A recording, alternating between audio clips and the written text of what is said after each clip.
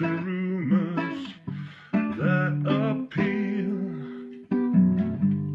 Welcome to the Dusty Wheel. Hey, welcome back to the Dusty Wheel.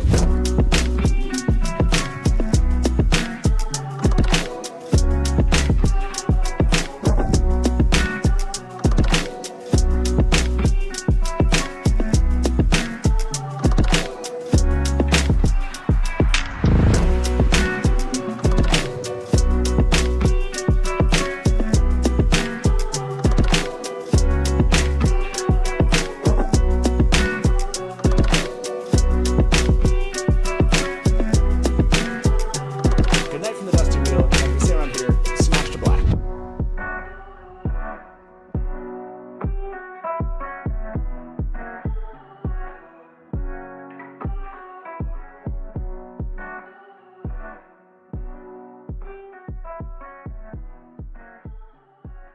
Hey, welcome back to the Dusty Wheel. I'm your host, the Innkeeper, and this is our live call and talk show all about the Wheel of Time. Now I'm going to wait a second to look in chat and make sure there's no audio issue like there was just a couple of hours ago. That's right, we're back, everybody, for like right there, Wheel of Time After Show, Season 3, Episode 5, Tel'aran'rhiod. Can't wait to do this. These are fun, man. I hope you guys are enjoying this. I said this before in our last stream. We got 4 more of these episodes in Season 3. So let's make the most of it. I love doing a live watch with you all. I'm seeing you all in chat already, getting ready to go. So without further ado, let me welcome Brian the Gleeman. Brian, how you doing? Doing great. How are you? You ready for this? I heard I'm ready. I'm ready. You got a little sleep. I got a little bit. Okay. I think I'm gonna rely on the World of Dream to keep me awake for the next couple of hours. That's not how World of Dreams work. That's not how World of Dreams work. But I'm just saying. Well, look, we don't need your facts in this conversation. Okay, everybody. That's right. This has been a tradition. Let's see your snacks, Brian. What do you got? I brought. I got goldfishes because they're so delicious. You have goldfishes. I mean, if that's gonna keep you awake, that's good. I got. It's a good dish. It's a good dish. I did put like green peppers, and I started eating the green pepper and realized that was going to be a very loud experience for the audience. So I took the green peppers off. I took them off. Everything there should, you'll see this. If you have a concern, I did bring, again, we got the water. Feel free to kind of remind me to take a drink. And then, of course, Ricola, I got those too. So we're ready. It's late at night, midnight for me. For some of you, I saw someone was like 4 p.m., some was like 6 a.m. So we want crunches. What's really funny about that, you say that, Lucas, if you go back and watch the first live watch that we did this season, like for 3 straight hours, I'm pretty sure you can just hear this. Yeah, I remember that. It's like definite silence and then just like a grape every once in a while. So I'll try not to do that. I'll try to move the mic out of the way, but you might get a little bit of that. Maybe it's that like, live watch ASMR thing going on. So a truly worldwide experience here at the Dusty Wheel. Absolutely. Absolutely. One of our favorite things, and this was back last season, is when they didn't get the episode. It was like episode 4 or something. Didn't launch at the right time or something like that. It's episode 4. And I'll never forget, like, we were like different places in the world. And this is what happens basically in about 50 minutes. When the show shows up, we'll have you kind of call out your country that you're in. And if you have the show, if it's showing up for you. And when we see the preponderance of countries around the world are ready to go, we'll get started. But we'll explain that. We have plenty of time. We got 50 minutes to kind of, get through all the details. Just remember a couple things up front, though. We will not be playing the entire show on the screen. You will see us put it up, the show up there from time to time. I'll do a sample of that here, as we're reacting. And so you'll see that. But you have to be watching it on your own device. I know some of you like do that, and then you have to kind of like step away. We'd love to have you in chat. You can always like mute us if you feel like we talk too much or whatever it is. But We will yes, judge you, but you can do it. we will judge you. But we want you to stick around and chat and be here with us. But it'll look a lot like this. Oh, yeah. This is a great scene. So let me show you what it might look like during a live watch here. You know, like something like this. Oh, Brian here. We have one guest. Brian and I will be like this.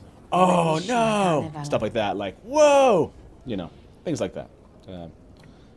But yeah, you'll see that. But we'll take it off the screen. We'll go back and forth, showing that or not showing that. You will see a timer down at the bottom right there, where we're at in the episode. So it'll be a lot of fun.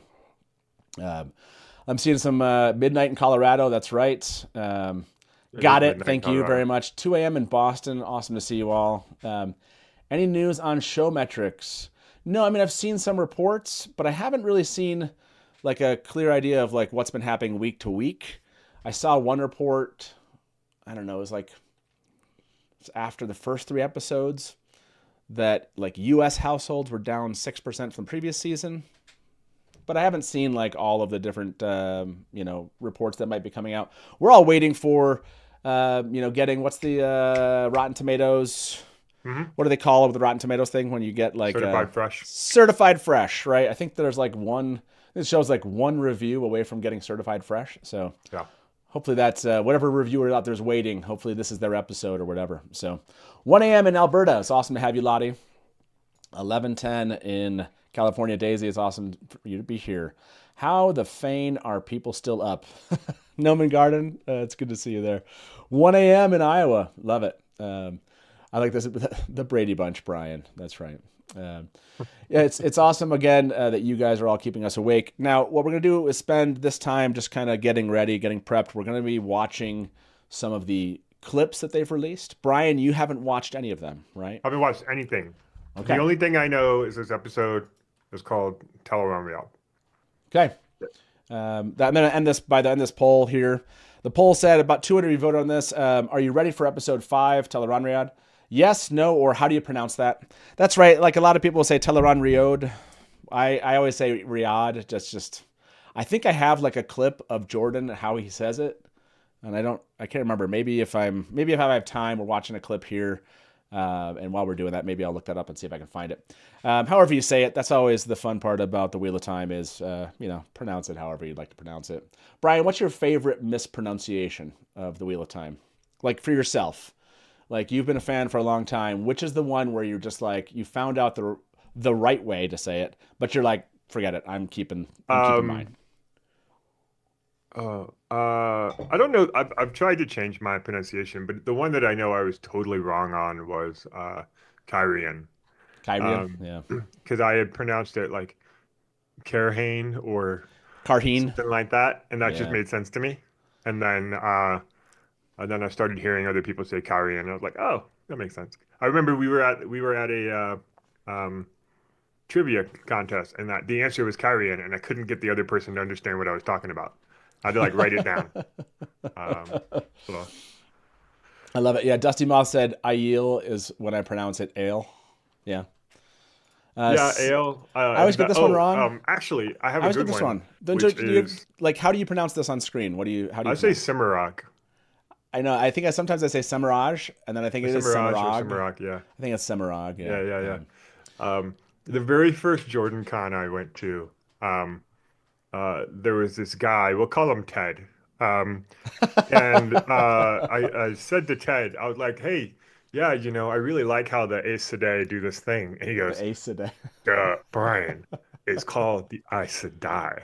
And I was like, well, okay, let's get my, I don't know. It was so the Aes Sedai. I like it. I've never forgotten that because of the way he like corrected me. But it was I love it. It was quite funny. It was it's funny like when you read fantasy, especially from a young age, you kind of like, at least me and I know a couple of other people, you don't actually pronounce words. You just kind of like mentally clock that like this sequence of letters means a certain thing, and you don't Yeah. even try to like pretend to say it out loud. Um, and then you meet people in real life, and you realize you don't know how to talk about it. I Uh, know it's pretty awesome. um, Oh, so many series where that was the case. And my like favorite one, my favorite one, Brian, is I have a recording from when we went to Dragon Con. yeah, And in the recording, I am asking Robert Jordan, he's doing pronunciations. right. It's like 2005. He's doing pronunciations. Remember that? And then I say from the audience, Kyrian, and he goes, yes, Kyrian. Then fast forward 15 years, and I'm doing a live show here at the Dusty Wheel, and I say Karheen, and the Yeah, whole chat just like dies, when I say right. Karheen. And then they're like Kyrian, and I was like, oh man, I think I've always struggled with that. No, I didn't always struggle with it. It's just that I forgot how to say I it. forgot. Yeah, yeah, that's pretty funny. I think Uh, that happens to me quite a bit. But I struggled with Nynaeve, how to pronounce Nynaeve, for a really, really long time. I think somebody in chat, Dale, said Nineveh. I think that's Nineveh, how yeah, I pronounced it as well. yeah, Um, that's a good pronoun. I like that one. Like that's old Nineveh. school. It is Nineveh. very old school. By the way, I shared earlier in the last live stream we did. Andy's Grace and Brian shows. They came on and we did an interview. They were awesome. They stayed for like 50 minutes, maybe almost an hour with us live, just answering questions. It was a really fun conversation. Hopefully you go back and watch that. It's great. It was, and afterwards I had Critter come on and we were chatting, and I've been saving some stuff that I had found recently in my Mhm. rewatches because I was going to do a live stream on Sunday, but I was like, you know what? I'm just going to share them. But I forgot to share like one of them. Okay. So this is Check it something I out. found, and y'all got to tell me if you saw this. And now let's watch this moment from the show first, and then let's see this. I'm looking for when this is when Leandrin walks in, and I believe that's in episode 3. Yes, right here. Here it is, everybody. So I'm sure you all remember this moment. This is me going back. I think it was on Sunday, and I'm like actually kind of paying attention to what I'm seeing. And so we're gonna watch this, and then I'm gonna show you something I found.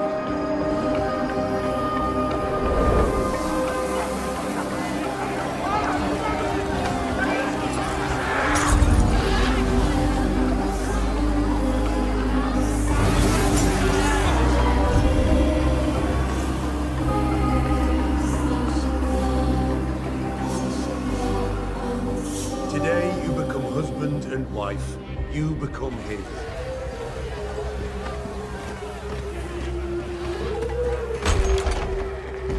Your soul is to mold, your heart to hold. Right there. So I was watching, and this was like the fourth time I'd seen this. Like we had done the live watch. I had kind of watched it the next day, but like while we were watching, like doing some live stream stuff, I'd watched it with my family.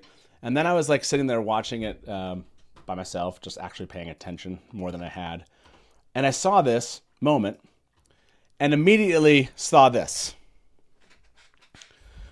which was the guy was like, your soul his to mold, but it's not, it's Leandrin molding the soul, right? Like Right. modifying the memories of this person. And then Sure. like your heart to hold. And then you have this moment where Leandrin actually takes the guy's heart out. And there was just like this, I was like, no way, your soul his to mold, your heart to hold. And they basically showed that it was Leandrin who was the one holding the heart and molding the souls. And I was Yeah. like, Yeah. okay, that's a fun, like I love it when they do that with like the things that they're saying and then what they're showing on screen in Yeah. that Yeah. moment. And it's just that's the type of stuff like when you go back and watch like a rewatch, you're just like, what? That is awesome. Yep. Did they actually mean that? I love those moments where you're like, did they mean to do that in the show? What do you think? Do you think that like soul 100%. to mold, heart to hold, that was there? 100%. 100%. They don't write those things by accident, and they don't film those things by accident. Like that was a sequence that somebody said, wouldn't it be cool if we did that? Um, Yeah. So it's 100% was intentional. Yeah, I've seen like some absolutely, of course it was intentional. Is there a reason the episode isn't available yet? It's because it doesn't drop until 3. The episode itself doesn't drop till 3 a.m. Eastern. We get together and we do a live watch prep. We get everybody together and make sure everybody's got their equipment ready and everybody's, devices ready to go, and then we start. So if you're here a little early and you're waiting, 40 more minutes, man, and that'll be out there. That was a fun one to see. Have you gone back? Have you actually rewatched episode 4 many times, or I have. just you have? Anything I've that seen it like 4 times now. the whole season? Anything that kind of like hit you that way, where you saw something that was kind of layered in that you hadn't maybe paid as much attention to before? No, I think I'm pretty observant, but they do have many moments. They do have many moments. It's a thing I've seen them do 2 or 3, maybe 4 times this season so far, where they will talk about a particular theme or idea and then cut to a person, and that person is embodying that theme or idea. Um, one example might be like someone says, the world of dreams is real, and then it cuts to Egwene like Yeah, waking up from a dream, right? yeah, And yeah. that's like a nice. They do that quite frequently. I'm blanking out on like exact examples, but they certainly did it in episodes 1, 2, and 3. I remember noticing a couple of times that they do that. Or they'll do something like you can't trust anyone in the tower, and then it cuts to Leandrin,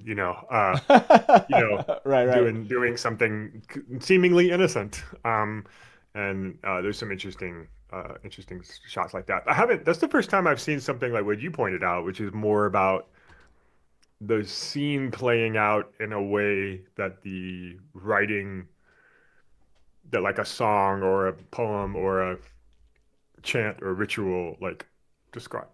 Describes it. Yeah. Yeah. It was one of those moments where I was just like one of those like Leonardo DiCaprio, like, oh, Yeah. I had to like stop, get a screenshot, and I had to bring it and talk about it. This one I found recently, and it's okay. It's okay if you don't believe this out there. I understand. I understand. It's like, for example, Celine being an innkeeper. It's totally fine to believe it has nothing to do with my obsession with Lanfear and being an innkeeper. That's fine. Like, Right. I'm always going to believe that. This is one that I thought was... This one is close to me. I guess I understand for you out there, you're like, no, this is happenstance. But to have Lanfear standing by a window with a halo around her and the words, there's nothing more important to show up, this tells me that there's someone just as like who loves Lanfear as much as I love Lanfear, because you have Rand and Lanfear standing here basically in front of this, and there's nothing more important. And so what do you think, Brian? Is that one on purpose, or is that one happenstance? I think that's just crazy random happenstance. Wow. You're just like, Yeah, I think. by the way, but if you go back, let's rewind. I was like, do you think these things are on purpose? You're like, yeah, when they write this stuff, they know it's on They purpose. don't, yeah, Yeah. yeah, just saying. yeah. They don't do it by accident. That one was totally accident. I don't think so. Yeah. I don't think so. Nobody interpreted that your way. Well, I don't agree with that. Let's see. Let me ask our chat here.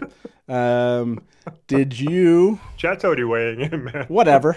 Did you interpret that image the same way Innkeeper Hatch did?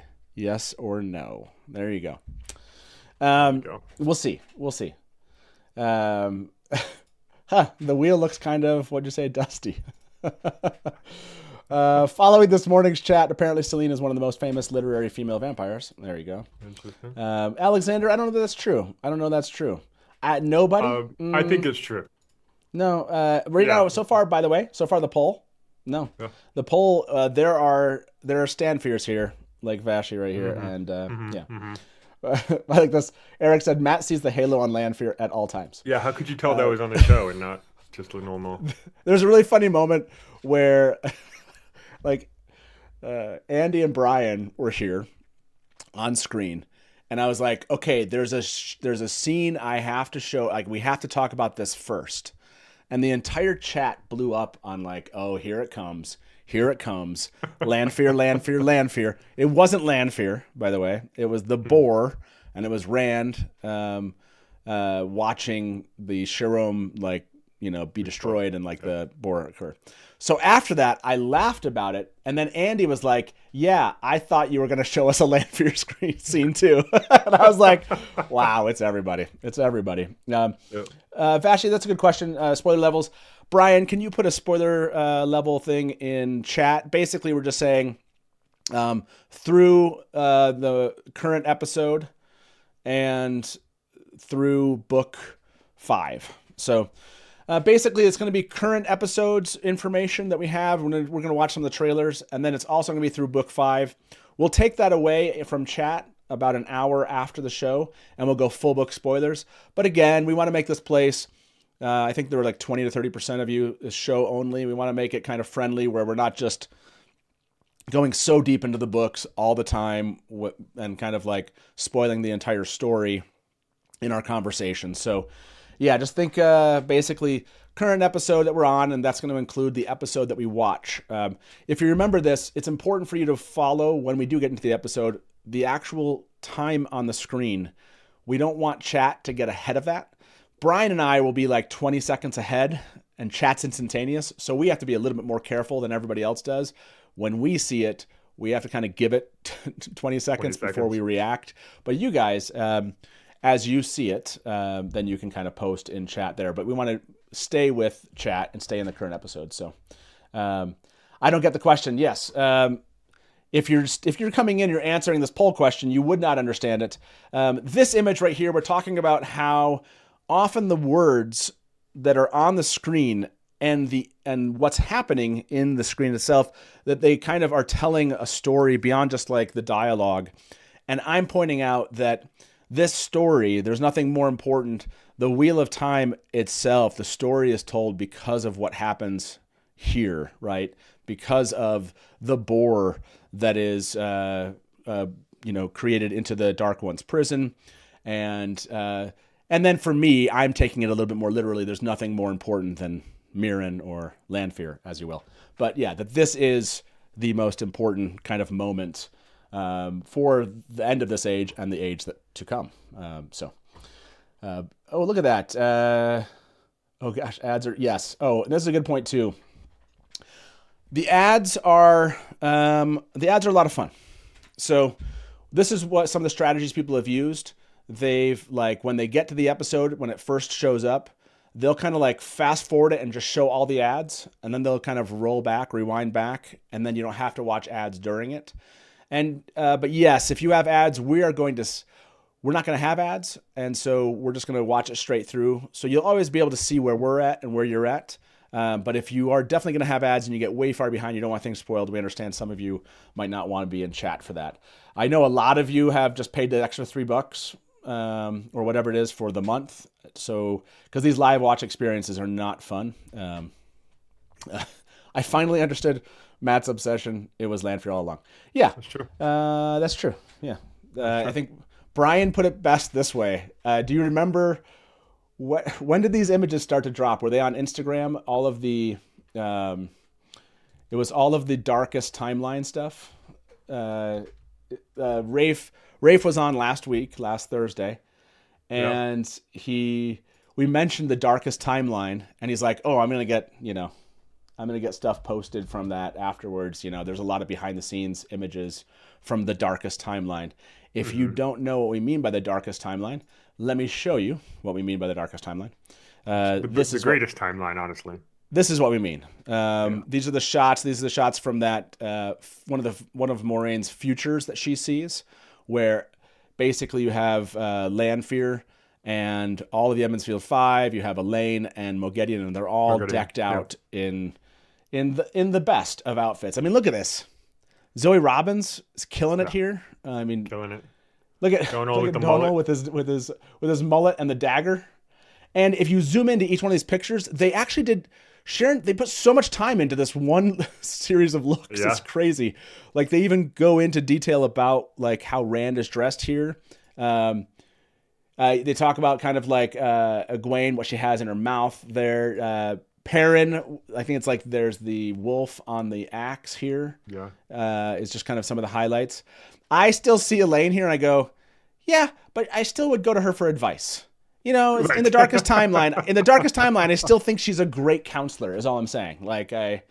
She seems approachable in that. And then there's Moraine here. We don't get Moghedien. So the funny story about this is when this dropped, I was like, oh my gosh. So I grabbed this image and on Discord, I posted the one. I posted the image of Lanfear and I was like, the darkest timeline image has dropped. And then I went back to whatever I was doing and just left the one image and Brian called me out. Yeah. It's fine. I did call you out. You did. He goes, the darkest timeline image just dropped, and then he only shares the Lanfear version. Yeah, which I think totally makes sense. By the way, we're at 150 votes. Did you interpret that image? And the image we're talking about is Mirren standing by the window, Rand and his... Can't remember what the name of who he's playing in that moment is. Charn. No, it's Jonah. It's Charn. No, it's not. Is that Charn? Is it Charn? Okay. Yeah. It's Charn there, and it says the most important, or I don't know, something like that. I'm going to end this vote. 35% of you agree with me. So, thank you, Brian. You're like only me. No, only me and 35% of the people here. So only Matt would take something where a third of only 2/3 people voted against him and be like, I won. I win again, lose third. That's true. Tarek, yes, if you go follow the Wheel of Time on Instagram, the Wheel of Time account has all of his Darkest Timeline images, or you can get all of them. If you follow any, I think Watt Series was posting them across social media. I'm not sure if they posted it on their Facebook accounts. I think they posted it on their X accounts or Twitter accounts.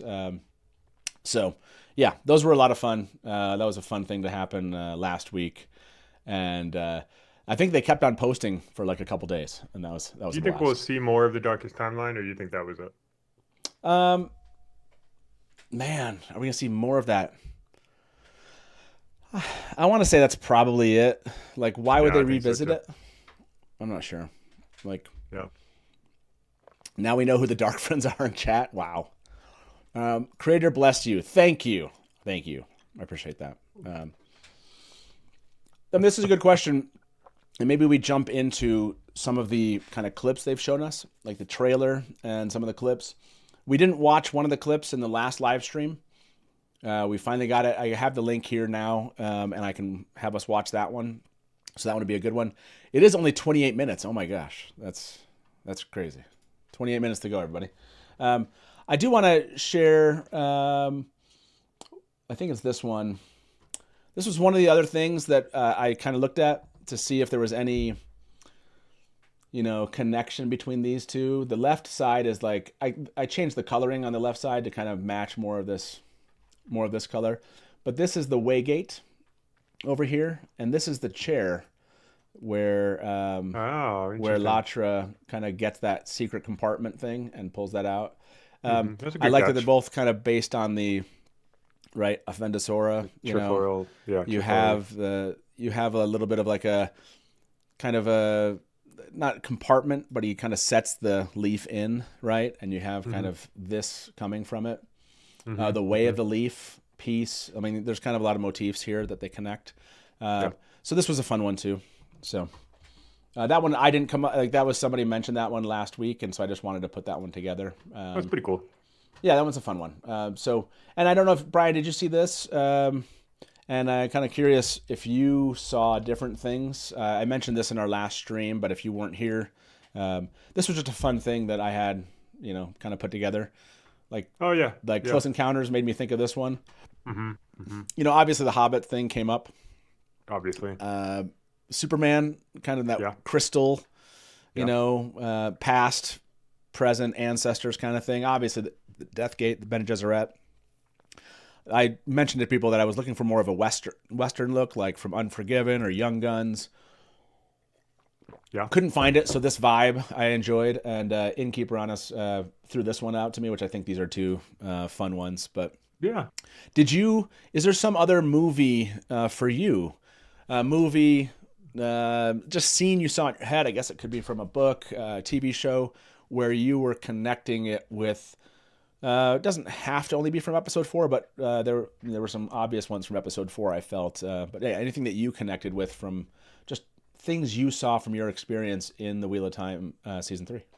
Well, I actually think that most of the flashbacks had some version of like an influence from some external source. So like Manduin,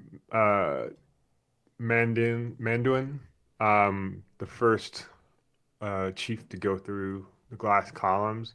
I got like Mad Max vibes from that, like the opening of that Yeah. sequence. Yeah. And remember just thinking the whole time this could be straight out of like a Mad Max movie. I think that the Charn sequence, Charn looking, especially when he's looking out over the field from the Sharam, is very his outfit is very Star Wars Padawan, like Yep. uh, uh, Obi-Wan in the prequels. I think there's a bunch of those kinds. I think each of those flashbacks had something that was reminiscent of a movie or a TV show. So I think there were definitely some influence there. Okay, so I'm going to poll everybody on this one. I'm curious what I need 4 options. So far what I have here is which movie has the most references in the Wheel of Time season 3, episode 4, or most influences or most associations, I should say. How about that? I have down Dune, Star Wars, Mad Max. Is there a 4th that you think stands out, from... Like, is there like a 4th series? Anybody out there that like? What else would you put in here? I guess you could go. I see Zorro. Oh, Zorro, Dick Turpin. Zorro. Yeah. If there's somebody else, we need a 4th option for this poll, or we can't move on from this moment. I know. What's a good one? Spider. Yeah, the boy reminded me of Arrival, Lord of the Rings. Yeah, Lord of the Rings. Yeah, I'm Lord of the Rings. Yeah, sure. Sure. Sure. Good point. I don't know why I forgot the Hobbit reference. So we're gonna go with those 4. I'm curious what you all say. Again, if you're just joining in, we are just about 25 minutes away. We're about to watch some of the clips that came out, and you can answer that poll. This was a clip that I think was from Mashable. I think Mashable had posted this clip. And it looks like Moraine is messing around with the Sangreal. That's what it looks like. So if you don't want to see anything, you can kind of mute this and look away, I guess. This is just a 1 and 45-second clip. But again, we're gonna watch this clip. There's like 2 clips and a trailer, or 2 or 3 clips or something, and we'll watch those and we'll kind of talk about them. But yeah, enjoy this one. This is going to be fun.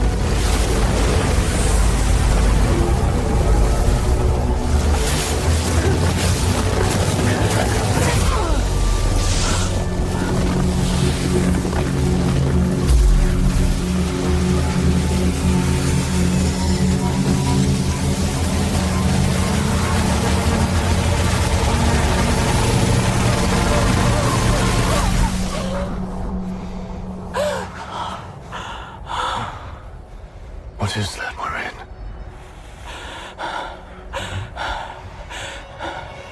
What did it feel like to you?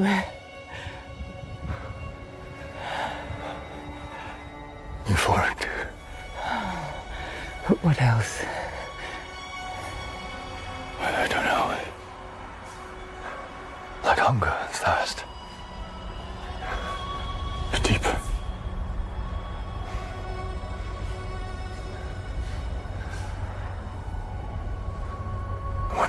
in the rings.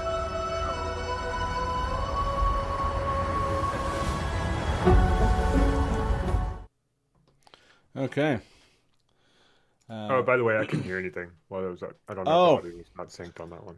sorry, dude. It's okay. Thank you for bringing that up. I'll sync the audio. Here you go.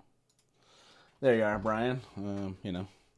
Next time, I guess. Next time. There you go. I hear it. Yeah, I mean, what you saw was basically. I imagine the music is. Yeah, you can kind of imagine what's going on there. Obviously, she is using the sangreal, and that is like some of those clips were from the trailers that we saw, so we just got like the full understanding of what that is. We now see what she's actually doing. We saw her in the trailer and kind of wondered what that was all about. So we're getting some more details there. Her arms, her veins were glowing. I love that. This moment with Lan, she's going to burn herself out. The way she pauses and tries to, collect herself. So fortunate to have Rosamund. Yeah, she's doing a fantastic job. And this is the clip from the Prime Live they did. Okay, that's good to know. Yep. It kind of reminded me of Shadow and Bone vibes. Oh, really? I'm not sure I've seen all the seasons that there were. I saw one season of Shadow and Bones. I don't know if there's more seasons. There's two. There then it too? got canceled. Okay. Second season was very good. Was it? Okay, I'll have to go back and watch it. Yeah, the music is so good. Why can't they release the OST? I'm not sure I understand what the acronym is. Original soundtrack. Oh, the original soundtrack. Okay. Yeah, it was a. What did you think about that clip? Are you excited to see kind of where they're taking this? Yeah. I guess I'm interested in the context of it. I have some guesses. I want to know, what's going on. Like people in chat are pointing out that according to book canon, this is a really risky thing to do. She's not quite powerful enough to use this. Yeah. I wonder if this is going to be an opportunity for her to realize that as powerful as she's been her entire life, she's not really powerful enough to take on the Forsaken and the Dark One.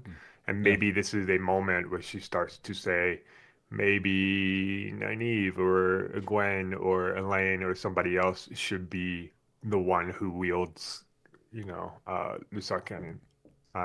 So maybe there's like, I'm interested in the context here. I want to know where they're going with this particular scene. And not just like the immediate context, but the larger context and how it feeds into future scenes.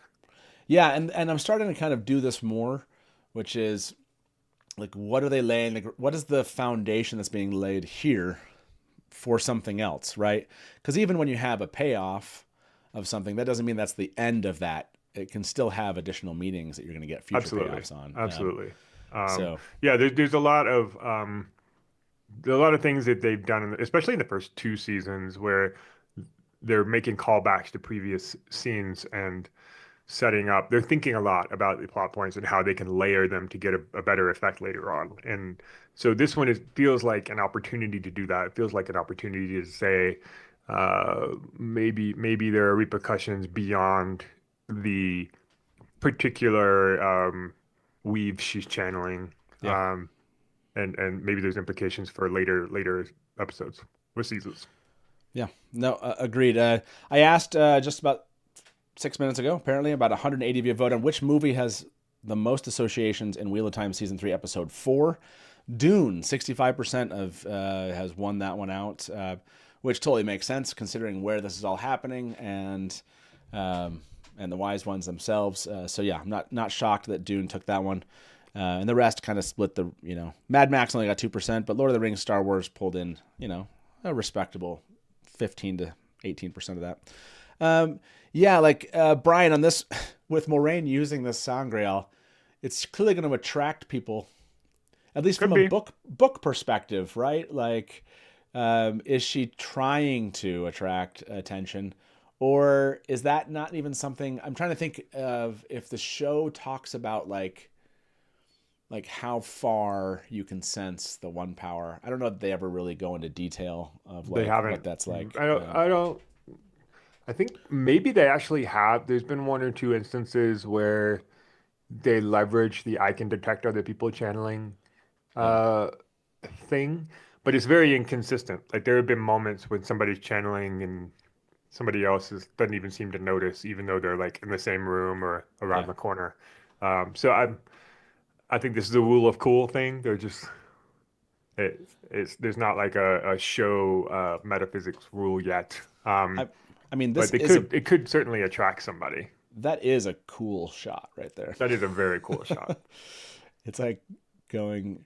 It's like, is it coming out of the desert? You know, no, it's like coming out of it into the desert. You know, yeah. What is she doing? You know, etc. So, yeah, will she attract a Forsaken? You know, or like what is the whole point of that? They would have noticed. And yes, 15 minutes to go, everybody. There is another scene, and Brian, you haven't seen any of these, right? There's another scene that's actually really cool that they dropped. And let me go open that one up. I'm going to close down some of these windows. And by the way, just as a reminder for everybody in chat, if you're new to the Dusty Wheel, you're new to our live watches, welcome. We'd love to have you here. But just remember, chat is a place that we really curate to be a fun place to be for everyone. And that means like not spending a lot of time with your personal angst about every single thing you think that the show did wrong or something like that. And it's just a like moderate yourself or you'll be moderated kind of thing. Just keep that in mind. If you feel like you're making this place or it's just like not a fun place, it's likely because we've allowed it to kind of just everyone goes a little bit angsty in chat and kind of grinds their axes that they have about something. So keep that in mind. Make this a fun place to be, and listen to your mods. If somebody tells you or deletes something because you shouldn't have posted it, whether or not it's past the spoiler or whether or not it's just really rude, we don't personally attack people. We don't personally attack people associated with the show. Like that's not the point of what we're here to do. So keep that in mind. Obviously, if you've been here before, you know that already, and we really appreciate having you back. So, and let me go to the Wheel of Time channel, and I thought it was the Wheel of Time. I want to call out this episode is going to be an hour and 9 minutes. Hour and 9, okay. We are over an hour for every episode so far, which is freaking awesome. It's freaking awesome. Here's the clip. Okay. All right. Here we go. That's right. You just heard. So this is a second clip. Hey, welcome, Bane and Chia. Good to see you. This is a second clip that you, again, if you don't want to watch any of the clips, you can just look away for the next minute and a half because we'll be starting here in 13 minutes. I understand some of you don't want to see anything else. So Alexander Erickson, I'm not sure if you meant if you can come back now that we're done watching that one. We're about to watch a second clip. So if you don't want to see that clip, just come back or give us like a couple more minutes. And yes, to Brian and your point, hopefully that means we're getting that short little intro and we're getting a ton of like an hour 9 is great. I love that they didn't like, if you go back and look at the season 1 stuff, it's like 55. You know what I mean? Even with the long intro and 55 minutes, I love that we're getting like almost 15 minutes more per episode, that's a lot of time in an episode. Yeah, absolutely. Okay, here we go. The second clip that they released. This one's really great. Can't wait to see the full one. This is just a portion of the scene. And here we go. Moiraine.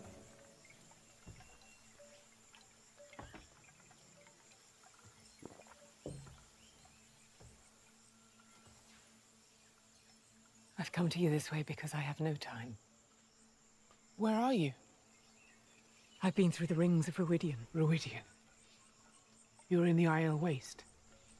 I have seen 1,000 futures. And I know 2 things to be true.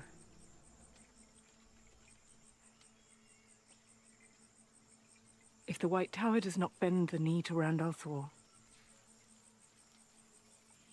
he will lose the last battle.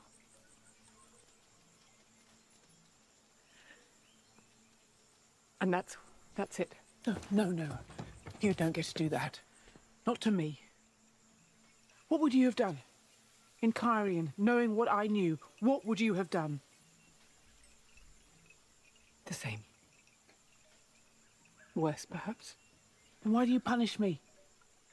You think I don't punish myself? We each had a job. Mine was to find the Dragon Reborn. Yours was to prepare the tower to follow.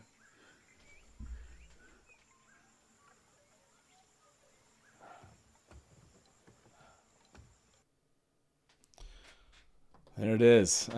Yeah, I asked everyone this in chat. I was like, it sounds like a clock at the beginning. I want to hear this again. Moiraine. Yeah. Oh, so it's not the. Yeah. Sorry. It sounds like it might be like a wind. Like there's like air kind of knocking. Like what do you call it's like the things that hang and then kind of make noise as the wind's blowing it. I can't think of like the word for. Someone will help me out here. Like what'd you say? A chime? Yeah, it's like a chime kind of thing. Yeah, wind chime. It's a wind chime. I don't know why at first I thought it was a clock, but yeah, there's like some kind of like wooden chimes, wind chimes there. Yeah. And like yes, there are some kind of cicadas there, or birds or frogs, things like that. So, what do you think about that scene that we just saw between those two? I always love seeing Moraine and Swan together. But that conversation, the second half of that conversation, they've already had. They had it in the end of season 2. So seems like just reminding us. It seems like a reminder to the watchers, the show watchers, that this is important. Pay attention. So that's as far as I got in my thinking about it. There's some interesting stuff that it's doing. Like Swan, when she first says Moraine, there's kind of like almost like an echo. Yeah. Like she's not there, and like they were there together when they met in this place. Like it's different how Moraine is there, and so that's an interesting question. Yeah, it's you know, it confirms like a suspicion that we had in season 1 that the Love Hut is in the dream world. Yeah, that's true. I mean, well, and the question here was like, is Swan dreaming here, and is she kind of like going into her dream or not? You know, like is that what's happening? There's some kind of dream implication here, and which makes sense given the episode's title. So I'll be interested if we find out that Moraine and Swan have spent more time in the dream world, and did they realize it was the dream world? And I don't know. Could be interesting to see what's happening there. Yeah, it's been fun to see how that one turns out. Obviously that scene's not done. So again, I'm just I saw a short description of this episode just today, and I was like, oh wow, there's a lot that's going to happen in this episode. Like the last episode we saw was very kind of focused on Rhuidean, right. And this one's going to go back to kind of what we were having, I think, in like episodes 2 and 3. Which was, we're getting kind of like split stories of what's happening concurrently. And I think I'm looking forward to, I won't go through and read the description at this point, since we're only about 8 minutes away. But yeah, I'm excited about what we're going to see. We are 8 minutes away. Just a reminder, I did see a question like, can we wait 3 minutes for you to watch ads? Yes. And so we typically take a couple minutes. Make sure everybody gets their devices set. We're going to ask you as soon as you see the episode is actually available. You can say it's available in and whatever country or state you want to mention. And basically, we're going to be looking. There's so many of you here, enough around the world, or at least in past episodes around the world, that you certainly, hopefully, will have like a good idea of like what the coverage is, right? So. Like let us know when you do see that here in just about 7 more minutes, and we'll just be watching to make sure everyone's seeing it, basically, or almost everyone. Every once in a while, there's somebody that's like in the same country as somebody else that's seeing it, where it's working, and we're just like, okay, maybe just need to refresh the page or something. And once you do that, we will give people that have to watch ads like immediately find it and watch those ads. We'll try to give you that kind of 3 minutes. And also, if you remember, there's a little bit of like recap at the beginning, and we watch the recap. So the recap is included. So it's also an opportunity to kind of catch up to us a little bit. Yep. Because typically there's like a minute or two of a recap before it jumps into the episode itself. So, yes, exactly. Eric just threw that out. There is that. Just had a big brain idea, y'all. Just pause stream during ads. We don't have ads. We don't have ads. We don't have ads. And so for those of you that do, again, the best way is to try to get around that by like pre-watching them in some form or fashion. And I know, again, we've done this live watch now a couple of times, and I know that the live watch, the people that have ads, it's annoying. Totally makes sense. We are down just to 5 minutes. Brian, are you excited for episode 5? I mean, episode 4 was just like this huge thing that we had been waiting to see. Like, are you just as like jazzed to see what their second half and how that's going to start of this season? So far this season, I have recency bias where the most recent episode I saw was my favorite episode. So, I'm very hopeful that episode 5 continues this trend. Yeah. Plus, I think my favorite part of the Shadow Rising was the Dream World and the Two Rivers. The Ruidium is cool, but it is my favorite part was with some of the other stuff in the books. Yeah. And so this seems like the episode where we might get some of that, more of that. So I'm stoked. I'm super excited. I'll ask this question, where are you looking forward to seeing most? That works, right? Where are you looking forward to seeing most? Yeah, there we go. Nobody asked, why are you looking forward to seeing most? What Tanchico, White Tower, Two Rivers, Aiel Waste, Threefold Land. I see Grace in chat sometimes, and I have to be like, okay, fine. Threefold Land it is. Let's. And by the way, I know Tel'aran'rhiod, and I understand. Location. You'll figure it out. Where are you looking forward to see most in this episode? I'll leave this one live. We have about 4 minutes left. You're welcome, Grace. You're welcome. Super excited. I'm dying for more Tanchico. I'm seeing Tanchico get some shout outs. Igloo. Tier. Tar, of course, right? I totally understand that. Two Rivers getting some shout out. Wherever Landfear. That's AJ. There you go. Yeah. There you go. Yeah. Give me all the Tanchico. Don't feed into the delusion here. Let's go. Fael the Vampire.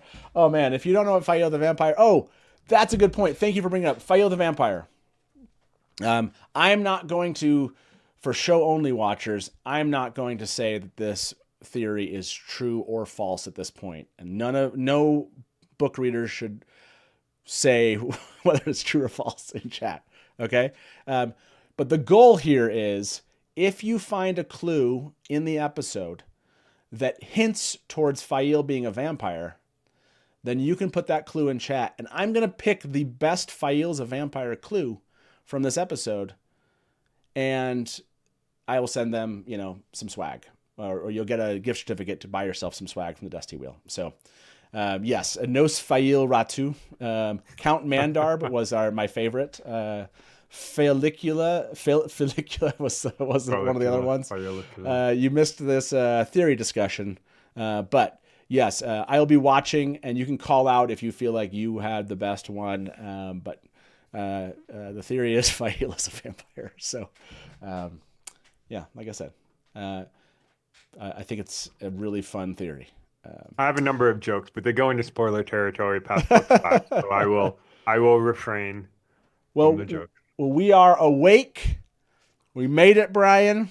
We made it. 2 minutes. We're just 2 minutes away. I'm looking forward to this. It's going to be a lot of fun. As a last note, as you're answering that poll, you're getting your devices ready for this. I made this image. I love doing these kind of things. And this is just a good reminder of what we came from in episode 4. Just was pretty amazing stuff. And so I can't wait to see what they have come up next for us. So, yeah. Oh, 1 second. And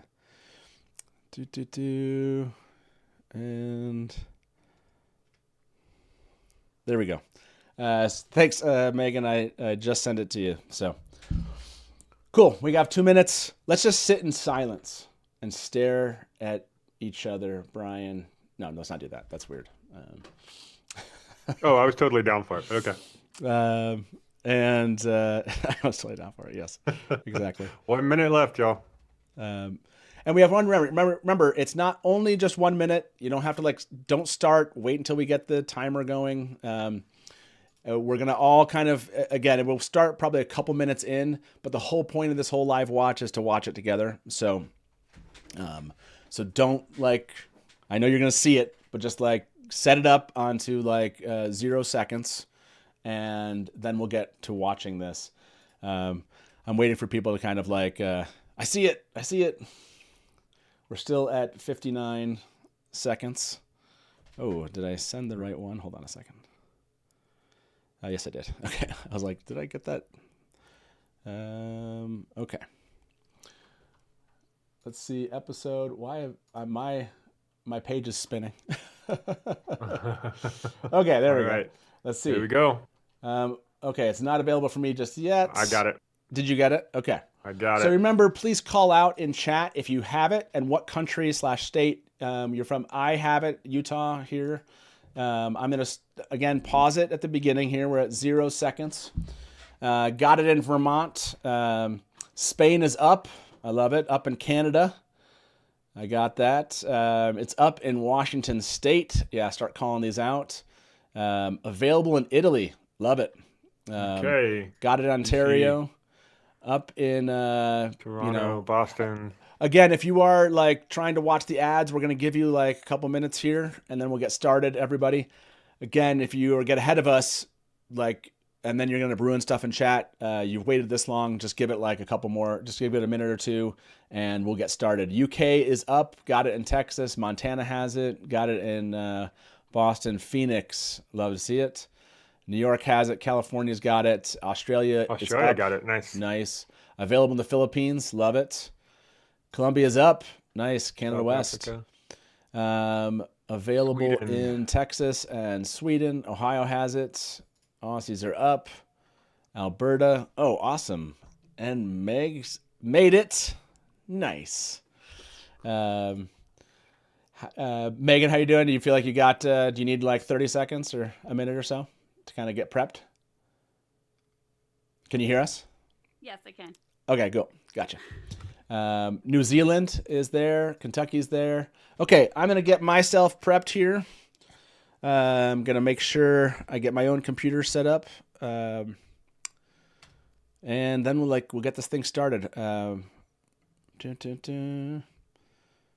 people watched it on their computers with like streaming with you at the same time? Yeah. Okay. It's happened. And as long as you got earphones, we shouldn't hear it. Yeah. So you should be good. Up in Switzerland, by the way. And then Joe Berlin said, watch all the ads. Awesome. Okay. So remember, no ads, but we are watching the recaps here. And let me prep here and we'll get started, everybody. Y'all ready? How are you, Brian? Megan, you good? Or do you need a second? I'm good. No, I'll be okay. I can watch it on my phone. Because it's making me sign in. My husband's asleep for the pin. So. Oh, that's awesome. Are you good? You want us to wait here while you're give me 2 seconds. Okay, everybody. Let's give Megan 2 seconds. And then we'll get this thing started. Whew. Thank you all for your patience and and taking part in this thing. This is this continues to be a really fun tradition that we keep doing. And there's 350 of you that stuck around to watch it with us. So I love it. I'm ready whenever you are. Okay, here we go. I'm going to count just, I'll go to 3, 2, 1, start, and then we'll click that. Ready? 3, 2, 1, start. Here we go. Okay. Timer's going. And I will show where we're at. Ishamel was going to take away my vision, a couple times and I chose here. you instead. So you guys know if you need to catch up. I'm talking to us, like, recap a little bit, so I'll stop talking here shortly. Matt, stop talking. The show is going. I've lost a few orders. When one of 3 departs, who owns that grief? I keep dreaming about this woman who hurt me. Then this woman in your dream is alive. There's a way I could escape my dark hurts. I can hear it from your screen now. And I will never forget it. What are you I heard it twice. That we called for a vote in the hall to find Rand sorry. Althor and Kate. Yeah, I'm hearing yours. I apologize. There we go. Okay. I was like, why can you hear the show? Thank you, everybody. Sorry. I muted it.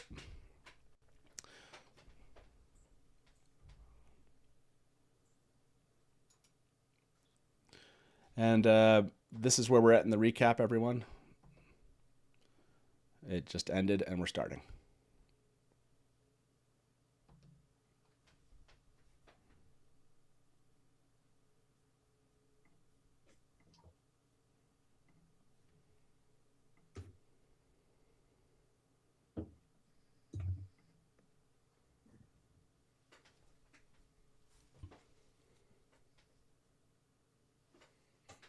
I didn't expect this to be the cold open.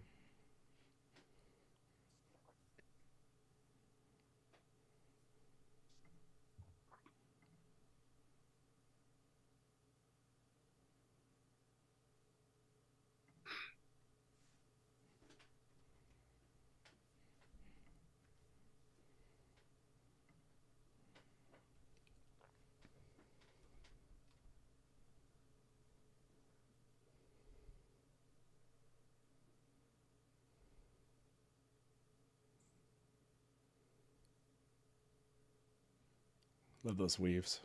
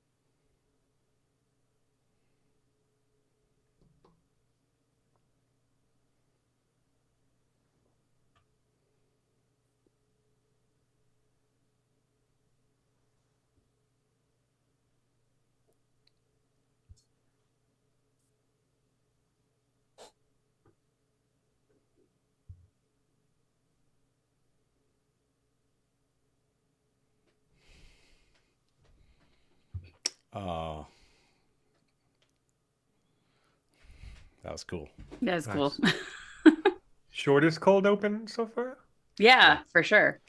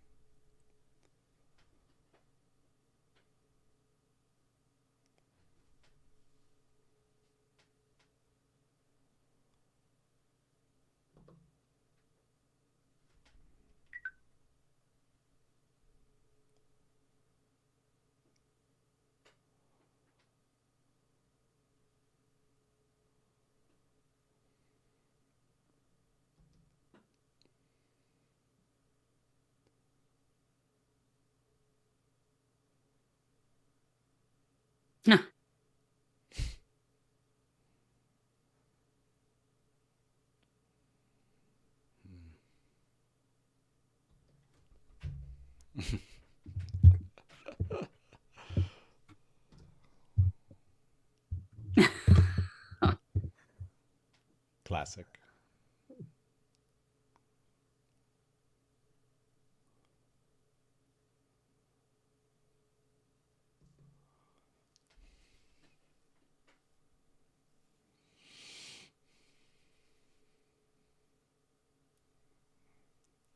Awesome.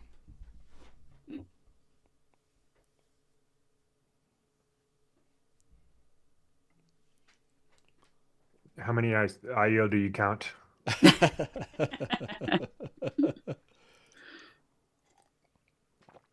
Oh, I love the look of this. Gorgeous. And I need this full soundtrack, please. Thank you. Yeah.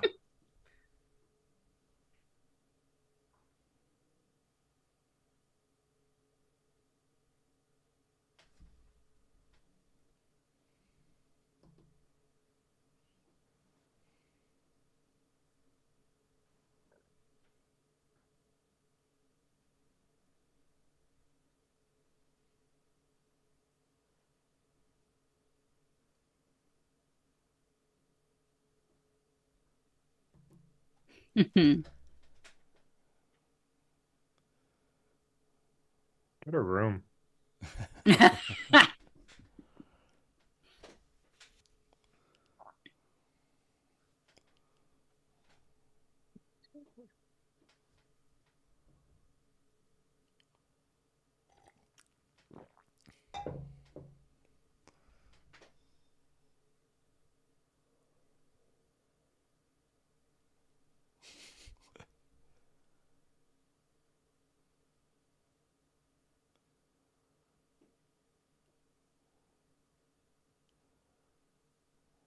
Huh.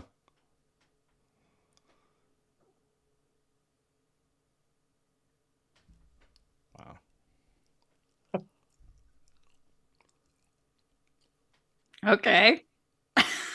Nice.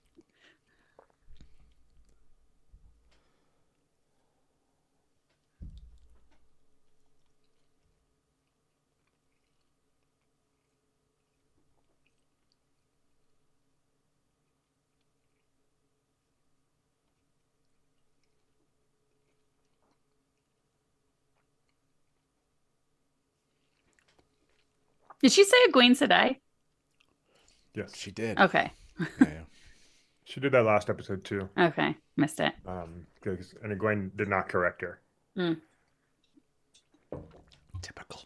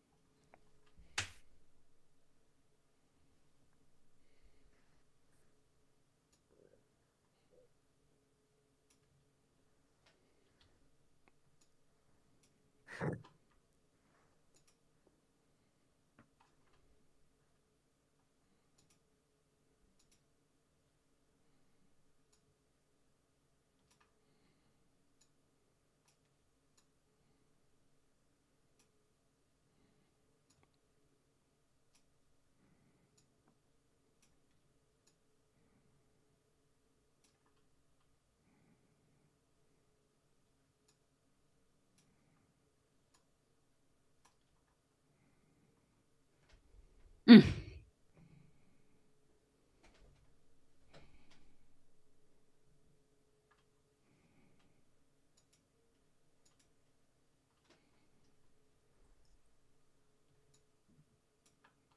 Hmm.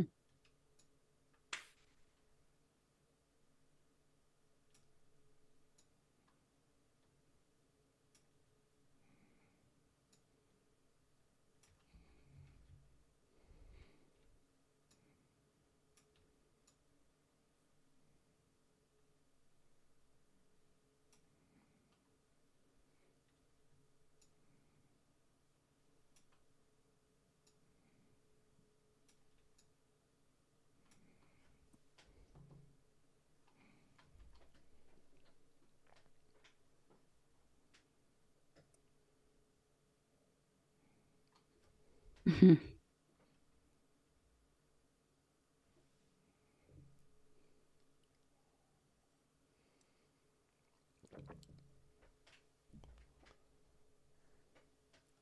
Oh. Oh. Wow. Rude.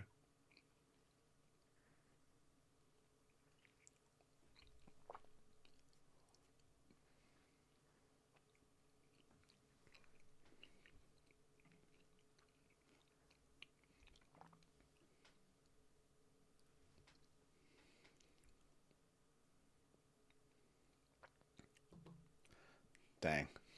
Mm. That was wild.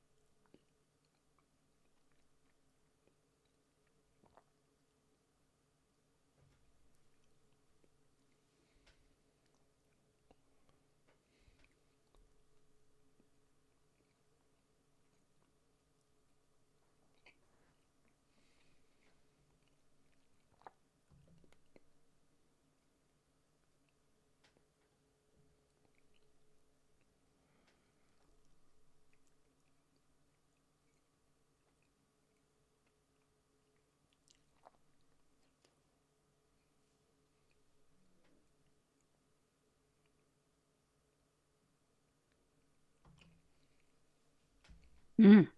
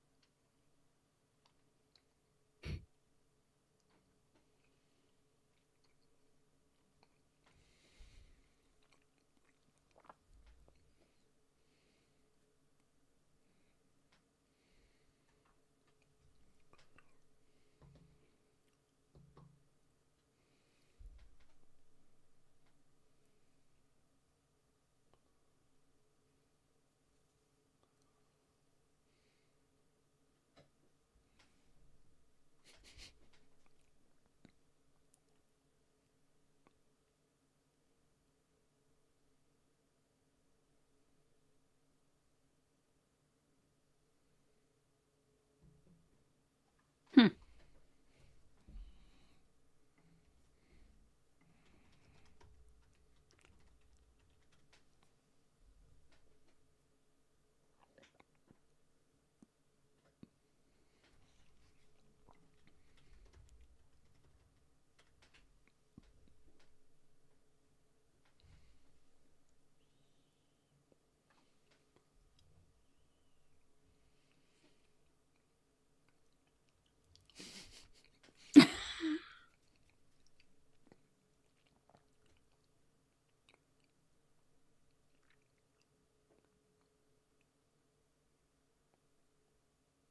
Don't do it, Lem.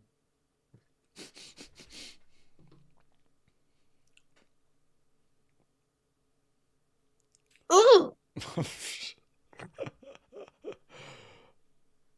Ooh.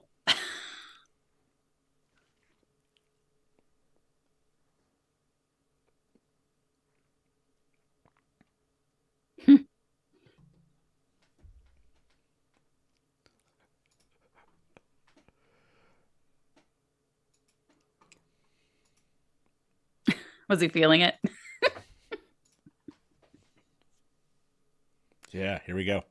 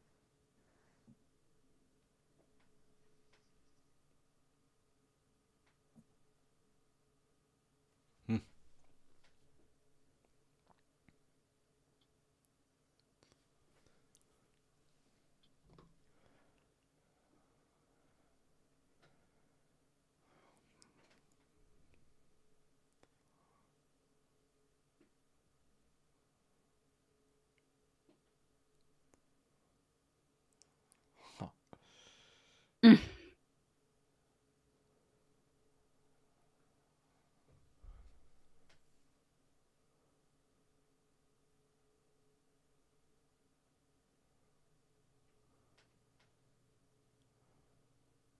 Oh, it's cool. Love it.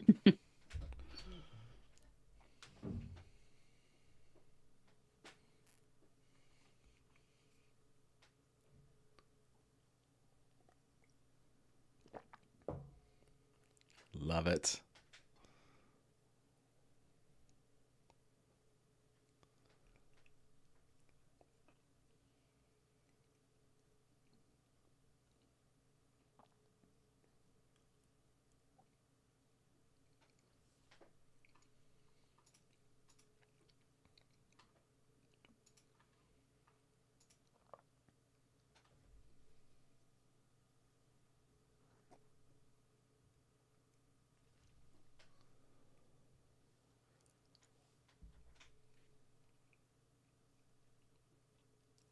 Sweet. Hmm.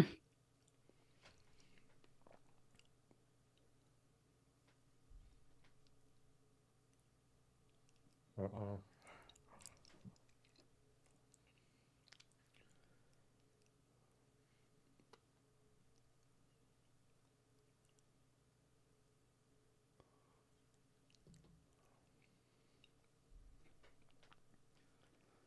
Love it.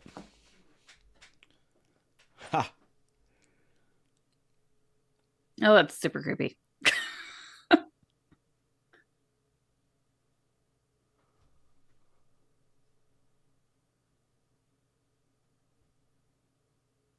Uh-oh.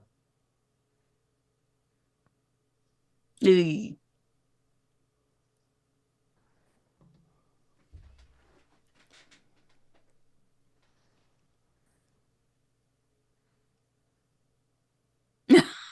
Oh my gosh.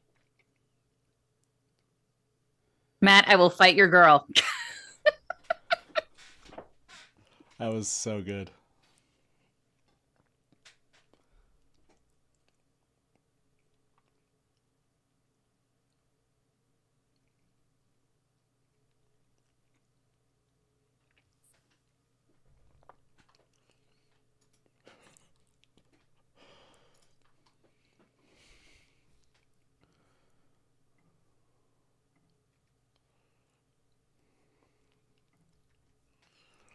Oh my gosh. Tel'aran'rhiod. So good. Can't believe we have Tel'aran'rhiod now. It's so good.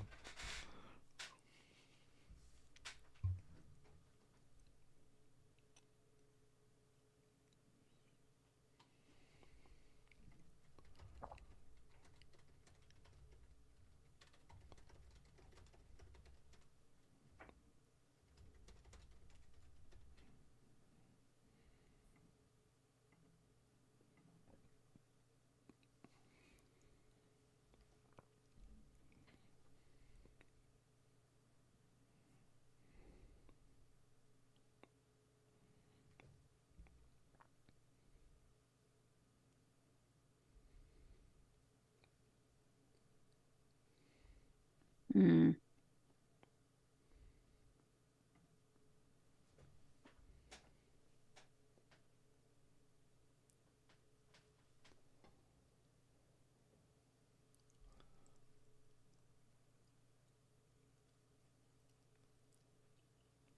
Ooh.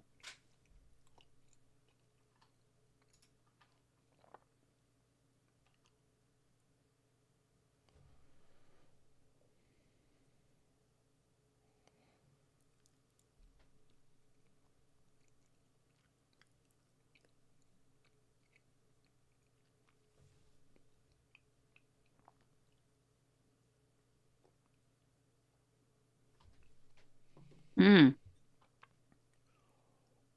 Wow.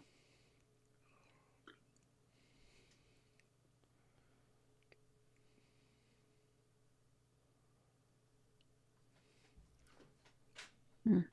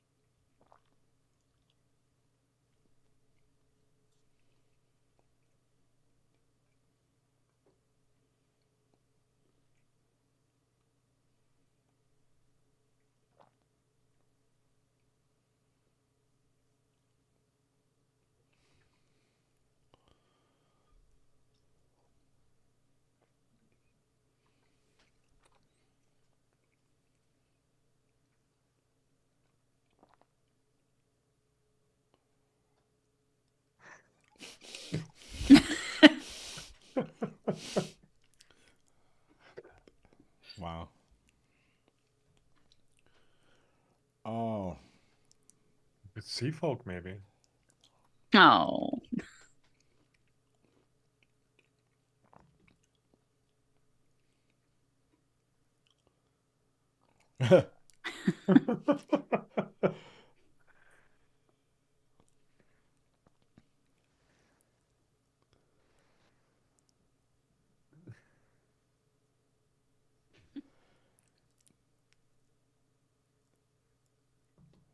Mm.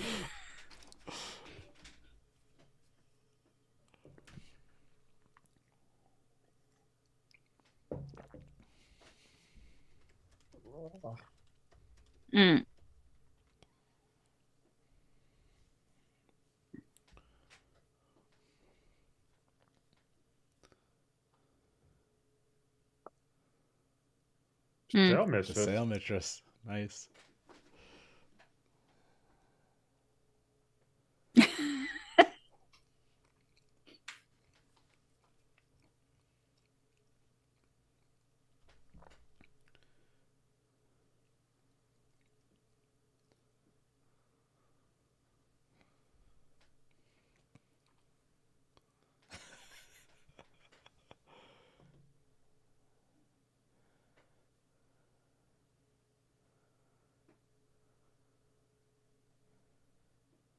Oh boy.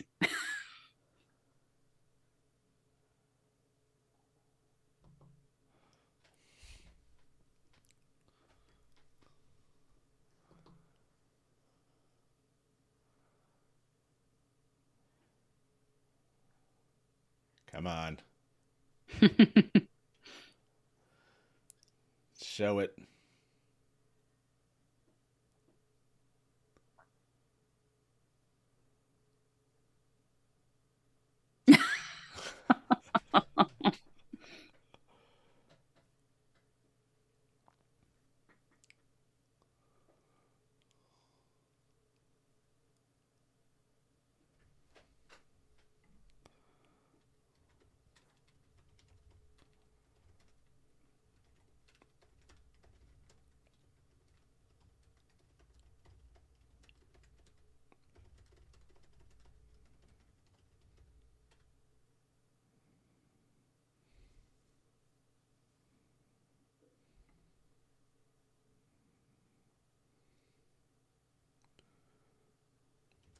Hmm.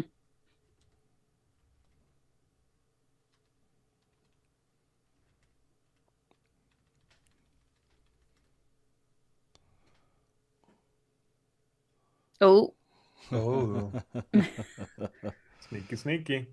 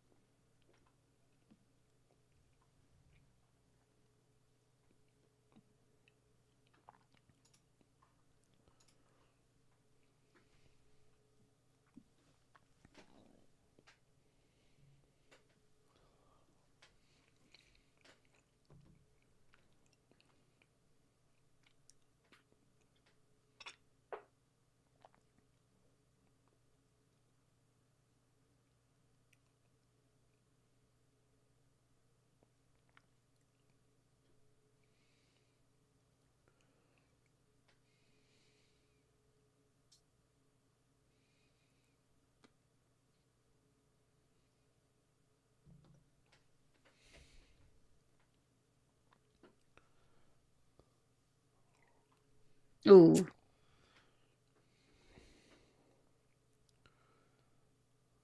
Mm-mm. Ooh. Oh. Oh. Odwin. What? Ah. Uh-oh. Oh, we're screwed. Oh, wow. Oh, man.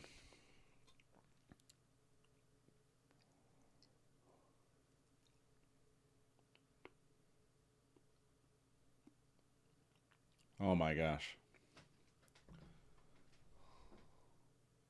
Oh no.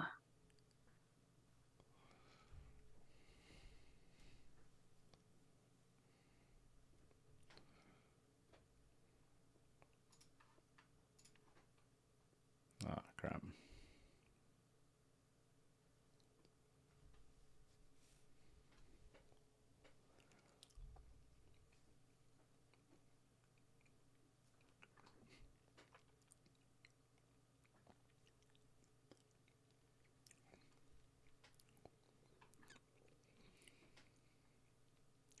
Wow.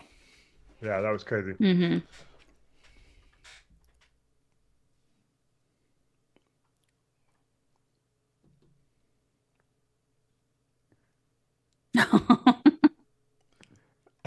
Now I'm waiting. She's Waiting. so tiny. And her. You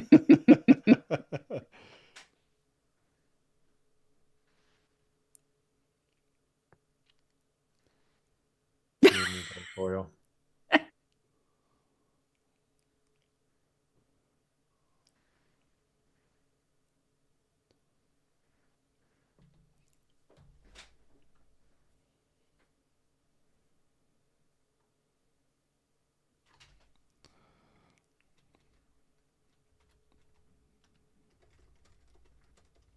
Mm.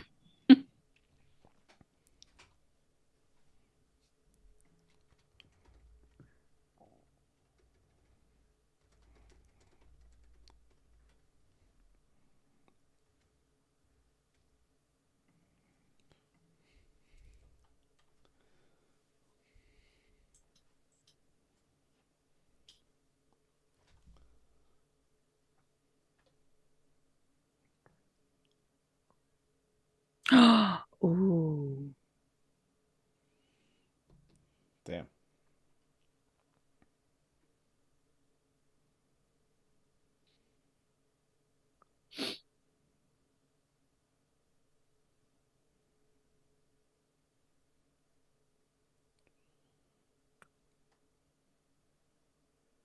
Hmm.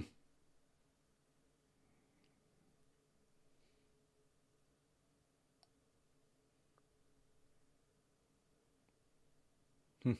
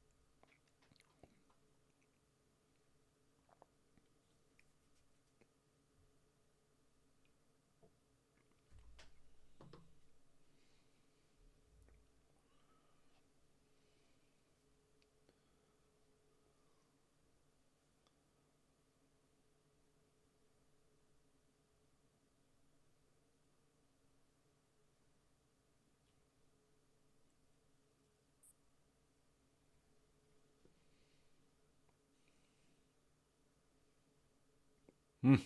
Oh my God. Yeah.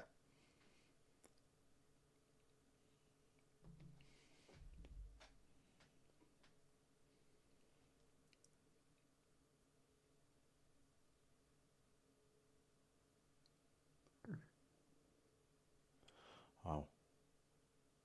She just did the bond. Yeah. I Yeah, thought so she's too. wrapping them. Yeah. Yeah. Oh. Yeah. Damn. Great scene.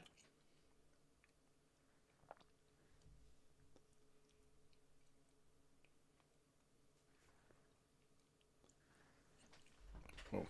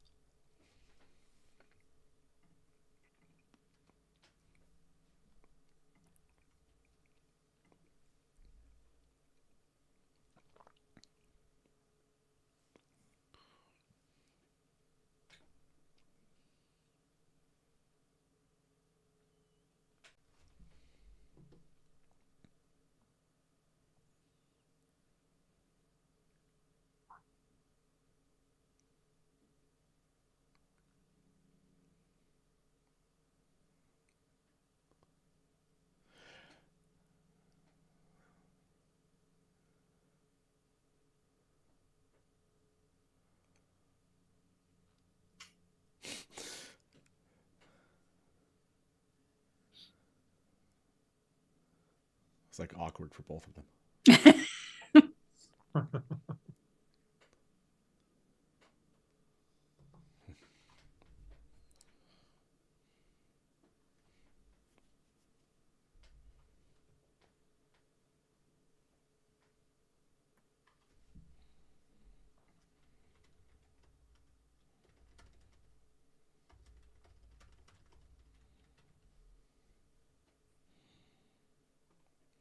Jinx.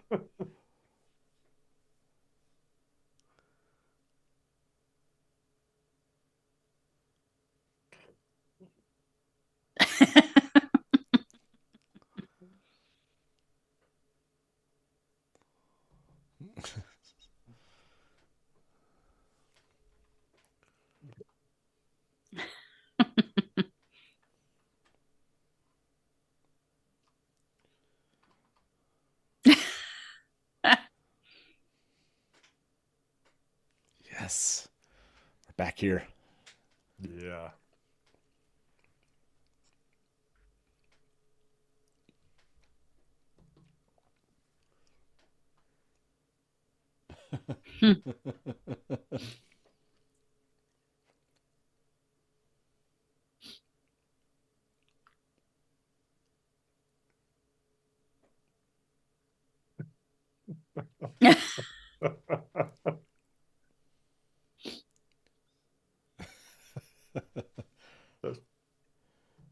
Man's got a point.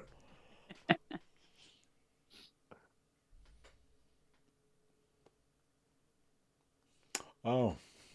Oh. Yikes.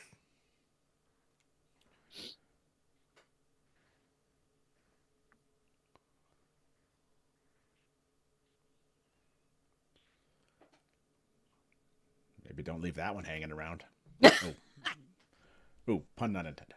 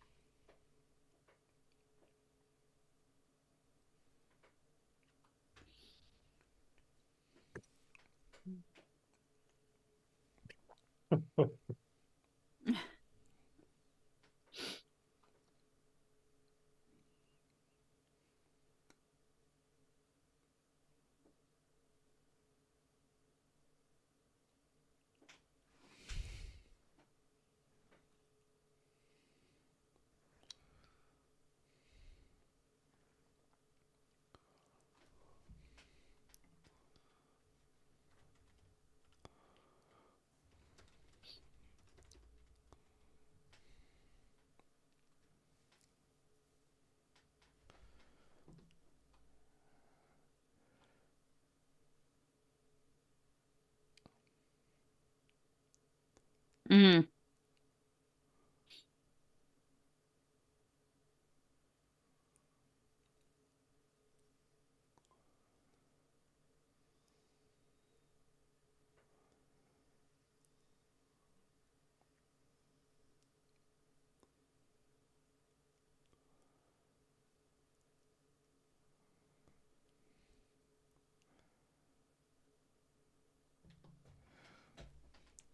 Dang, that was cool. Mm-hmm.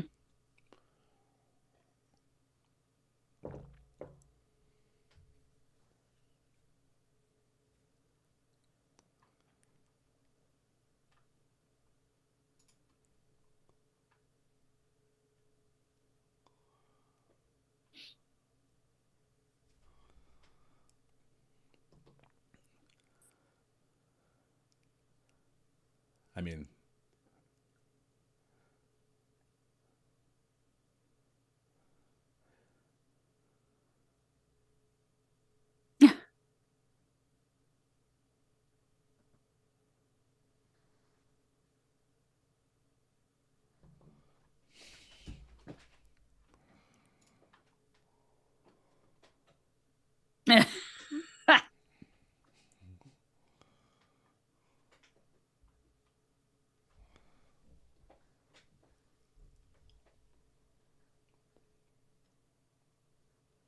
huh.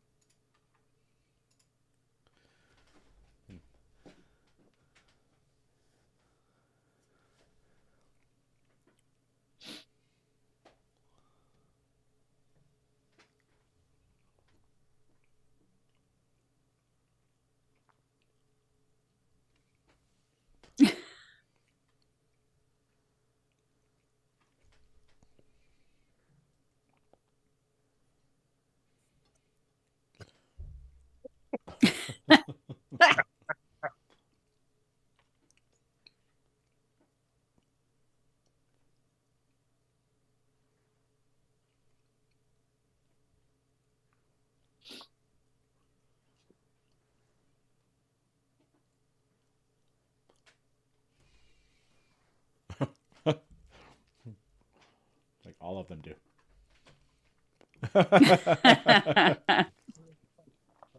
Good timing.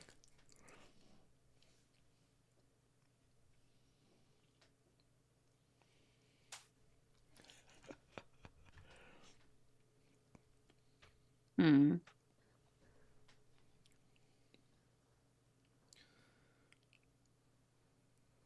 Nice.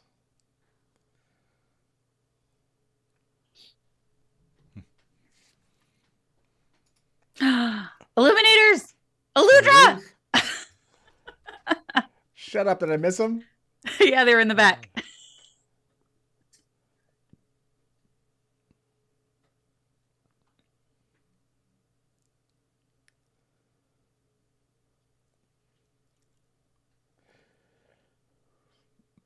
Oh wow. Jeez.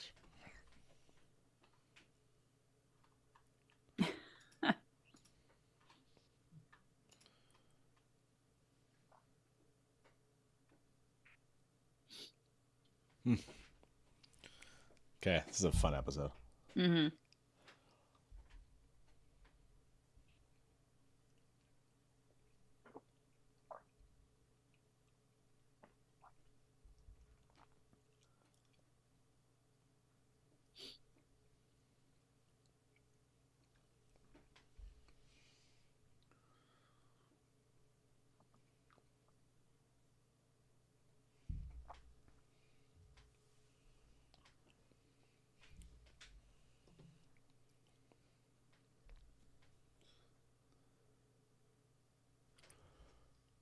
Oh! Wait, what?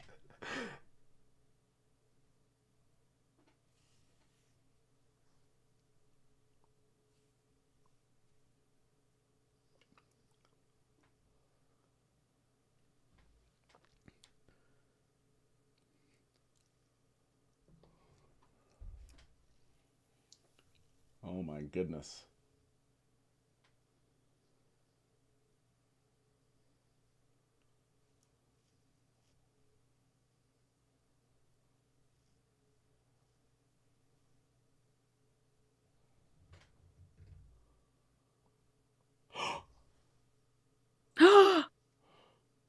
Wait.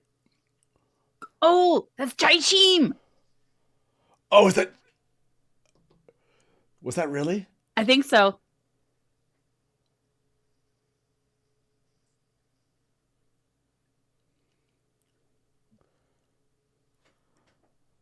Yep. What just happened? What?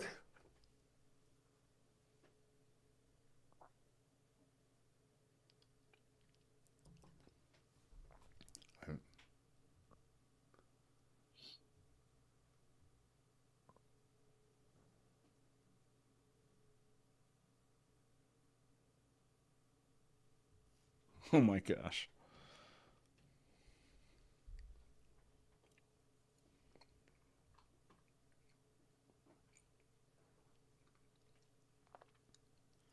That shot. We have to really unpack this later. Yeah, for real. Oh my gosh. So, like Sarah said, Swan, just let Here her we go. die. This is the trailer scene. Oh yeah.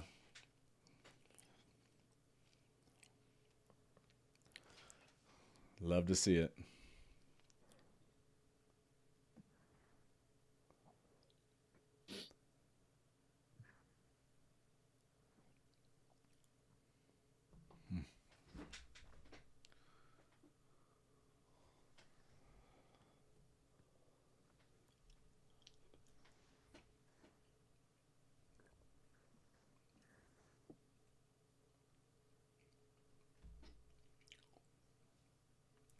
Is that wolves?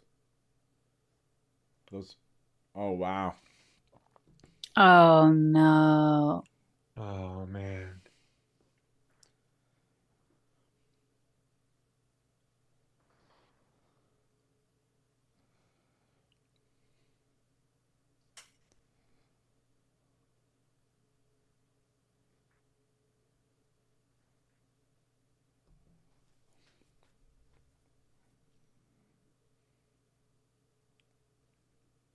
Child buyer. Mm-hmm. Yeah, yeah. Is this the first time we've seen him? I think so, yeah.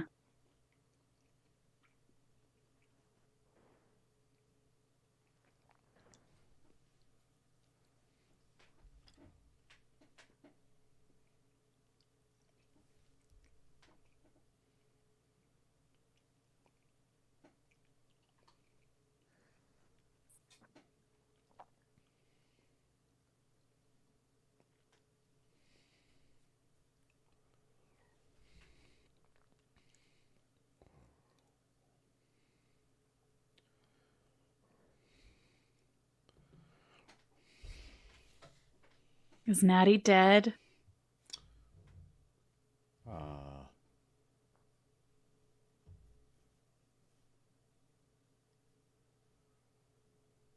Come on.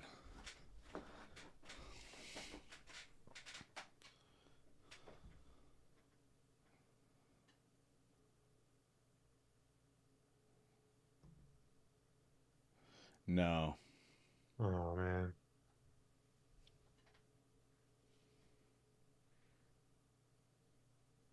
Oh yuck.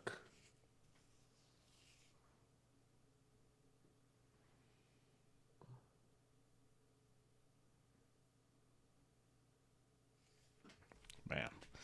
Someone's got to kill that dude. Mm. Hmm.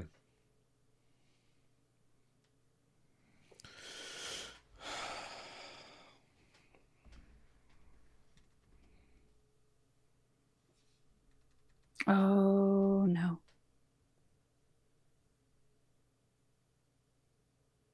Oh shit. Oh no.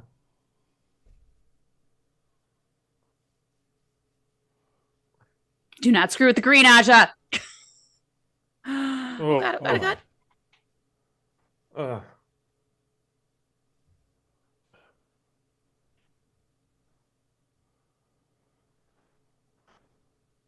Oh my.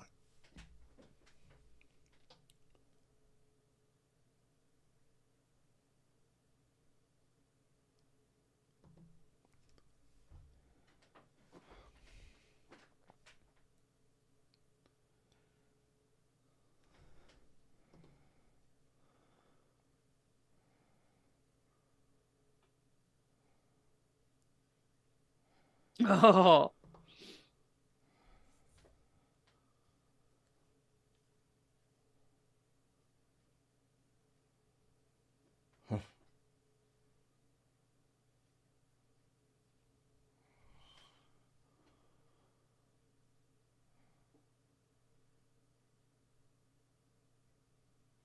Oh. Oh.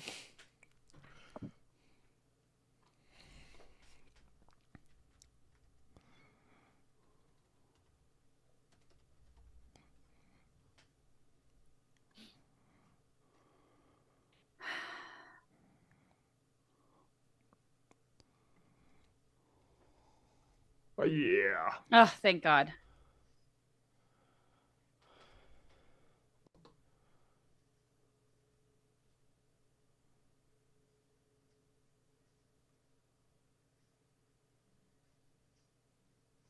The fetch, man.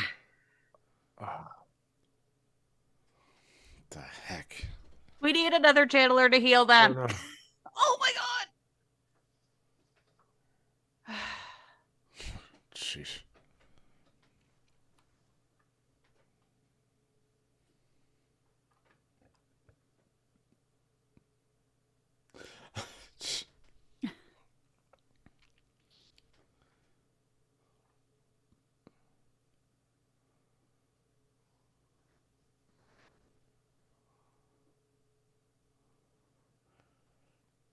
I guess they did know that fog trick. Mm-hmm. That was an insane Yeah. That was crazy. sequence. Yeah.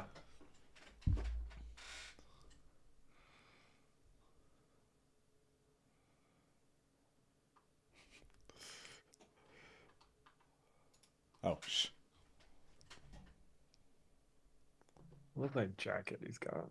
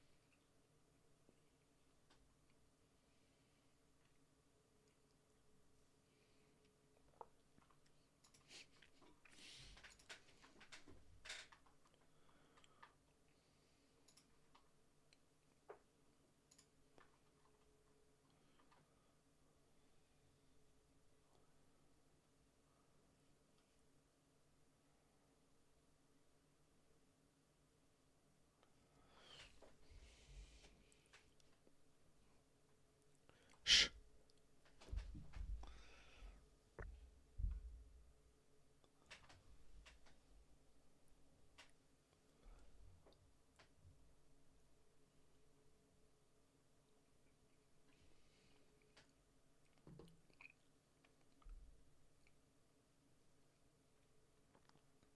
Incoming Egwene. It's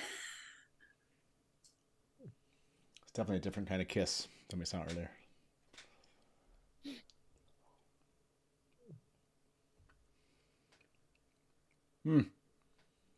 Maybe not.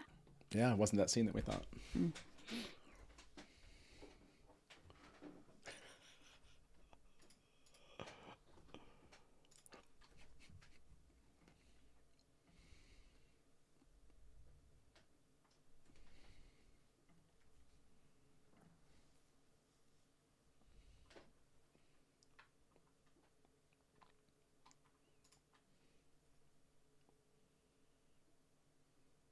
Mm.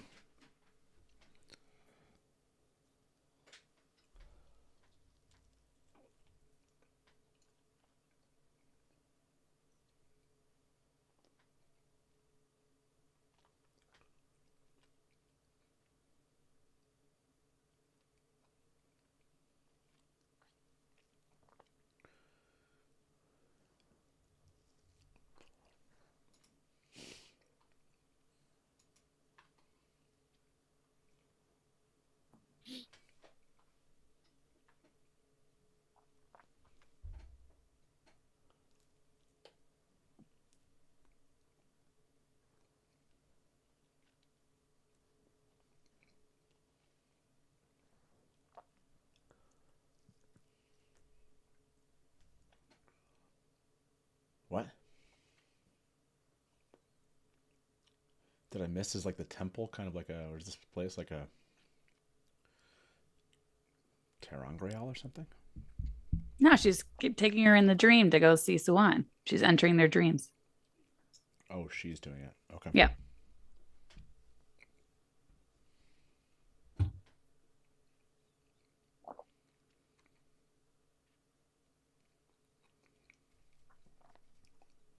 Hmm.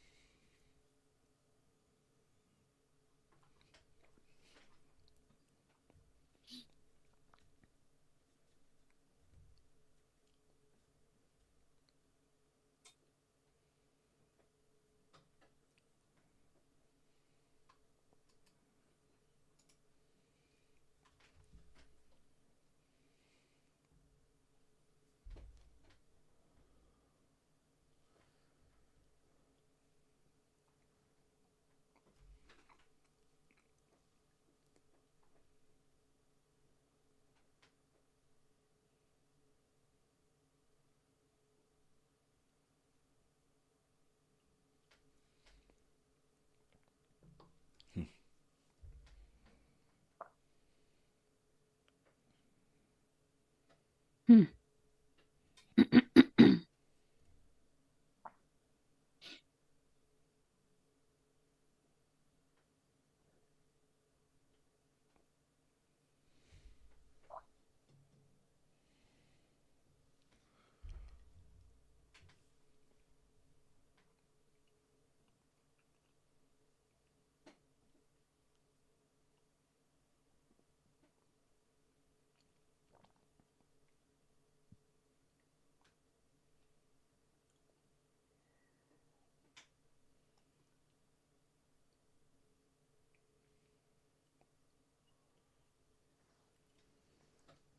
Hmm.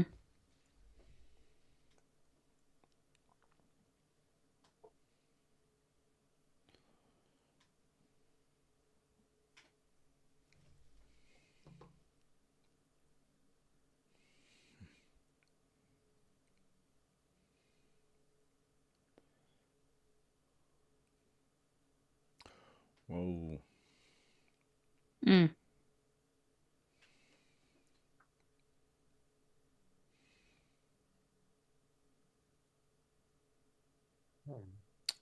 Wow.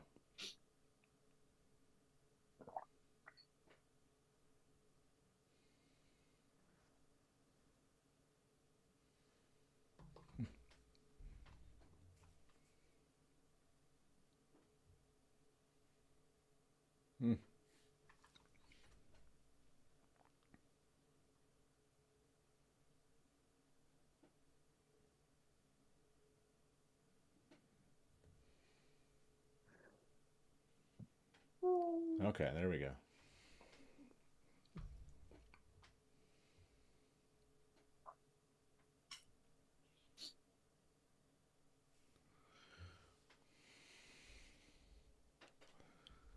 Is she gonna get in trouble? She's gonna get in trouble. Always Wayne? Never.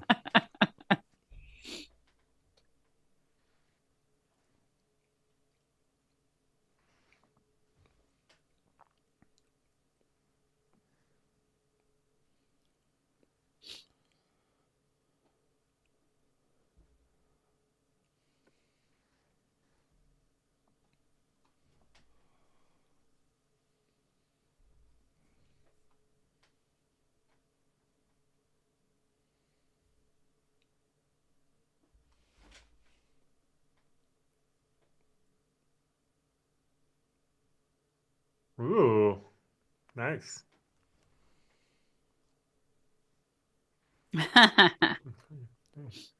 Creepy, creepy. It's, peeping a Gwen. Yeah, it's kind of creepy.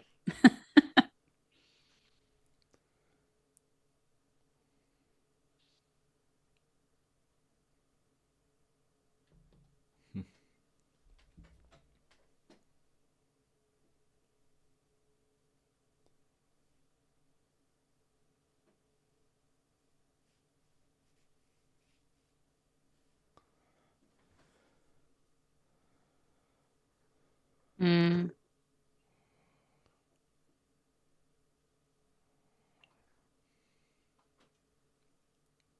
Oh, wow.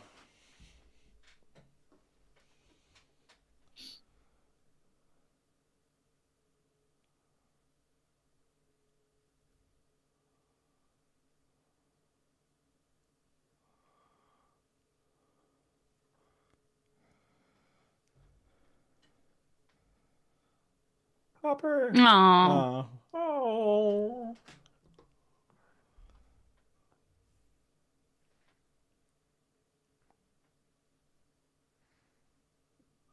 Oh.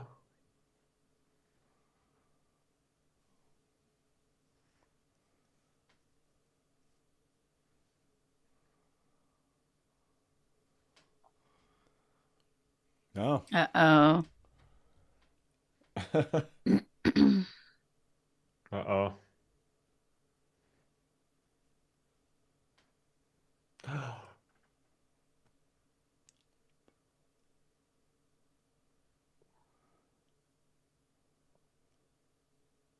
Oh, she's so bad. What? Oh my That's God. how it ended. No! What? That's how What? it ended. Oh my gosh. Okay. I did not anticipate that being the ending. Oh my goodness. I did not either. Oh. No. Yeah, I didn't either. We're not watching the stuff that comes after, like the preview for the next episode or anything like that. So sometimes they show that. We're not talking about that in chat. We're talking about everything that just happened and not what's coming up. So please, if you watch it, don't put anything in here. Wow. Okay. Okay, we're just gonna do the basic. What do you rate episode 5? 10, no notes. 8 to 9. 6 to 7. And 5 and under. There's so much to talk about. Wow. Yeah. Megan, how you feeling after seeing that? Like, how are you feeling about like this whole thing? Looks like we have another guest. Hi, Bree's here. Hi. Oh I'm my calling the cops. I'm calling the cops. I am not okay. Natty. I know. Oh my gosh. What I loved about this episode was it was so much. Yeah. But it was so much in just like so many different things going on. and the pacing though worked for me in this. And there's like so much to talk about with Egwene and what happened there at the end. Yeah, Bree, I'm calling the cops. Brian, how are you feeling? I'm feeling great. I thought it was wonderful. There were a ton of like really interesting moments that were like almost exactly like the books. There were a ton of really interesting moments that were totally different than the book, but well within the spirit of things. You can totally see what they're doing at all times. Yeah. And there were some really good. I think we were talking before the show about how sometimes they set up future events. There's a bunch of foreshadowing, a bunch of if you're really paying attention, you can put some pieces together and see what's coming next. So I thought it was fantastic. Yeah, thank you for whoever told me to reset the timer. I always forget that at the end of an episode. It always just goes on until I notice somebody mentioning it. Yeah, the Athon-Mier. That was. It was. I had this really funny thought, but it was like there was too much dialogue going on at the time. But I wanted to say like there's Moraine in season 1, episode 1, fighting Trollocs, and then there's the Athon-Mier. Oh yeah, that was some dancing for sure. That was some dancing, which I was totally cool with. Like that was like. I was like, that reminded me of it, but it took it up a whole nother level. And I was like, yeah, this is just like a really, I mean, it's one of my favorite parts of this episode. So I want to watch this here. And like, I think they do a really good job when they first come up and they're just like staring at what's happening here. Oh, hold on. Right before this. Yeah, there you go. Yeah, like such. And I like how she's talking through Nynaeve with this moment, you know, and talking about both of them, just the perception that she has, and how she can read them really well from like the little they were there. Just a lot of fun. When I'm getting like Aurora Borealis vibes a little bit. Yes, Totally. exactly. Oh, it was beautiful. Yeah. Yeah, I like how she's... so many things. I like how Egwene was like, as soon as Egwene was like, "Oh, it's happening," I had to like, I think I put it on the screen. I was like, we got to watch this moment. Yeah, I love this right here. That was so cool. This rolling. Yeah, like that was. Gorgeous. And it brings out at least what I remember. I think from the books is just how much freedom and life there was when they were out in the sea. Right, like once they had left the land and got out in the sea, you know, I thought it brought to life, or it gave them life in a way that I was like, yeah, I'm in. And so I mean, tell me, outside the Athon-Mier here, what were the kind of standouts for you, Megan? Like, I heard you say Natty. I'm trying to remember exactly what Valda said, but it was something like you'll do better on the next one or something. Yeah, or that was the implication, and I was like, oh no, she's dead. Yeah, I didn't even take it in that moment, but like now rolling it back, it's like okay, that makes and then sense. She did, and as much as like we wanted that redemption arc, as horrible as this ending was, I would say that she got it because she sacrificed herself to save her children. Yeah. You know. Yeah, it was that was extremely sad, and what they had done to her, just tortured her, and like looked like they had tortured her and burned her alive. Oh yeah, for sure. I mean, she's a witch. And I swear, like, doesn't Dane say like I like something about like I didn't think you were like whatever like Perrin calls him like a bad dude. I thought you were a good man. Oh yeah, and he says like, I was. Until you murdered my father. I was, which is okay.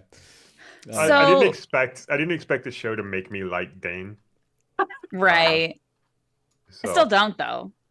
Yeah, it's kind of they're coming back on, they're pulling back on that, which is kind of what's interesting is they did, and maybe that's what they've done a good job of. Like you kind of feel for Dane.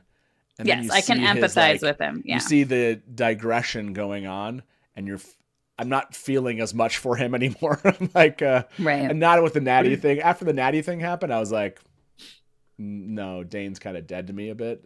Brian, you seem like Yeah, I'm not sure. I'm not totally there yet. Okay. I think he's reacting in a very appropriate way for a White Cloak to act that is has been traumatized and had his father murdered by not murdered but killed in a battle by a Two Rivers person. And he's already been traumatized. He's already been in a lot of pain and suffering, and then one of those people that knows Perrin has channels right in front of him. Like, of course he's gonna lose it. Of course he's gonna lose it. There's no world in which he says, "Oh well, I'm a good person." Like that's Right. any of us would also blow up at that moment. And especially, like one of the things that you can say about the White Cloaks is they're a cult.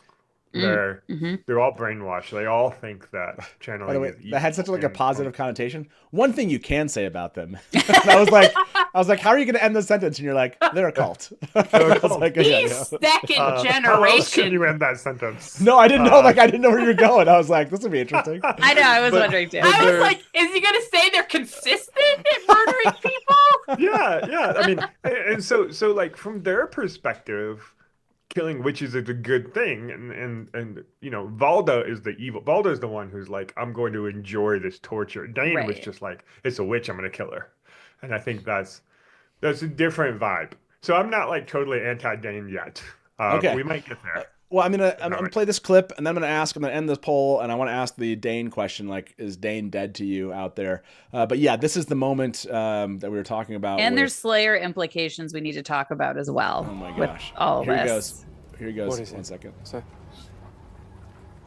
that last witch was just a plaything.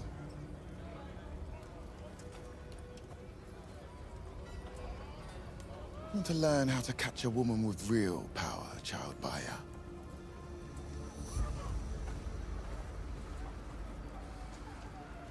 Yeah, that's creepy. Yeah, I guess I didn't hear that as much as now. It like seems much more clear.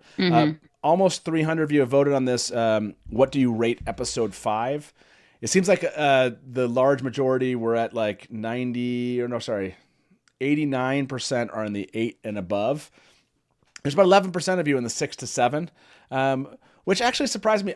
There's like so much I love about this episode, so I'm curious for those of you that 6 or 7, like what was it that wasn't hitting as much for you out there? But yeah, let me end that poll, and then I ask: is Dane dead to you? I'm seeing Dane or Dane. He does belong on the villain poster. I'm gonna say Dane or dead ain't. Dead ain't means he's dead to you. Dane means he's not dead to you. Does everyone understand that interpretation? Dane or dead ain't? I meant dead ain't at this point. Or if he's still Dane to you, that's the question. So there you go. Next poll is going out. So Megan, you just brought up like we're hitting the White Cloaks. Let's stay with the White Cloaks just for a moment because there's some kind of like I think I know that is the that's Slayer never a implication. that's never a phrase you'll ever hear me say again. Let's stay with the White Cloaks. Let's just stay with them for a moment. But no, while we're talking about them, we have kind of this rescue scene. Bree, how do you feel like this went? You had Alana actually obviously sending the fog in, and then you had them go in and free the girls. We find out Natty's dead. They're escaping. We see the wolves, and if we're wondering like what's been happening to the wolves, they're kind of giving us like a hint of what, at least why we maybe haven't seen them, I guess. That's what makes me think Slayer is present with the White Oh, Cloaks. good point. Yeah. Yeah. Are you there, Bree? Are you like, okay, Slayer's out there? I mean, I there's definitely something going on for sure. Well, and where's Pat and Fane? Ooh, also a good question. Oh, but that's a good point. Pat and Fane and Dane.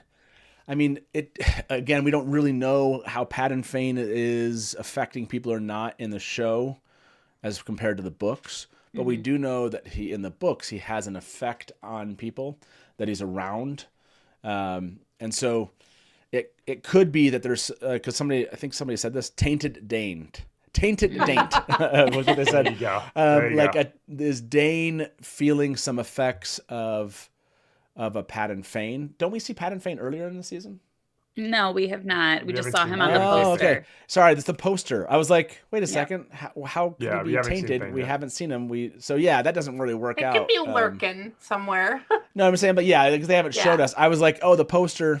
Okay, so yeah, I'm not going to give him that. I'm still in daint. Dedaint to me. It ain't. By the way, this is fair. Eric. Thank you very much. You turned on the bond 5 arrows ago. Okay, that line, I was like, that feels too much like a light switch thing. I wish they would have said that differently. It's like, it did make me laugh though. If I went back, I'm pretty sure I laughed at that line. So yeah, it's like, where's Pattern Fane and the dagger? And is he like back there, around there, or no? And is this just Dane, like basically just digressing because of becoming depressed and are you Bree? Are you at Dedaint or are you still at Dane? I feel like I'm right on the border. I mean, I do not like how it went down, clearly. But I feel like I'm interested. I think that betrayal that Perrin seemed to have when he confronted him. I mean, there's some interesting stuff in that relationship that I am super excited to like see how this plays out, because he's teetering on the edge of not redeemable, so he's got to make some choices in the rest of this season. Yeah. Though I was distracted by this. I know. Yeah. It's like I gotta go back and like watch. I was watch this clutching fight. my head. I just like my knife wife. I love the jump there to get out of the arms That of was that cool. person. Yeah. I was chatting with somebody earlier today, and we were talking about like what's the difference between I hate this person and evil, because we can hate somebody who's not evil, and we can love people that are evil. Like Leandrin, Kate has stolen all of our hearts with Leandrin, even though she's clearly like an evil person. And Dane is arguably a good person put in difficult situations. And so you can kind of like make that case. Although I do agree with Kate and many other people in chat that there are no good white cloaks. They're all but I think I think as far as like relative good versus evil or whatever, I think Dane is like more on the good side than the evil side. Valda, though, is like pure evil. Yeah. Right. Yeah. He's just despicable evil. There's no he redeeming definitely qualities from that feels guy. like the sociopath kind of thing. Yeah, going on for with sure. him. Yeah. Well, Dane's struggling upstream against that. We kind of expected better from him. We don't expect better from Leandrin. I like That's true. Exactly. That's true. Exactly. It's not his fault. His dad was a white cloak. He is second generation brainwashed. Yeah, second generation yeah. white cloak. Yeah, it's While we're talking about, I saw some of your Fail is a vampire notes in chat. Those were good. I need you to kind of like point out things that you did say earlier that I can go back and verify. I took some screenshots while we were live of things that I thought were really funny. But I did love people when she started fighting. It was like super speed, it's just a vampire speed. Yes, Rain just said that. I mentioned Fail has super speed like a vampire. yeah. I like Quicksilver. Fail's knives sure do bite. That's good. Mine is when she told Perrin, we have to go. She was trying to run away from the stake. That's true. She's avoiding the wooden stake. If there's anything that's vampire, it's avoiding the wooden stake and fire. It's true. Over 200 of you voted on this. Dane or Dedaint? It's actually closer than I thought it was going to be. I can't believe you're doing this Dedaint. 41%, but us 59% Dedaints are there. Look, it's not that he couldn't win us back. It's just that he's dead to us at this point. Yes, Lottie said I said she had superhuman strength. Fail, Megan, how you feeling about Fail? I've never been a Fail fan, but yeah. I might be now. Great. Our time has come. Are you a true knife thing? Are you Fail? Yeah, that was pretty sweet. Fail fan. Sweet. Now, and it's like, yes, I already was, and then no. Not yet. There we go. and then no, and never will be. And we'll see how many of you are diehards. Are you a Fael fan now? I mean, I think that's a question we asked Rafe last week, which was, I think I asked him. I talked about my appreciation for Lanfear and what they had done in the show to Lanfear that brought us so many fans of Lanfear. And then I asked basically, is there anyone going to get like the similar treatment? And I thought he said Fael.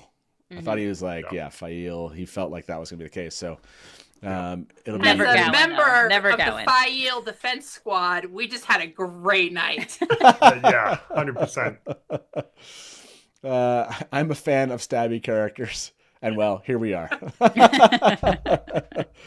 Fael is my girl. I like it. The show is doing a good job of flipping all over our preconceived feelings against certain characters. Again, except Gowan. That one will never change. Yeah, Dusty Moth said, I understood Fael in the books. I'm loving show Fael. Yeah, and other before we jump into, like, I'm seeing lots of calls out for the Hopper moment. Breaking down whatever happened at the end of that is something like they're messing with my head a little bit because the echo I thought was Tel'aran'rhiod. Yeah. But then there's an echo with Swan when she's talking to Moraine.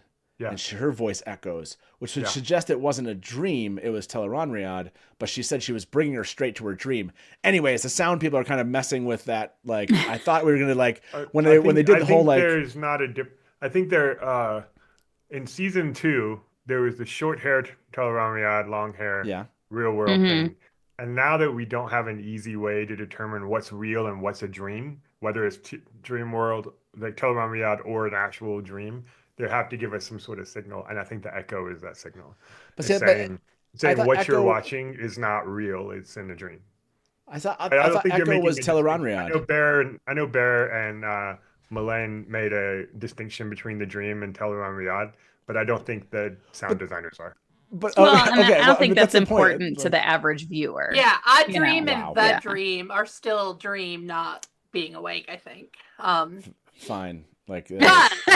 Me, Bear, and Melaine care. I don't really care what you guys don't care about. I'm just saying, like, me and 2 characters in the story telling what this place is. The experts on dreaming. So, well, I mean, fine. I'm in good company with Bear and Melaine on this one. You have the high ground on this one. I like how you're all just like, it doesn't matter. It's all the same. Okay, ignore what the experts said. I was at the end, I was like, Egwene, stop looking at people's dreams. And then I was like, Egwene, keep looking at people's dreams. It was so good. It was you only a have matter been of doing time. it.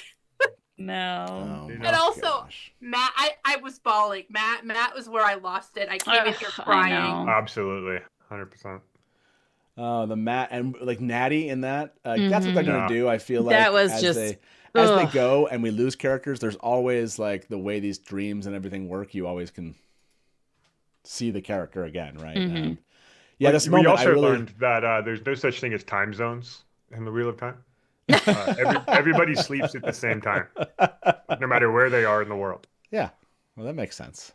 To be fair, is it really that big of a place? Yeah, I think it's a pretty small continent. Yeah, there's like a little bit, Mountain Time and Pacific.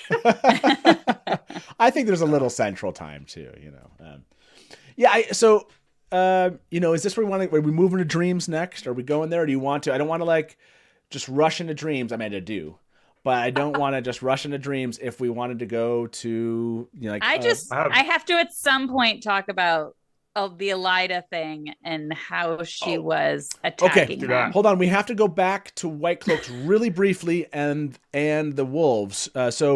About 234 of you have voted. Awesome. It seems like more of you are finishing the episode coming in. So it's awesome to see you here. Are you a Fael fan now? 32% said yes. 41% said already was. 24% said no, not yet. Only 3% of you are holding on to no and never will be. So turn on your location. I'm just saying. Like I'm coming to visit. Look, it's okay to be wrong. To that 3%, it's okay to be wrong. I got a question, Matt. Will you be doing a finale watch along reaction with Brandon? I think this year I'm just going to do one on the Dusty Wheel. Like everyone was, like I even missed out on like the joy of seeing it and everyone doing like the final finale thing. So I will do a finale on the Dusty Wheel, just like we did today. By the way, I hope all of you have felt this, that we're here today. Like, you are going to be here for the finale in 3 weeks, right? Oh, like, no, don't say that. like, no, but I'm just saying, why like, you do this every week, no, Matt. but is there any Every choice? week. No, but think about that. Like, is there any choice but to watch the finale when it drops? Like, would you really like? Come on! I hope you're all are gonna watch the finale, and I hope that like I'm hoping we see like over 1,000 of us just like here and just having a ridiculous time with the finale. But I want to go back to Slayer. Yes. And so I want to ask this poll here: how do you want to say this, Megan? Are the dead wolves indicative of Slayer, like being present? Being or present? around. Yeah. Okay. Mhm. Are the dead wolves indicative of Slayer being around? Yes or no? There we go. Why even let this guy host? I'm already so sad. Stop reminding us. I'm already pre-suffering from the longing. I know. Oh, no, we're no spoilers past Fires of Heaven, but we learned of Slayer in the Shadow Rising. So, well, Rob has a theory that Padden Fane is Slayer. Ah, okay. Oh, okay. Honey D said, "Who is Slayer?" Slayer. That's who Slayer is gets kind of spoilery. Mm-hmm. So, I think for now we can just say Slayer is someone in the Shadow Rising, because I don't think we know exactly. We don't know exactly what's going on there till later. Let's just Slayer is someone in the Shadow Rising who's on the side of the shadow, and he is able to go and he's killing wolves around the two rivers, and he's also someone, or at least, Perrin finds him in the dream world, right? Mm-hmm. He in the dream world he's after killing wolves, and so you get introduced to him, but you don't know too much about him. So we'll stick there. If you stick around, once we get to full spoilers, we can talk more in detail about Slayer. But basically, all you have to think, if you're a show watcher, all you have to think about is if people mention Slayer. Slayer is simply just think about it like someone that is like out to kill wolves and works for the Shadow. Like, here's my dark horse pitch. Yeah. Balda. I know, that kind of came so into my much brain too. PTSD. He's just From now wolves. become Slayer.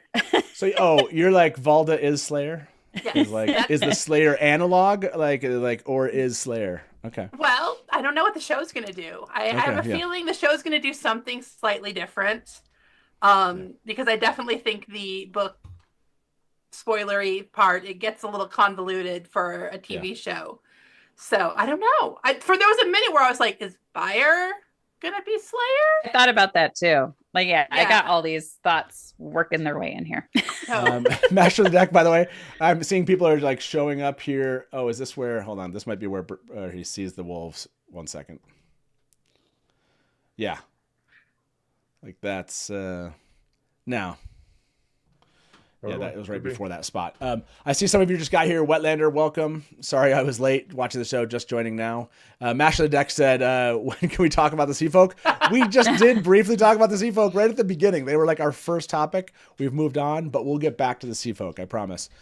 Slayer, the Slayer theory has about 200 of you voting on this. Are the dead wolves indicative of Slayer being around? 78% of the people are with you, Megan. All right.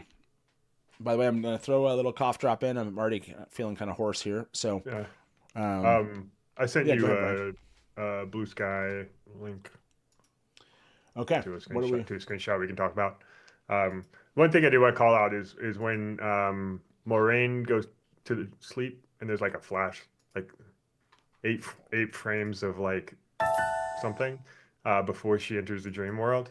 I went back and I went frame by frame, and it's the cold open from season 2 with Moraine and Swan right before they meet Katara. It has the vision, and one of those frames is Katara's eyes, like. Yeah, I did see that. Over. Yeah. So in case you want to go back and look at that, I didn't see anything new. It looks like just screen grabs from the previous season. But By the way, Biz, he said, every time you guys say they're cutting a character, they show up in the next episode. I don't think they're cutting. I do think they're tweaking. That's just funny. This is what the screenshot you gave us. You wanted to... Yeah, check out his necklace. Oh. Is that, that's the horn. I'm going to start crying again. Stop it. I'm looking at like also his outfit here, seeing if we see anything there. But I like, that's a the thing with his sisters was like when I started crying. That was nice. He just wants them to be safe and happy. Yeah. Which is really awful considering that they're in a cage. Like 5 minutes ago. He doesn't care about his dad. Yeah. But he cares about his mom and his sisters. Mm-hmm. I think Abel's been cut. I still wonder if they'll all make an appearance in episode 7. Are you trying to make him show up, Brian? Is that what you're doing? Tempting fate, Brie. I guess merch when Amazon. Yeah. Yeah, right. I don't know. I'm kind of a merchant at this point. Merchant, yeah. The Watt Snyder cut. Yeah, exactly. So this is the actual Horn of Valyr. I was just thinking I was going to do the same thing. It's the horn you blow when you're just feeling sorry for yourself. No, that was a cool find out there. Were there any other ones that you saw? That's the main one that I saw. I'm looking for some more that I can find. Awesome. Speaking of dreams and sea folk, Elaine is just like having her dream about being a windfinder, and Avienda. And Avienda just cool as a cucumber on a ship. That's not real. So we can jump to this because it's a really hilarious moment, right? This moment right here. If Egwene is anything, it's very Egwene. And this moment is just truly Egwene. And they're like, basically the wise ones are like, never do this without us, and we'll show you. And she's like, sounds good. And what does she do? 17 minutes later. She wouldn't have done it, maybe, had Moraine asked her, at least this early. Right, you know? right. Moraine did peer pressure her. Egwene is just, it's just that people like make Egwene just do stuff Egwene doesn't want to do. Sure. No, sure. They enable Egwene to do stuff she wants to do. Yes. There you go. There you go. So Egwene bringing her in was cool. Then you think we're seeing Egwene literally start to do this idea of finding dreams, if you will? Yeah. Egwene, our nosy queen. I saw someone made a comment and they were like, this is what Lanfear does, which is like peek in and look on people's dreams. But it does work really well for her. I mean, look, they have to speed up some of this. So if you were a book reader and ever felt like a character was gaining skills fast, the likelihood is in the show it's going to feel like they're gaining a skill even faster. Yeah. You know, like. But yes, Egwene just needed her own excuse, and yes, Egwene does have her own rules. And Michelle, correct. Technically, Let's rules lawyer yes. This. That is very Egwene too. Like, well, I didn't go into Tel'aran'rhiod. Do this. Yeah. I don't think they're going to see a distinction from what she wants here. But going in and seeing her friends are having some really fantastic dreams. If those are all their dreams, I was expecting Perrin to look up at her and like see her. Me too. Yeah. But then Hopper showed up and I just stopped thinking. Yeah. No, but like for as broken, people are bringing this up in the episode, as like broken as all these relationships were, and as like terrible like the things that are happening to them, they're having some fantastic dreams. And so this is what I wondered. It does seem like they're entering their dreams because you do, I guess, get to Rand, and you have that moment. It just felt like a little bit too, like the dreams felt like, wow, everybody's just like chilling and living their best lives. I'm like, how do I get dreams where I just only live my best life? You know. I don't know. I'm on deadline, so I just dream anxiety. Not come over here, Egwene. Yeah. I do like Egwene, and then Egwene seeing like Brian. How did you feel that moment when Egwene sees Rand making out with Lanfear? I was mortified on her behalf, on his behalf. I was embarrassed. This is an embarrassing moment. But also, I do like. In the moment, I didn't necessarily remember the Rena thing from 2 episodes ago. Look, last week was nuts and what completely wiped my memory of the first episode.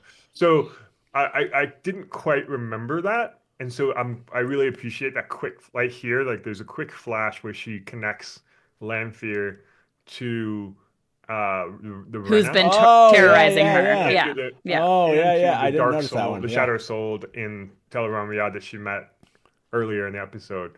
Yeah, And that was like until a they real said like that. click moment. I forgot that Egwene's never seen Lanfear. Can I? She's never Yeah. seen Lanfear before. I just want to So point this out is- something with this real quick. Can we look at Lanfear's positioning of her hand? Yeah, what do you think she's doing there, Matt? I'm just saying that is her thumb. Because like 2 seconds later, right? You have this shot. He She knows comes back. Egwene is back there. Oh yeah. Then she's like, "Oh, now I'm here." So, anyways, I really wanted to say very many profanities, but I kept it together because of you, Matt. I did. There you go. yeah, it did. As her fingers, it was interesting about it. Like her fingers came up around his neck. It almost kind of had like a spider-esque feel to that moment, like a queen spider, if you will. Yeah. Rain said the way her hand emerges around his neck creeps me out. Yeah. 100%. Of course, this is also a dream, so who knows? Maybe her joints. Wait. She's super bendy in the dream. Yeah, super bendy. Favorite dream sequence: Swan and Moraine. We'll do Matt and Perrin. It's kind of tough here. Elaine and Avienda. I know it wasn't Avienda's dream, but Avienda was in it, and it makes for good pairings. Rand and Lanfear. Favorite dream sequences. There we go. I'm kind of curious what you all thought. Like, what was your favorite? Nynaeve's really Megan? hurt. Yeah, Nynaeve's hurt. Oh, I forgot Nynaeve in that poll, didn't I? Yeah. My bad. Hold on, everybody. I know I ended the poll. It's just the way it is. How do I like favorite dream sequences? I know. How do you want to pair those? I guess it would be like, so it'd be more like, we can say Moraine and Swan. Matt. We'll say Matt and Nynaeve. How about that? We'll say Perrin and Elaine. And then we'll just say Rand. I think those make them up, don't they? All of them? Rand, yes. Perrin, Elaine, Matt, Nynaeve, and then Swan. Yeah, I think so. Okay. Rand, and we're going to put our Lanfear in there because she's actually in that dream. Of course, yeah. There we go. I mean, there's a right answer here, but it's fine. You guys are probably... No, that is the 100% wrong answer. Don't know. It's not the wrong answer because it's so, like, what's the word? Awful? Yeah, but it's like, it's in the way of, like, it actually furthers the, like, really interesting plot, whereas the others are kind of like, yes, I mean, for example, Nynaeve's has, like, some... I guess they all kind of...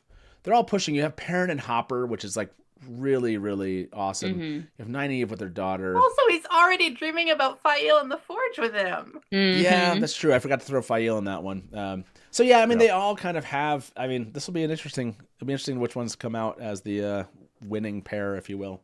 I can't vote. I don't know what to say. Oh my God. It doesn't surprise me, kind of where people are at on this one. Which ones are just about to win. I'll leave that vote going for a while. Did you notice anything? So I know we're kind of just like, we're doing first reactions to a lot of this stuff. And Megan, you brought up Elida.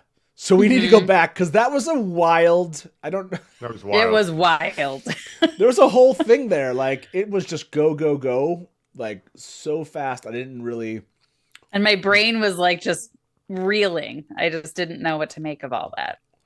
By the way, the sitcom and the boat thing was just. Yeah, that was fun. Yeah. Yeah. Matt and Min. Matt and Min are I my love that. best comedy duo. Yeah. This man, there you go. You found it. Elida in this moment. I was like, okay, these are Black Aja, so I'm not empathetic to them. No. But I'm not empathetic to Elida either. And Elida just took it in her own hands, and that was like, what? But Joya's face like feels real in that moment of like, oh, this is a problem. Oh, so the 3 oaths in the books allow you to use the 1 power as a weapon against Shadow Spawn and Dark Friends, right? Dark Friends, Yes. But like when Moraine read the oaths in season 1, it did not say that. So that's where my brain was like, but maybe it's just kind of a retcon thing. No, she doesn't. What does she say in the season 1? They do the last extreme defense of yourself, your warder, or another sister, I think, and they don't add on the Shadow Spawn Dark Friend thing, but yeah, like, I mean, only us being the hardcore fan freaks that we are gonna notice that and think about it. But can Elida do this? I mean, clearly, clearly in the show, that was it's like one of those things where I go, wouldn't Swan like punish her for killing another sister? But does everyone know that they're holding Black Aja? And so maybe, I guess Swan wouldn't want to admit that they were holding Black Aja.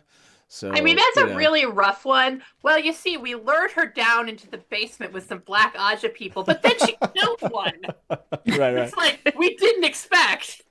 Elida definitely cheating the oaths there. And that was definitely Jaichim, right? That looked like Jaichim. Yeah. Yeah. It does. That looked like Jaichim, which I didn't understand. Did Jaichim? Let me watch that. Let's watch that again. I was confused as like, did he jump on Joya? Does he attack Joya, or does he immediately? I think he was there to kill both of them. He killed Joya first, and then attacked Elida. Yeah, I think he was there to kill Joya and Amiko, and. I see. Okay. Elida beat him to 1. Yeah. Yeah. Oh, gotcha. Right there. Okay. So I think what's crazy is, and somebody pointed this, I think it was Kate pointed this out in chat, that like the show plays really fast and loose with what's an instant kill and what's like you can get stabbed 11 times by a gray man and not die. So it's interesting. So I was very stressed out by all the stabbing. Why did Moghedien send him there? So I hear your assumption is Moghedien sent to take out the Black Aja so they couldn't reveal any more Black Aja, basically. This is book spoilers for it's still in Shadow Rising, but there's the Dark Friends are in Tenchiko. We saw her at the end of episode 3. Moghedien is in Tenchiko with the Dark Friends. She's the force behind the Black Aja doing the things that they're doing, and she doesn't want those plans to be disrupted by the 2 that are still in the tower. So she sends him to go assassinate them so that they can't spoil anything. Because there's still one. There's also still one Black Aja left in the tower, right? And according to the show, yes. According to the show, Joyo, and Joyo is about to say. Well, there's one that they knew, and she was definitely about to. Oh, Joyo is about to. Okay. Yeah, so there's at least. I mean, we know there's more, but like, there's at least one that Joya knows about that we did not find out who that was. By the way, Rogue Rebel said, "Do we see the Gray Man in the background anywhere before the kill?" So that's gonna be a fun. That's gonna be Toby's right into that. Toby like. Cool note, Dusty Wheels Swan called Elida daughter until the end where she says sister. Interesting. Yeah, like that'll be interesting to go on to see if we can go find Jaichim. Jaichim. Earlier in the episode, like do we miss him in somewhere where they might have like hidden him a bit. It'll always like the rest of this will be like look for gray men everywhere in every scene. So how did the gray man get into the cell? Can they teleport in? It seems like obvious that he was following Elida. Probably. She Yeah, wouldn't have yeah, noticed. So I think Dee's a show watcher, not a book reader. So they do mention in episode 3, I believe, Varen's no, maybe it's episode 1. It's episode 1. Somebody says Moiraine says the Gray Man walked right through the inn and nobody saw him. Like, one of the superpowers of Gray Men is that they can walk around and nobody sees them until the last second. And the fact Varen explains that a little more in episode 3 to Nynaeve and Elaine too. Yeah. Exactly. So so he probably just waltzed right into the tower and followed Elida. There's not necessarily a need for teleportation. I do want to call out that the Yellow Sister, she her last words were, we're not going to betray our oaths. And I was like, you did it already. You're a dark friend. Yeah, right. Okay, sure. Not gonna betray your oath. Right. And staying real quiet. Someone in chat did point out Elida could have been silencing Amico in case Amico knew something. So yeah, could be. Okay. Oh yeah, and people, Adelaus. There's like, this is a really, I love this. Like, what Elida's doing here to Adelaus is like, despicable. Like, yeah, despicable. But I love how she puts her hand up on her mouth. I know. I laughed mimics really her. hard. Yeah, it was Yeah, good. that was so cute. Where is it? But people were calling out. Let's bring this back to this Adelaus scene. It's here. Man, that's like a rude scene between Elida and. Okay. Here we go. Varen is giving Adelaus like.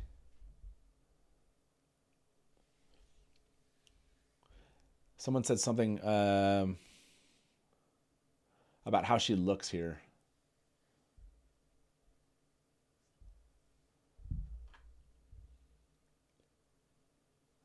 Oh, wait, interesting. So, let me just kind of watch. Yeah, so look at it. She's listening right there. Yeah, she looks like she's listening more intently there. Yeah, so that feels like it. more like Adelaus. Like, wait, what? But do we get that? How is she speaking with Varen? Let me turn the. Let me unmute this. 1 second. Here we go. Ready for your tea, sister? And then maybe you can have a nibble of something sweet. Is it hot? Oh, it's just hot enough. Or maybe some wine will be more to your liking. Okay, yeah. So it's interesting. Like, I can't tell. Like, she does seem like she's still is affected. But do you think like the listening? Do you think the listening is indicative of anything, or do you think that's just Adelaus? I feel like she's almost getting like therapy, or like to kind of better? Yeah. Maybe it's to throw some suspicion onto her as Black Aja. Bane and Chiad said maybe Varen healed Adelaus, but they're playing it off like she's still impaired for spying purposes. Ooh. Yeah. That's something Varen would do for sure. DK Moon said Adelaus, the newest Forsaken. I miss a question here. Do you think that Varen used compulsion on Adelaus to set the trap? Varen touched Adelaus' face. Varen's Forsaken confirmed. It's funny. The whole touching face thing is just killing me here. Yeah, it's weird. Adelaus isn't as brain damaged as we think she is. Interesting. I thought it was bold to include accepted in the ruse to trick Adelaus. Knuckles believes they're faking it at this point. Okay, let me end this poll here. 234 of you voted on favorite dream sequence. It is actually, there is a tie right now. And let's see how it ended up here. Perrin and Elaine's dreams beat out Matt and Nynaeve's for the top. I'm surprised there's not more of you picking Rand and Lanfear, but that's okay. Still 15% of you, which was reasonable. Tel'aran'rhiod. That's a good one. Is Adelaus faking her illness now? Yes or no?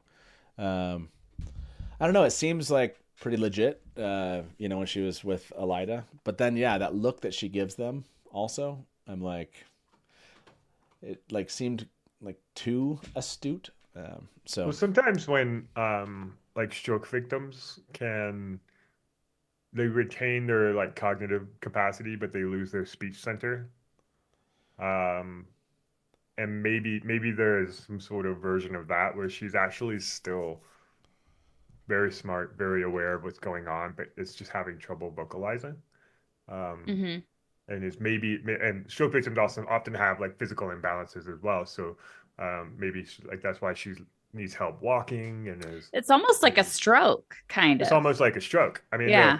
The Naomi's thing in episode 1 and that cold open like instantly causes a nosebleed, and so there's potentially like some kind of stroke effect here. Ears bleeding. So, there's something going on. Yeah, so to me this feels like if she's not acting, it's very consistent with what I would imagine stroke outcomes to be. I'm gonna end this poll. I'm gonna end this poll because people are kind of like, I can tell they're kind of 50-50 because they want to say partly. Yeah, I'm seeing like what you guys are saying, like she's on the mend but still affected. So, is Adelaus healed? I will say yes, partly, on the mend, and then no.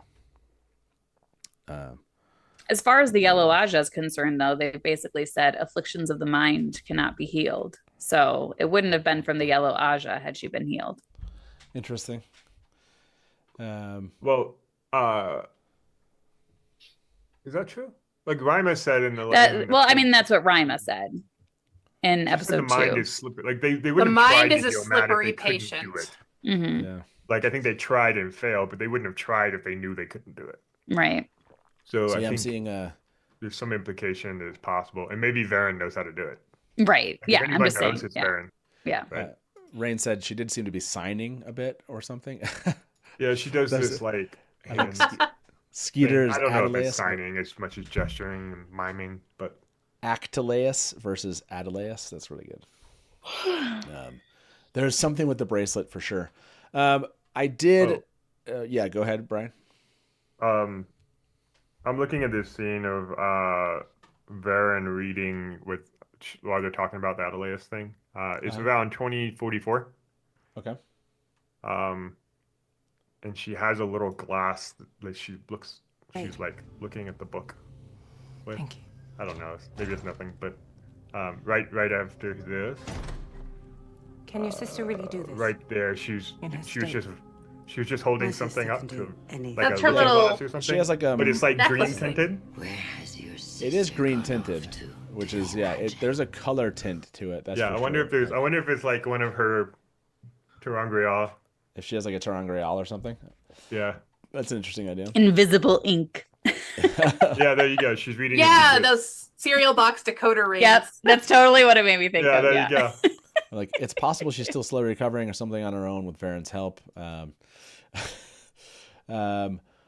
Varen says my sister can do anything. Yeah. Like I liked that. I want to come to this part here. They did such a great job. I just want to, man, this fed my soul. I know you're gonna be like, I know which part. It doesn't. It's kind of related to Lanfear, but not completely. Matt is like, this is gonna be good. No, but like Tel'aran'rhiod, this is the echo thing. This is Tel'aran'rhiod, right? They're showing kind of people touching the dream. I loved how they were doing that. I wasn't sure if it would just be that one, but when she walks over to the stand and you get like reflection in this moment. You get somebody kind of like holding. I like the way they've kind of chosen this one right here. I love the cart falling over without somebody physically pushing it, because that's like indicative of happening in the real world, and sometimes those things will happen back in the dream world in Tel'aran'rhiod. Like they did the job well here. Kind of. They did a really good job with it, for sure. Yeah, I know. Like the Tel'aran'rhiod came to life, which I thought was really, really fun. Hopefully, they continue to have fun with this.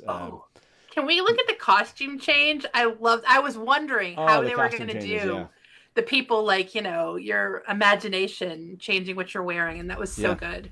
Yeah. I was kind of wanting it to flicker a little bit more at first. This is Tel'aran'rhiod. Yeah, like have it be a little bit more sudden, like back and forth. Yeah, where like different pieces of it even changed separately. It looks the same. It is not the same. There are things here that could shatter your heart. That could eat your heart. This is straight out of the book. How did this? You were afraid, so you wanted armor. Uncontrolled thoughts are troublesome in the dream world. Control them. Is that armor similar to what she had in the Arches? That's exactly what she had. Exactly what she had in the Arches, which is Exactly also what she had in the Arches, right? interesting. Yeah. Because I would have thought that was a pretty traumatic memory, not one that made her feel safe and protected. But I don't know. I mean, she came out bloody and survived, so maybe it did protect her. Yeah. Also, budgets are a thing, so. And we don't want that to be the last time we see that dress. So. Yeah, that was I asked. That was one of the questions I asked Brian Shows when he was on. He's the VFX producer, and it was like that question of like, did you guys spend all the budget on the first 4 episodes? And he was like, well, yeah, those were, we spent a. We're going to see a lot more Nynaeve for the rest of the season. No, I mean, no actually, special effects required. Seeing the special effects in this one again, like Tel'aran'rhiod, like they can do. I kind of wonder how much of like that, like how much of that's like, obviously the kind of ghost-like kind of running through is going to be, but I kind of wonder if that's like a lot of lighting, post-production, and then kind of mood with the sound, and more so that than really having to do a lot of effects work there. I'm wondering like what came together to put that together. So the changing of the closing thing, that again, like Tel'aran'rhiod dreaming, they did a good job with that. They're messing with my head a little bit again with the echoing thing with Siwan. I just wish that they didn't have an echo with Siwan, and then I'd be happy. I think just like that's the one thing that stood out to me is like, what happened? Because I thought they were only doing that with Tel'aran'rhiod proper, and not in the dreams themselves. But still, like really, really cool to see. Other kind of standout. I gotta jump and go to bed. But what? Sleep? I know. I have to sleep. Bree. It's only 4 o'clock. No. Only 4 a.m. Is there a last thing that you would like to? Is there a last thing you want to end on? A last shot or a last thought before we let you go? You know what was really cool? Cold Rock's Hold. Mm-hmm. Cold Rock's Hold was cool. Cold Rock's Hold was pretty cool. Dope. I mean, like the shot from above. Can we look at it and see if we can count how many Aiel we see? Because I swear there's more than were obvious. I think it's a little bit. Also, though, they kiss. There you go. Right. How many do you see? We will stay. 900. The other chiefs have gathered at Al-Qayrdal. Oh, they talked about Al-Qayrdal. Okay, I saw one on the right. Ooh, dang, there's one. Yeah. We're gonna count Aiel. 1, 2, 3. 69, 73, really are popping up everywhere. 412. I'm up to 412. Oh my gosh, we are totally gonna do that. Yeah, it was awesome. It was just everything. This episode was so much. I have to watch it like 3 more times. Yeah, this to even even fun to go back and see. Yeah. Well, Bree, thank you very much for joining us. Appreciate it. Thank you guys. Yeah, Please someone call the cops for me. So y'all have a good night. Okay, good night. Bree. Bye, Bree. And now there were 3 of us. So I know we've touched on a couple of things. When did this episode end? How long have we been talking? Kind of. I'm trying to think if it's like good time to hit probably full almost spoilers. an hour. Probably about 45 minutes we've been talking. We're going to give it another 10 minutes before we jump to full book spoilers, everybody. And so if you are a show-only watcher out there in chat and you plan to step away after, when we go full book spoilers, if there's a question you have, let us know. Go ahead and post it in chat. I didn't put the call lines on this morning. I should have. But yes, throw us a question in chat if you have one. This was, Cold Rock's Hold moment here was really awesome. Rand with the little girl. Oh, yeah, that was weird. No, I thought it was weird. Like when you say weird, you mean like just like you were unexpected, or just I don't know, like this moment where he's like, what's so funny about that is I didn't realize, like, I'm trying to think back in the books, he obviously has him on both arms, and so people would have seen that, right? Like people have seen the dragons before. Well, not if he's got his sleeves rolled down. The time for watching But like him is through. always, I thought that I thought it was pretty cute with the. No, it was cute. It was just, I don't know. He's so like broody and just, I don't know. It was just weird to see him have like a moment. I'm not saying like weird or out of character. It was just, it was surprising to see him have that moment with a child. So. Dana Lou said, Rand plays with kids in Cold Rock's Hold in the book. Loved it. Felt weird to me too. Now this is normal. It was abrupt. I loved it. That's so Rand getting back to kind of, maybe a little bit of old Rand shining through is what people were saying. Is Adelaus, by the way, this was a poll, 170 people voted on this. Is Adelaus healed? 13% say yes. 78% of you, which is what I anticipated, thought partly on the mend is what we're seeing there. I was gonna ask something about Rand and the little girl, but it sounds like most people are like, it was either like awkward or just normal, expected from the books. As we go back to see how this started, they never really, I guess they don't really revisit this idea of Moraine with the Sangreal, do they? Later in the episode? It's just that she's holding it by the campfire, but they don't really talk about it. It's not like something they discuss. I was like trying to think through. We have as I'm rolling, this one. This is one of my favorite moments. When we finally see the boat for the first time. Tanchico is spread over 3 hills in Tanchico Bay. You have Elaine who doesn't she's not getting seasick. She's just kind of like, this is normal, and I'm studying and preparing everybody to be in Tanchico. Enough. And none of that will help us find what I like is that Leandra will require certain things no matter what city she travels to. Oh yeah, I bet your idea of travel is being carried around on a golden chair with children lining up to throw flowers at your feet. By the way, what's your plan then? Remember, doesn't she say that exact thing to Nynaeve in season 2? Something very similar. Something very close to that. And it made me laugh that like that's always people questioning Elaine leading. And then Elaine's like, well, I have a plan. Do you have a plan? And they're always like, oh, sure, well, whatever. It's like, I love that they turned like that kind of Nynaeve Elaine thing into Nynaeve Elaine and Matt. And now it's going to be Nynaeve Elaine, Matt, and Min. And it's just a very fun moment. I love that they gave us the Sea Folk this way. And again, and that they had their shirts on. Oh yeah, they've done that throughout so far these seasons, right? Every time in the books it would have been like, okay, someone's naked or someone's, even like the sweat tent they kept like that's not that there wasn't, but it wasn't just like everyone's fully, right.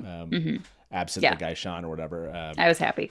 Yeah, so like again, not a loss. Like no one there will be fans that'll be like, "What? That's not original." But not a loss. I did not feel lost without that. That's for sure. But no, a good reminder of some changes from the books. This I did wonder on this scene here. When we have Dane come in and he sees Natty, and this is where it's revealed that someone can channel. Right? So, who do we believe is channeling here? Rusty. Do you want us to actually say yes, or not? Yeah. You Who want do you us to think say? Yeah. Who do you think is Bodwin? channeling? You think Bodwin? Yeah, it's Bode. Yeah, for sure. Okay. And which one is Bodwin on the left or right? I don't know. So he's come back home. I don't know. Yeah, I like how they kind of mixed this with haven't seen him. Alana I barely even and what Alana is. Bodhi told Natty not to say. Okay. The one to the left. Okay, so Bodhi's on the left. Yeah, I was like, okay, how much are they trying to make us kind of wonder, or is it just clear because of remember him. I guess let me see if it's just clear who actually spoils here. I mean, who spoils, who channels. Well, I know where he'd go.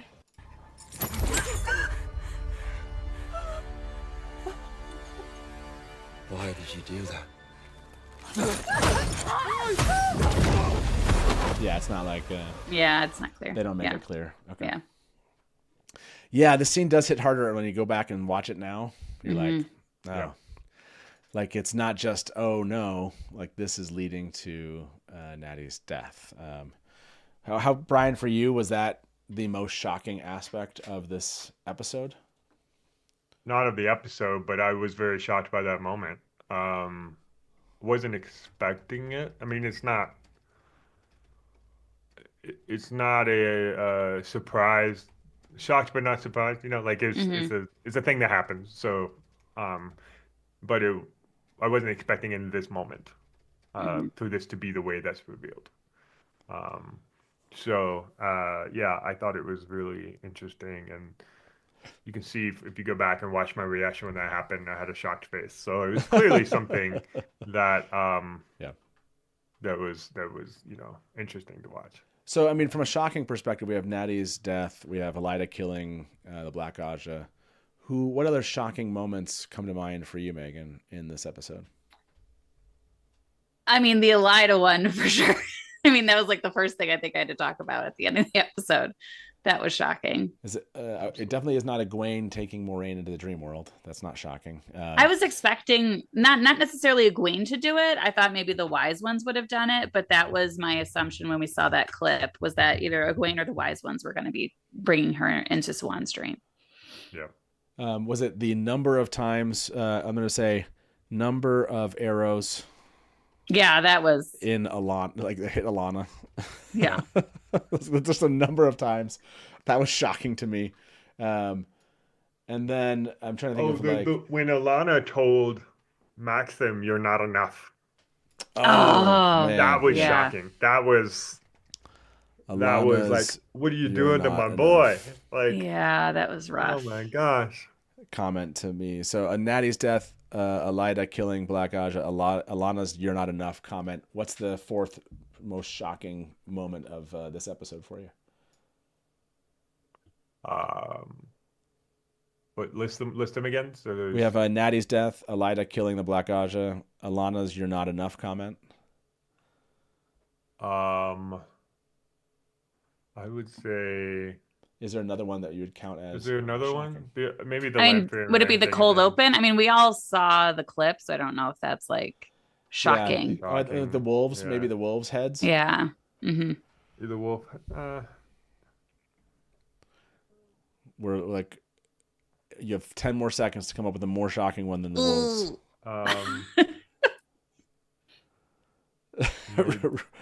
Jaichim coming out of the Fool said man. Ruark and Leah making out in public. Gray man. The gray man. Byers mustache. Byers mustache. Byers showing up was nice. No. That was a nice intro. Matt finding the hanging pick. Ranfear at the end. Is that really shocking? I mean, I don't think that was shocking, but no. It's not that shocking. I would do the Gray Man. Gray Man is my fourth vote. Okay, the Gray Man. Okay, because that was, I had an audible gasp on that one, I think. So. Okay, so I'll be curious here. So for those watching right now, I'm gonna go plug my computer back in, so I'll play something on the screen while I step away and grab that. It's just behind here. For those of you watching, we're gonna go right after this, we'll finish this poll off, and then I'll post full book spoilers. Almost there, just not yet, but give it 2 minutes. I'll let you kind of answer this. And then we're going to go full book spoilers. Again, there's lots of things we'll end up talking about in full book spoilers. Significant character arcs, things we think they might be alluding to from the books that goes well beyond where we're at. And I'm the kind of person that don't like spoilers, so totally feel free to step away here. We'll put that banner up, and then we'll probably watch a little clip of this, like I said, while I plug in my computer, and then come back and go full book spoilers on episode 5. So far, just about 100 of you, this poll has been out for a minute, have voted, and so far it's Natty's death that really looks to be, like the one that's shocked people the most, which makes sense. I'm kind of curious where that will end up. I'll give it a second. Where's a clip that you would like to re-see? Something like a minute long, again, while I plug in my computer. Is there an aspect of episode 5 that just was like a joyous thing? Is it Egwene's dreams? Is it Rand and Lanfear making out? Is it the Windfinders for the first time? I kind of want to look at the Windfinders and their ears, because their ranking is by their earrings. So I was interested if that was clear or obvious. Someone send me that. Send me some pictures of ears is what I'm saying. And their medallions are like their clan or whatever, right? Yes, like the emblems on the medallions. I'm gonna quickly play this one. I think this one it's the stuff here between Alana and Maxim, which I think. Oh, Alana. You don't make decisions for me. Here we go. We make decisions together. We used to, at least. It hasn't felt like much of a we lately. Really? You're gonna say that to me, the man who followed you up Turnip Mountain, when you won't even tell me why we're here? We're here because you're not enough! Rude. The last battle is coming. I swore when I took this ring that I'd be ready to win it. And you know what I realized when the Black Aja attacked? They're ready. And we're not. We don't win battles with politics and prophecies. We win battles with armies. And if no one else is going to build one, then I will. An army of farmers? The Dragon Reborn. Nynaeve Mir. It's such a good scene. Oh, man. This is the second time somebody's expressed incredulity at the idea of an army of farmers. That's true. Moraine did that in episode 1. No, it's good. They're definitely doing a setup on that for sure. Let me end this poll. Only 120 of you voted on this so far. Natty's death is the most shocking moment that you picked here. And yes, let me post this. Like I said, we're going to go... is this one? No, that's the wrong one. This one. Full book spoilers. You ready for this? I'm so ready. For show-only watchers who are here... we'll be talking about significant character arcs, kind of, again, we don't know that the things will turn out exactly like they do from the books, but we'll be talking about some things. So some stuff might be spoiled for you, but if you're hearing this, I'm trying to give everyone a chance to step away before we jump into this. Megan, you're so excited. Why don't I give you the first full book spoiler kind of discussion? Go for it. I mean, I guess so, going back to the Slayer thing. So Rob's again had this theory that the whole thing that happened at the end of in 108 with Padden Fane stabbing everybody, but people not having effects of the dagger, he insists that there's that weird echo from Tel'aran'rhiod in that scene. And so he thinks that Padden Fane has maybe Slayer abilities. And then we know that that Padden Fane is with the White Cloaks. So I'm wondering if we actually have a merging of Slayer and Padden Fane. Okay, say that again.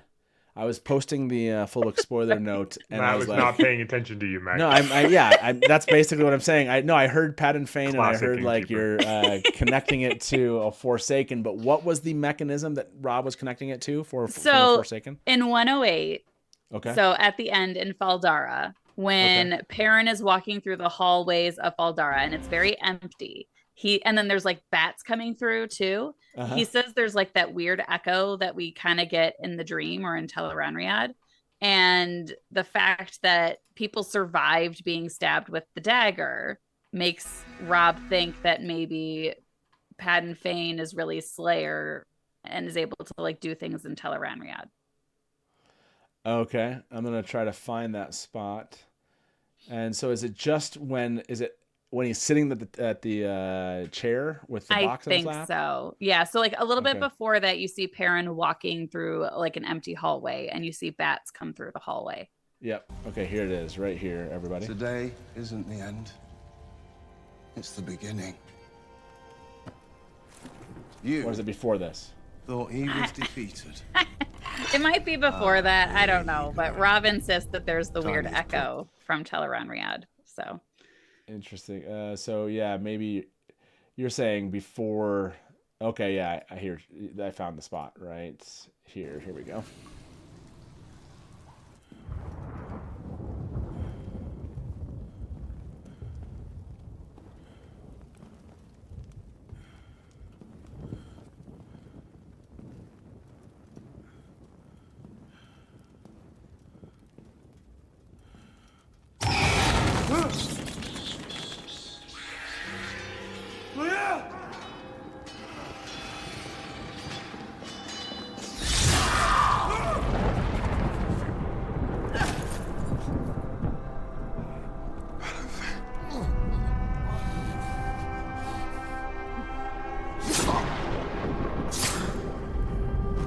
And so his thought is like that's actually in Tel'aran'rhiod?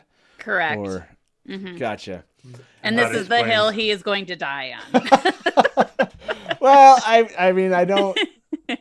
And then basically his thought is Padden Fane is going to be the Slayer, has been merged with Slayer, or the concept of Slayer. Okay. Which I mean, I would say I kind of thought he was crazy, but kind of maybe what we saw this episode and the fact that we know because of the poster, we know that Padden Fane is with the White Cloaks. And then we see the wolf heads on the pikes really kind of gives more credence to his theory. So I wouldn't say I'm a full-blown believer yet, but okay. I'm going to ask everybody out there.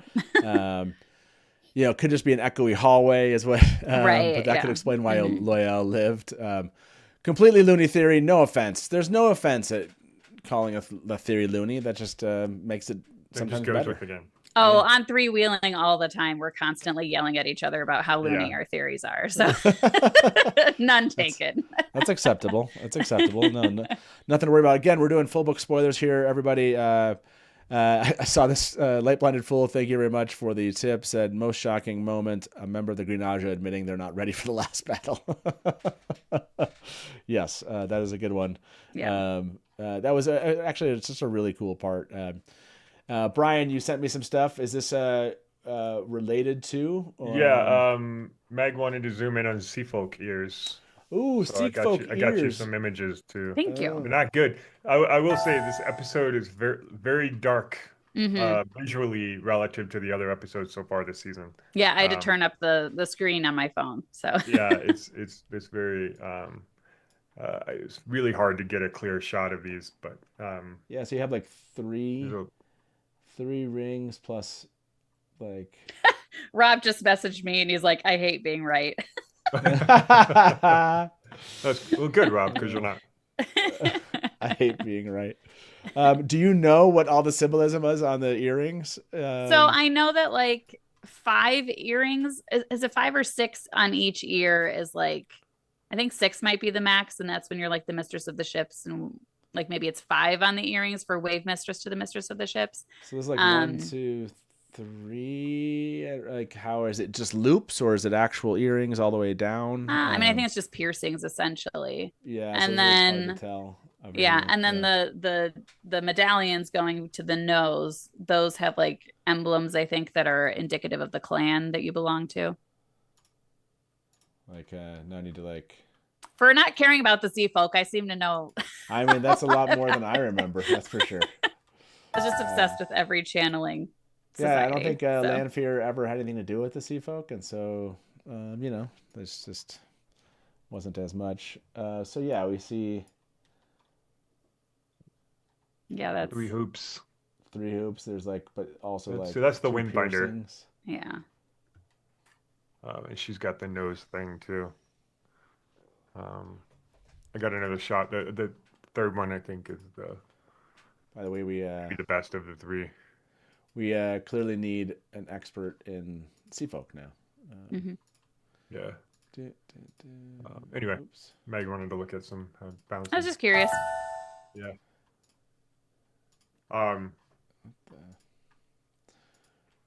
Okay, I had it open. Yeah, and I'm actually.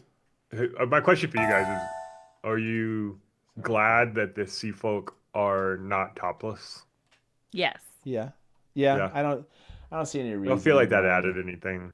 No. It would have been distracting. Yes. I don't think so. I don't think it. There's way too. I mean, I love Robert Jordan, but there's just way too many times in the book there's needless boobies and. Right. Well, we've already seen a bunch in the show too, so. Yeah. Yeah, that's a good shot of it too. I think lightening this picture up, you probably get a better view. There'll be definitely more studies of yeah, that. you can lighten it up a little bit and. I'm sure Lauren will look into that maybe. So. Yeah, sure.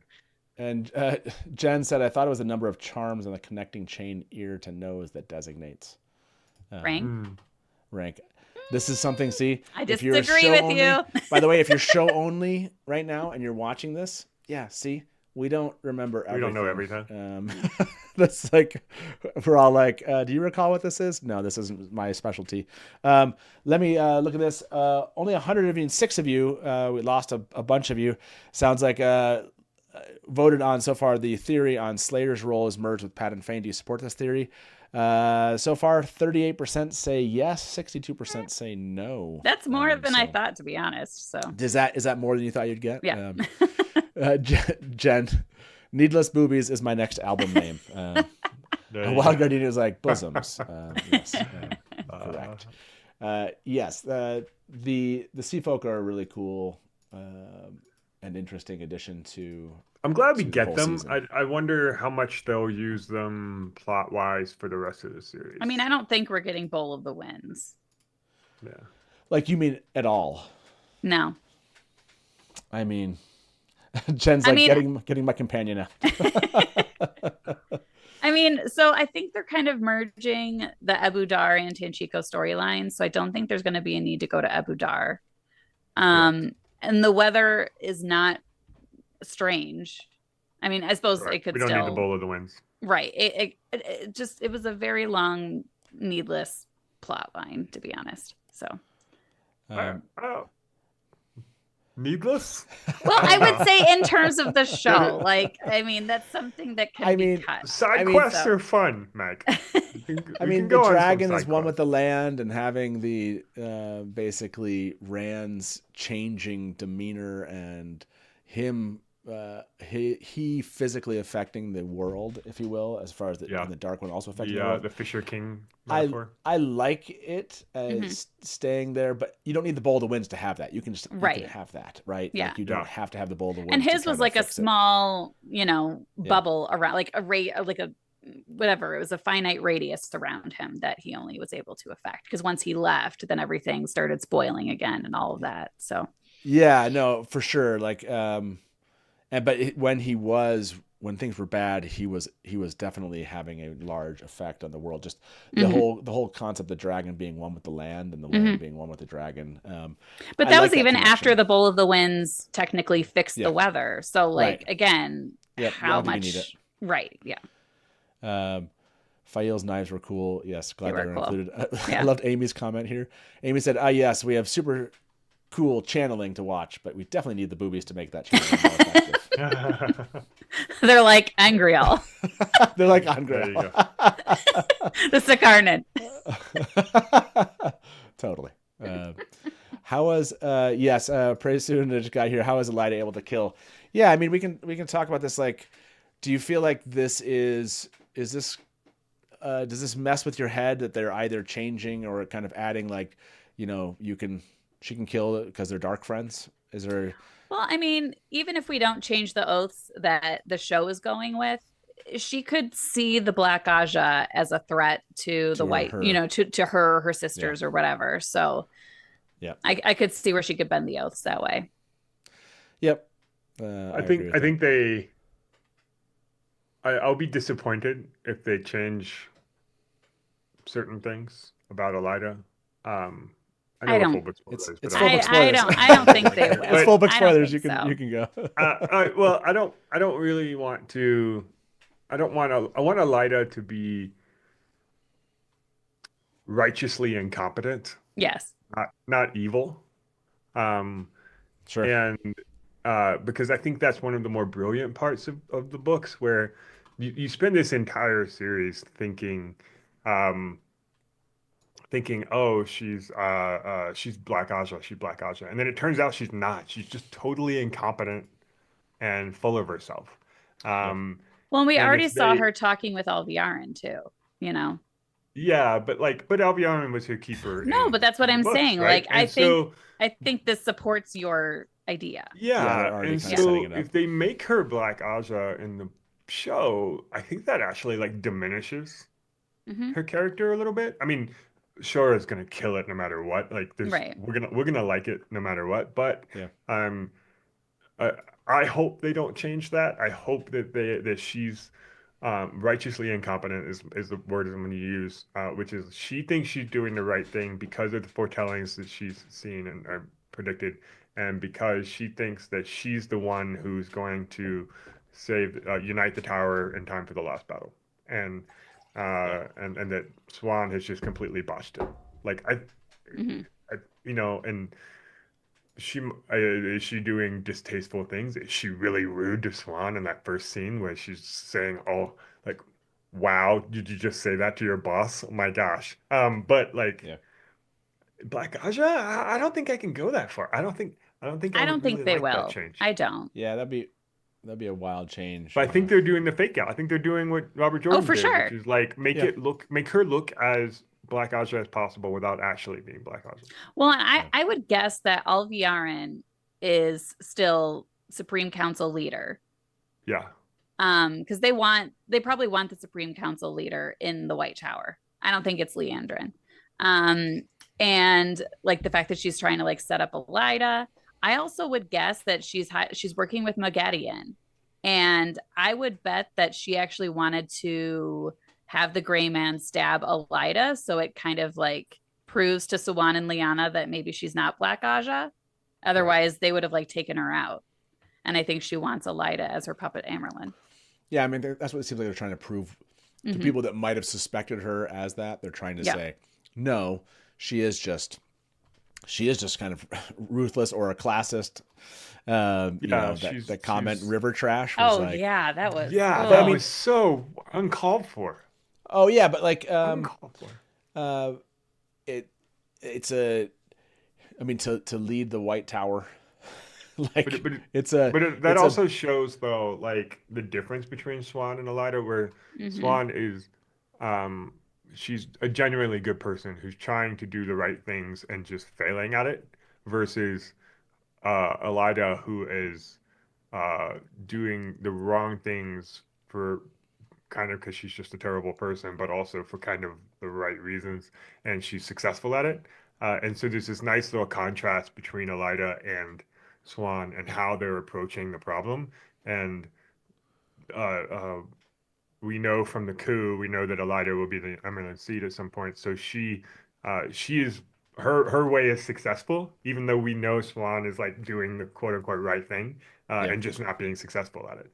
Which is that whole scene at the end with Moraine, where she's like, "You should have been the Emerald. Like, you should have done this because I'm just screwing this up left and right."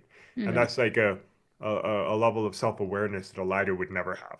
And so this is why I think that she's part of her character is she's ruthless, but she's also incompetent. Like, she also is not she's succeeding in spite of her failures, right? Like, yeah, but I don't think you can say, I mean, if this makes sense, it's too easy to say that Elida just failed upward. In other words, yes, she is incompetent, but not maybe as incompetent as we want her to be. Well, I think she gets to be more incompetent the more You know, Yeah, once she's established as Amaranth, like she's got more full of herself, and she's more, you know, like overconfident. Exactly. Well, and that whole thing with her building her own palace, this conversation she has with Suan really leads to like her feeling like the Amerlin study, the Amerlin's office or quarters, whatever, need to relay to the world that you are the highest power in the land. You know, so that was just interesting that we already talking about it. Alexander said they're dancing on a very thin line, I'm assuming, in this discussion. I liked Dusty Moth's comment. This episode proves Swan is not ruthless enough to be on Merlin's seat. I agree with that. She could have let Elida bleed out. Jen, Elida's mean. Yes, Elida's definitely. Jen also has an earlier comment mentioning the White Book does mention that medallions indicate rank. So medallions indicate rank. Nice. Yes. Yeah. So I was wrong. Fine. There you go. I like this, Roberto. Can't wait to see the construction work at the White Tower begin. There we go. I think fast forward 27 years to finish a door. Elida is blinded by her own prejudices. I think that is true, and that's what makes her feel. It's definitely true. It makes her feel incompetent in that way, as in like she's missing the things that like are just she's just too. She's too blinded at that point. So I think. By the way, somebody mentioned that there's a snake in the pictures. Where? Oh yeah, we need to look at all those. Yeah, we should go look at all of those. It's one of the drawings. Is it one of the ones? Oh, there it is. I did not see that. Okay. Yeah. So it's just right there at the top right. Well, that's what it's on the doorway. It's the doorway. Yeah. I know. Yeah. Like, someone said snake, and I had missed the fact that there's a snake on the doorway there. It's like, oh, okay. That's actually not a bad drawing of Donald Finn. It's like, I'm saying, it's like, that's, like, I'm looking at his coat going, is this the coat he's wearing? It kind of does look like it. It almost looks like the coat he's wearing in the dream.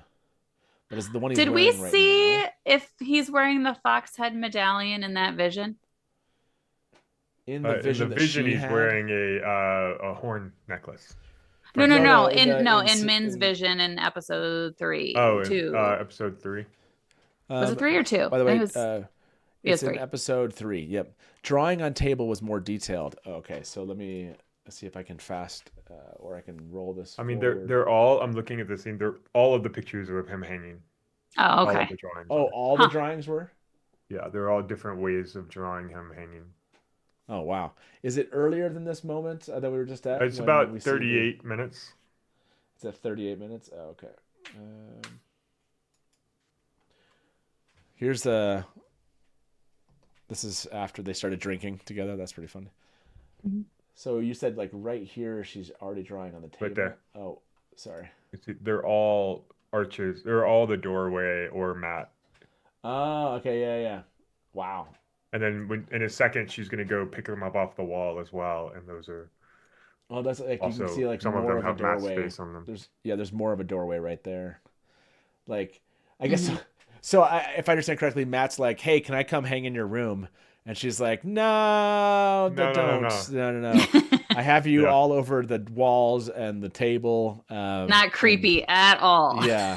And I'm totally not obsessed with you. Like, stop drawing Matt already. I mean, if you look at that scene, there's just paper everywhere. Mm-hmm. Like, she's drawn hundreds of copies of those. Oh yeah, like this one. Like so when she turns the other one, you can kind of see on the table. Yeah, well, like just it's way more detailed. Go forward about 4 seconds. Oh really? Okay. Yeah, and then it'll cut to Matt. And look on the wall. Oh my gosh, they're just right there. There's scrolls on the wall. Those all have to be drawings too, right? Sorry. Oh wow. I did not see that they were like literally all over the place. They were all over the place. That's insane. How many pieces of paper does she have? She's been drawing a lot. She's been just like down to that room. Well, they've been on the boat for two weeks. What else is she can't interact with anyone else, so what else has she been doing? She's been hiding that long? Wow. Yeah. Well, I guess they were all told to stay in the same couldn't room. Leave their room, so she could go wherever she wants on the boat. But they would never see her. But also, what else is she gonna do? sit around and stare at the sea fault. Yeah, I mean, I invoke Dream said because she's trying to figure out how to stop it. Next week, I saw it in a vision. That's her experience on the. Like, how many red crayons did she go through? Who knew the sea fault was such like crayon connoisseurs? Ooh, I'm wondering of that. I think it's from the teaser where we see Min looking really upset in like what we assume is the Panarch's museum or attic or whatever. I'm wondering if that freaked out look as she sees the doorway. Oh. Yeah, that's a fun theory from the teaser itself. I think it's the teaser, yeah.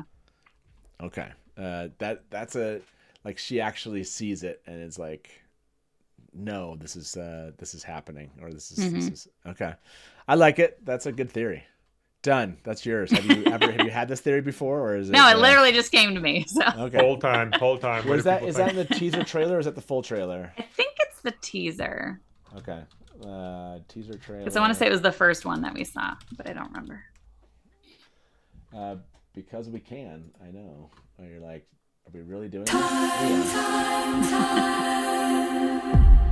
The world is changing. It's interesting to see a lot of these scenes now. It's like seeing that. Who knows how deep the Shadow's roots have taken hold here? But we haven't seen that one yet. Oh, no, we have not. Yeah. You remember my theory on that one? I have seen 1,000 futures.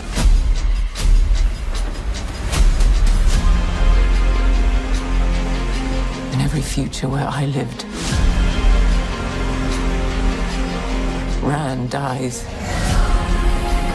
And the only way he lives is if I don't.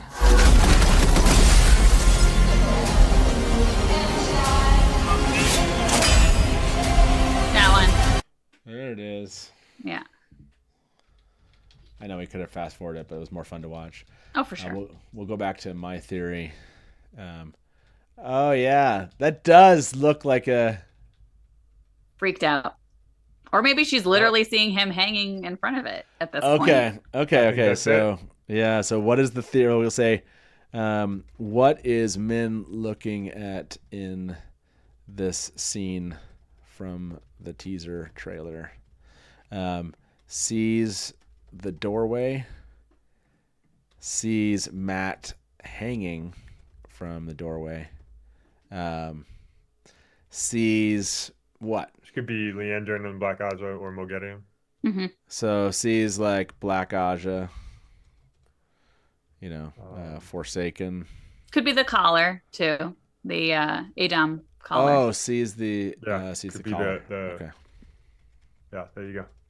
Okay, those are the options you have. There's none of the above. It has to be one of these. Too bad. That's just how these polls go. So this is still, and we're 5 episodes in, and I think I'm feeling pretty good about this. Where are we at here? It's right. Come on, right there, folks. This was my Egwene coming up from the water with a different color oil, whatever that stuff is, from season 1. The clip that never actually showed up in the season. This is, I believe this is like a teaser clip that we'll never see in the show. This is the pick I made, was like, really? This is the clip we won't see. Like we never saw the Egwene moment. Like the Egwene where she like pops up out of it. I think we'll never see this. And we're 5 episodes in and nothing yet on this one. You don't think Lanfear's going to pop into Leandrin's dream? No, it's totally possible. Yeah. And because we've done away with the hair thing. It'd be such a downer, Matt. Now that we did away with the hair thing, it does make more sense that it's a Tel'aran'rhiod thing, because now that we've gotten out of that. So no, it's possible. It's they have 3 episodes left, but it's still a valid theory because it hasn't been misproven here yet. So far, sees the doorway is the one that's winning the poll. So that was your initial one. Which one do you believe now? I kind of think just sees the doorway. Just sees the doorway. Yeah. Okay. I voted for the Adam. think you voted for the Adam? Yeah. That's this has to be this would have to be a dream sequence. We are sure who's sitting in the chair on the right. That's definitely Leandrin, and that's definitely Lanfear. So, answer for this question hey, we're not talking about anything episode 6 right now. So everything episode 5 or before. We won't be watching the episode 6 sneak peek until next week. So, yes, please, if you've seen anything episode 6, we'll have to delete it out of chat. We don't want to talk about it, even if it might answer a question. I'll be watching that after we get off here. So there you go. No, totally. I just I don't want to get too far down to episode 6 speculation when there's so much to talk about with episode 5. Mm-hmm. I know from a full book perspective of what you just saw in episode 5, do you see any kind of groundwork that they're setting for later? Obviously, we know what happens with the two rivers, right? We know that that's coming. But was there anything you here saw that you were like, oh, they're setting this up for later, or this has like a resonance into something that happens later in the books that happened in, like now? I mean, obviously Elida stuff. There was that the one scene we haven't spent any time talking about really is the Seafolk helping Nynaeve with her block. Mm-hmm. Because which is interesting, with where she breaks her block later too. Mm-hmm. Exactly. And I think it's somebody early in the chat said that there's no time for Mogedi and Nynaeve to have a showdown at the end of the season, and but that has to happen, and so you need to start that block breaking now so that she can do something. Well, she has the showdown with Mogedi before she breaks her block. That's true, but she needs to be like trying, right? Like there needs to be, like they have to build this up.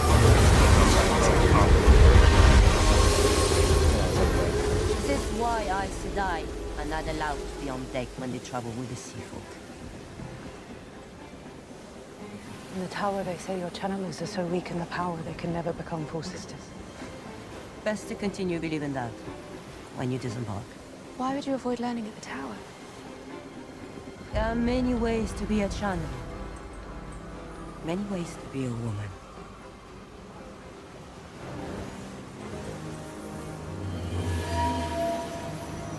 Is it right here? Or is it it's right here. Oh, yeah. You can't touch the source. I can. Sometimes. But I can't control it. Of course you can't. Channeling is like the sea. It can't be controlled. It flows, whether you want it to or not. Yeah, that's such a good spot. So how are you thinking, Brian, that they're going to... Do you think that the kind of breaking the block is going to somehow be related to this moment, or do you think the Seafolk are going to come back into play for Nynaeve later? Well, I think we'll see more Seafolk. I just don't think they'll be pretty central to the plot. I think we just don't have that much room in the plot to have too many more arcs. So my guess is that at some point, this is setting the stage for Nynaeve to begin to relax a little bit and break her block and give up control. I mean, what the Seafolk is saying is like, you're too tense all the time. You need to relax, right? And you need to be in control, but you can't control the one power. You can only like channel it. Like that's part of the vocabulary, right? You're not controlling it. You're channeling it. You're giving it a place to flow on its own. And Nynaeve needs to internalize that, and she hasn't yet. But you can see her, the gears turning, and that moment. That's something that's. I think this was a really pivotal scene for her with respect to the block. So. Jack said, I think Nynaeve will start feeling the flow first. That's and Dale said it's crazy how much there's still to do with little time left, right? There's only 3 episodes after this. This did feel like a transition episode for me. Similar, this had, to me, similar feeling of episode 3. It was like moving people to places they needed to be, but also kind of getting us moving. It's like beyond 3, it's actually right? You have the two rivers. They're actually doing like they're out there pairing and going to the White Cloak camp, and so the 3 was kind of a setting up, but I feel like this one is actually like we're starting to see like some of the payoffs happening already in this episode, but we're still the Tanchico one still on its way, right? Like that one still feels like it's being set I feel up. like that's going to have to really take precedence in the next episode for sure. Absolutely, because the last 2 episodes have to be the Battle of Two Rivers and Alcair and the Moghedian fight, and squeezing all of that into one. I mean, you could squeeze it all into one episode, but there's just not a lot of time to get all of those things.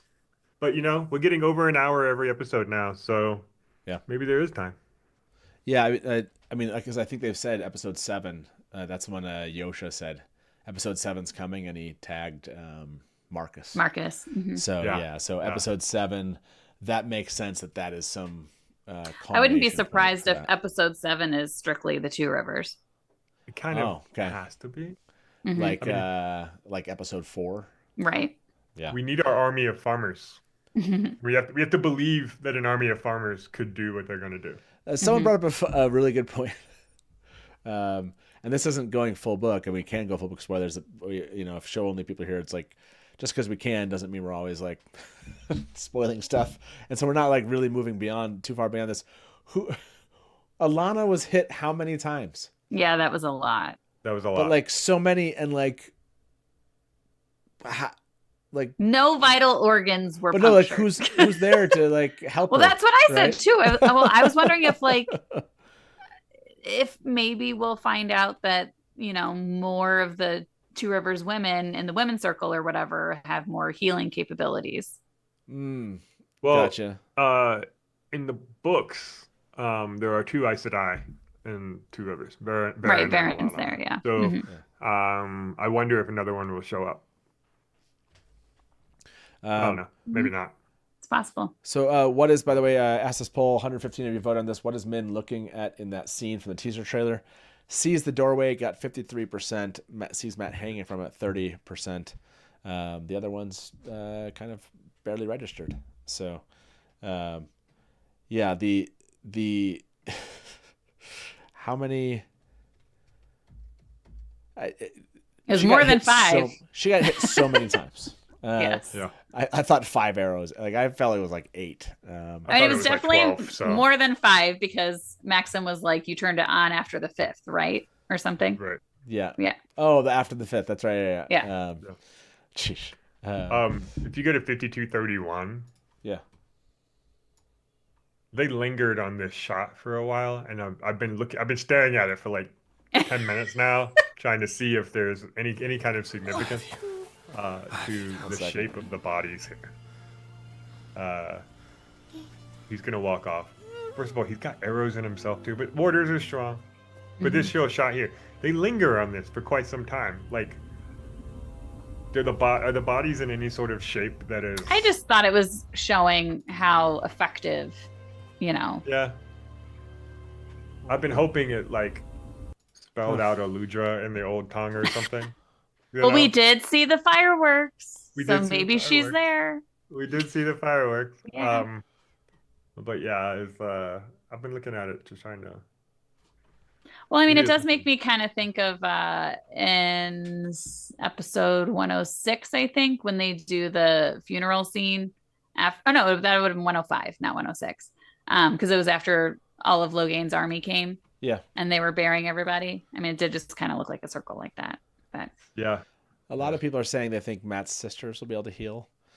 I was wondering that too. Yeah, but maybe. I mean, but healing is complicated. It's not supposed to be a thing like that you do on accident. I mean, Alana could try to teach them, possibly. Yeah, but then again, in filled with season 1, episode 8, Egwene somebody brought somebody else. Her tears. Yeah. Well, I mean, that is the whole idea of wisdoms in the women's circle is healing. So, that could they could be leaning that direction anyway. So, like Knuckles said, the White Cloaks just found out. That was good. I'm looking to see if I missed any comments here. Show the fireworks. Yeah, I need to see let's go back that. to the Like, fireworks. I was looking away, and I thought of you immediately, Brian. Looking away? I know. Where's this at? I thought we were friends. It was earlier, I thought. It's about there we go. 43. Oh, way not earlier. Here we go. They're on their way out now. Yeah, so look in the back.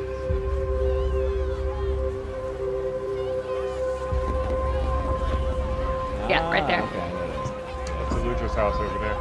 That's Eludra's house. Don't speak loudly, especially you, princess. And don't flash. Somebody already like hanging there as they come in. That was there's a little on the someone nose. said it looks like Matt. I don't really see it, but Next BFF question is about fireworks. Yeah, no, that's everyone was like freaking out about fireworks, and I was like, wait, what? Where? I think they moved around. If this makes sense, moved around the pieces and people needed to go. They got them there, and in interesting ways. And that's what I thought was fun about this one. I think I would probably rank this one at this moment. Just again, it's recency bias, whatever.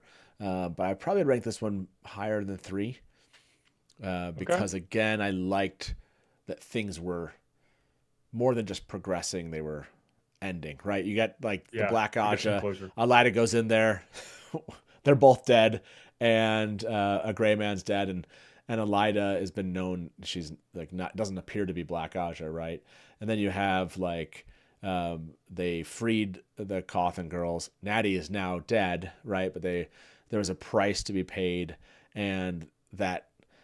Natty, I think you had mentioned, was it you, Megan, or was it Bree? Yeah. Just she got a redemption arc. Yeah, there's a bit of a she stood up for her daughters and wouldn't allow the White Cloaks to, believe it was one of them and not her.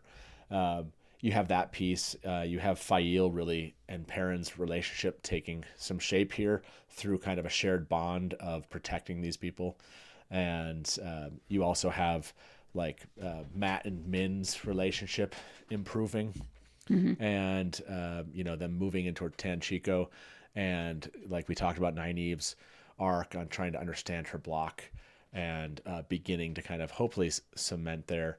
And I'm not sure from a Elaine standpoint what we are seeing with Elaine just yet, but hopefully we'll get there. We're obviously getting the dream world and dreaming, but not again just training, but you actually get interactions with Lanfear, right? And then you see her begin to kind of test her abilities, and then you actually have a good interaction. We talked about it, Siuan and Moiraine, because we saw. I was just about to bring that up. Yeah. Yeah. What were you going to say about that?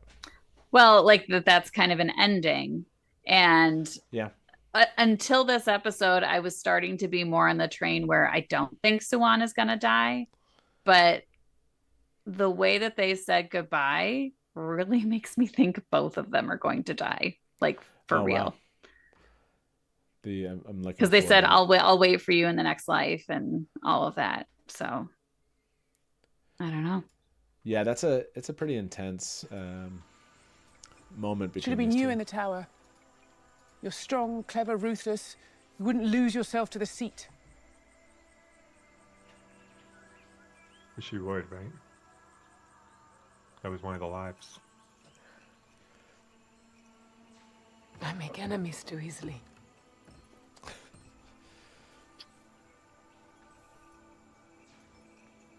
I never would have won the seat in the first place.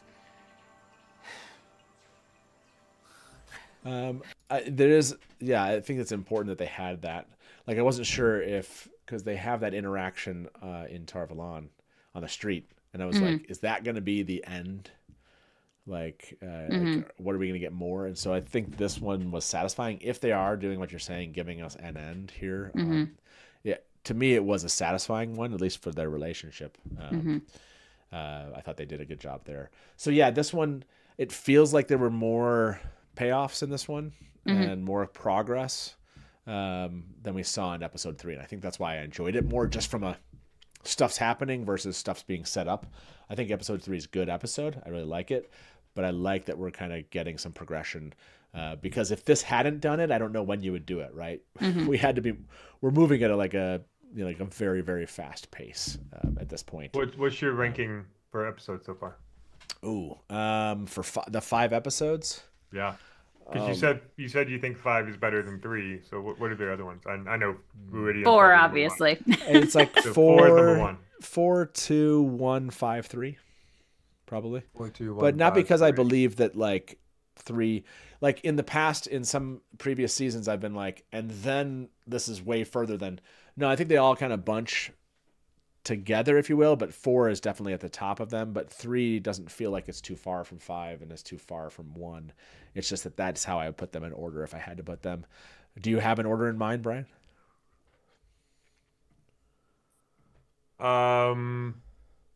Yeah, I think it's kind of similar to yours. 4, 2, 1, 5.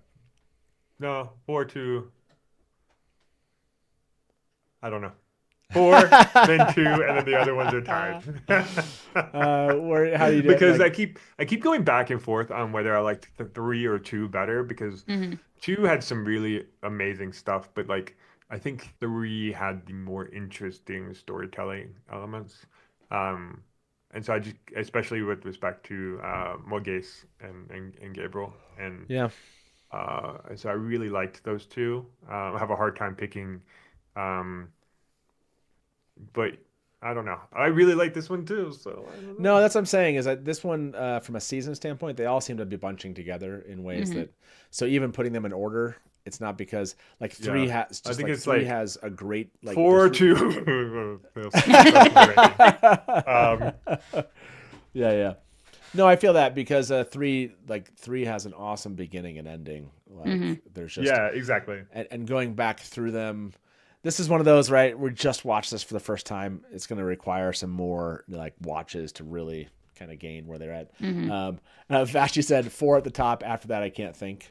Yep, that's fair. Yeah, yeah, I think that's about right. Anyone? Max Silva said, anyone pick up on the season 2 parallelism with Lanfear? Big reveal in episode 4, consequences in episode 5. Oh, that's good. Oh yeah, I'll rewatch them all and let you know. Yes.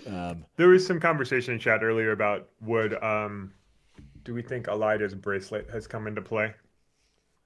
Like, could that allow her to circumvent the oaths or something? Her bracelet. I don't personally buy it, but people were talking about it. Was she? Oh, we see her talking to Adelaus. Right. Was she touching her bracelet in that moment? That's a good question. That was here we go. Well, what's also interesting is that she knows how to get to the 13th depository, which that's where the redstone doorway is. Where you going? Varian Sedai said. We haven't seen you outside your sister's watch since your injury. She's still holding her hand. How are you?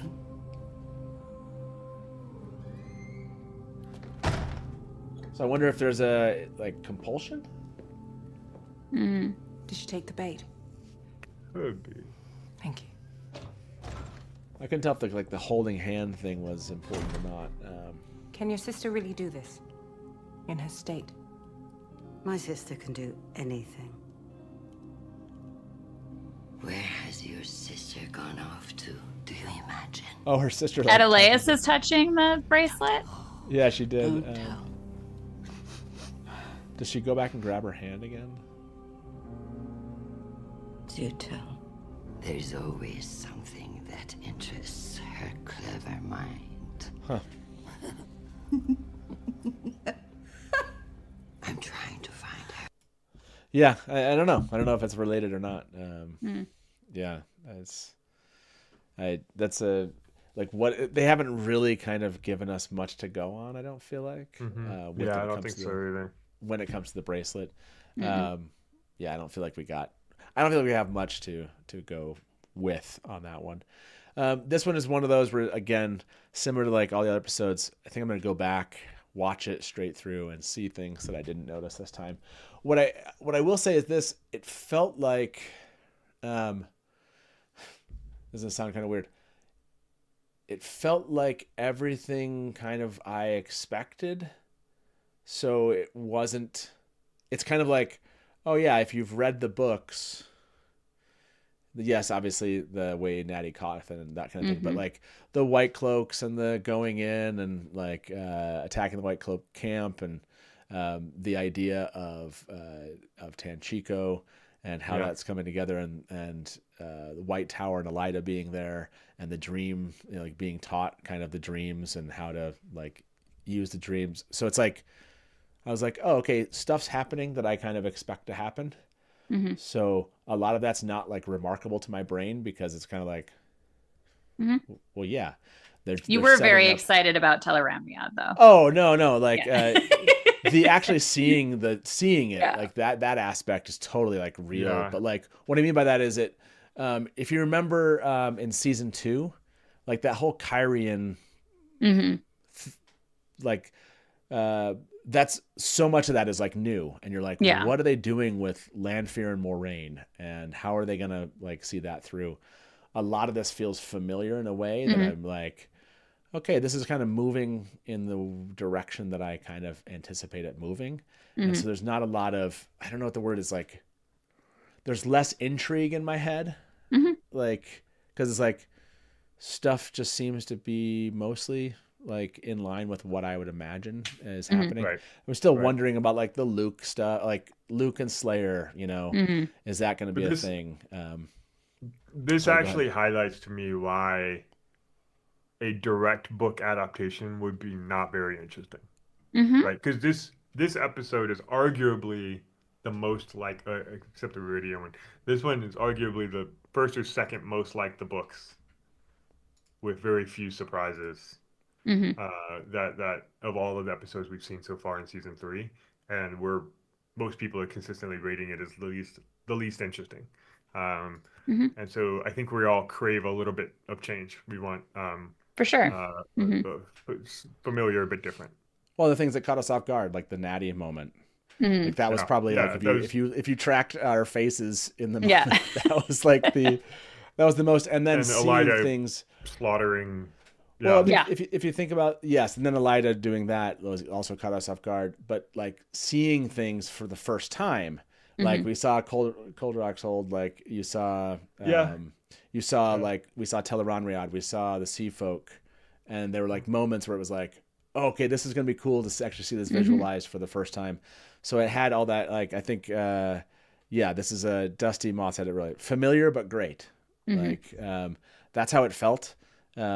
Which is, and that's like you're saying and that's what I mean is like even putting it in list and saying, okay, this is better than, it's like, no, this is like a build up to the end that we were kind of expecting, and some of these build up pieces have to happen, and not all of them hopefully not all of them are like wild and out out of the blue. And it's like, I don't know how you feeling about them. Megan, you've been we've been kind of reacting about this. Do you feel the same thing? Is it familiar but great in your mind of how this kind of went through? Yeah, for sure. I mean, like, and I think it's important that like some of the familiar things that they hit do feel very close to the books, like Tel'aran'rhiod, like the Sea Folk, like, but again, I do enjoy it with those surprise moments. Otherwise, I would be enjoying it, but I wouldn't be on the edge of my seat as much, maybe is the word. Yeah. So, yeah. Dan Lewis and the Adelaia stuff, the Adelaia pieces of how they're doing this Black Aja thing with Elida, those are kind of like, but they seem to be moving in the same direction, if that makes sense. So, really, Swan actually seeing the threat from Elida and trying to do something about it is new. No, that's it's much more like, what's the word? The Swan and Elida thing is similar to what they did with Lanfear and Moraine. It does feel like, from what I remember from the books, they're making this a much more a build up, explicit. It's much more versus on screen. Yeah. Because the coup really kind of happens off screen, and takes us all by surprise. Yeah, like Yeah. like we show up at the tower and man is like a bunch of people are gonna die and everybody's like what? And then the next thing you know, everybody's dying. And there's not like you don't get that on-screen confrontation. And the next thing you know, Swan and Lyanna being hustled out of the tower and Elida's at Emily's seat, and you're like, where did that come from? Like the books kind of really. I mean, I think we just like the first thing we see of it is really them waking up in the prison cells, right? Yeah. Yeah. So it completely happens off screen, and all of this build up that we're getting now is implied by the books, but we don't see it. We only find out after the fact. And it builds so that anticipation for the show watchers. Yeah. Yeah, exactly. Like imagine if like Elida showed up and the next day she's Emily's seat and like Swan's gone. Like I'm really what? Like, what the hell? What did I miss? Yeah, I mean, and I think this is important. You have to, right? You have to pull it on screen. It's just like they did with the Black Aja at the beginning of season 3. You had to have it just be more explicit. Like it would be so uninteresting if we were just like, oh, so this happened versus, oh, we're seeing this happening. So I agree. Like again, Moraine and Lanfear, they're bringing it out into the open. They're making a conflict, creating a very much more overt conflict. And direct conflict like they are here with Swan and Elida in a way that we're going along with it and we understand something's happening and we're kind of like anticipating that versus like wondering if something behind the scenes is going on. So no, I think it's the right choice. And it keeps the White Tower, for example, really interesting and compelling when you go back. And they've adding a little bit of this intrigue of what's happening behind the scenes is working out, I think. Is working out well. So one thing, since we're book spoilers, they are doing a lot with Swan and that box with the notes in it. Like, was that one of Moraine's letters? Because she like smelled it. Yeah. Smells like my girlfriend. You know, I know. Yeah. I'm like, how does it still smell like her when it's been on a horseback through a dusty desert? She sprayed perfume on it, just like Elle Woods in Legally Blonde, you know. But it's it's interesting how much, like, I'm looking at this scene. It's 7:33. You don't have to pull it up if you don't want to, but 7:33.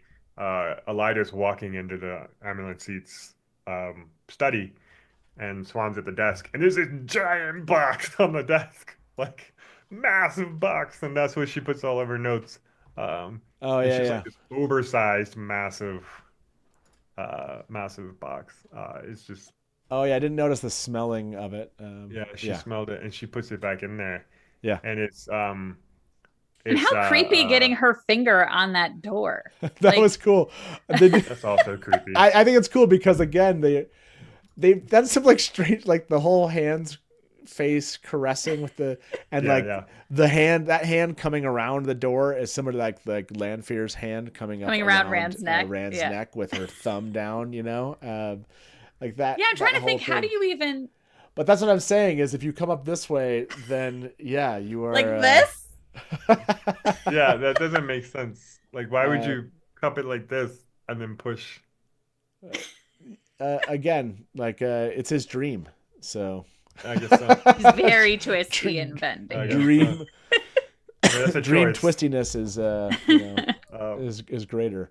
This is how you know we're doing great, Matt, because we're talking about a hand opening a door for 10 minutes. No boot fetish, hand fetish this season. Exactly. Yeah, that's true. What a way to enter a room. Agreed. Not gonna lie, this season of the show so far has been everything I dreamt it could be when reading the books. Yeah, like this kind of is again carrying on so many parts of the books that that we enjoy and look forward to and love. Yeah. So. Yeah. Go ahead. And we're getting hints of the land of the Melindra story. Oh, sure. Melindra is a character, but instead of Matt being in the Waste, it's Lan. So they set that up in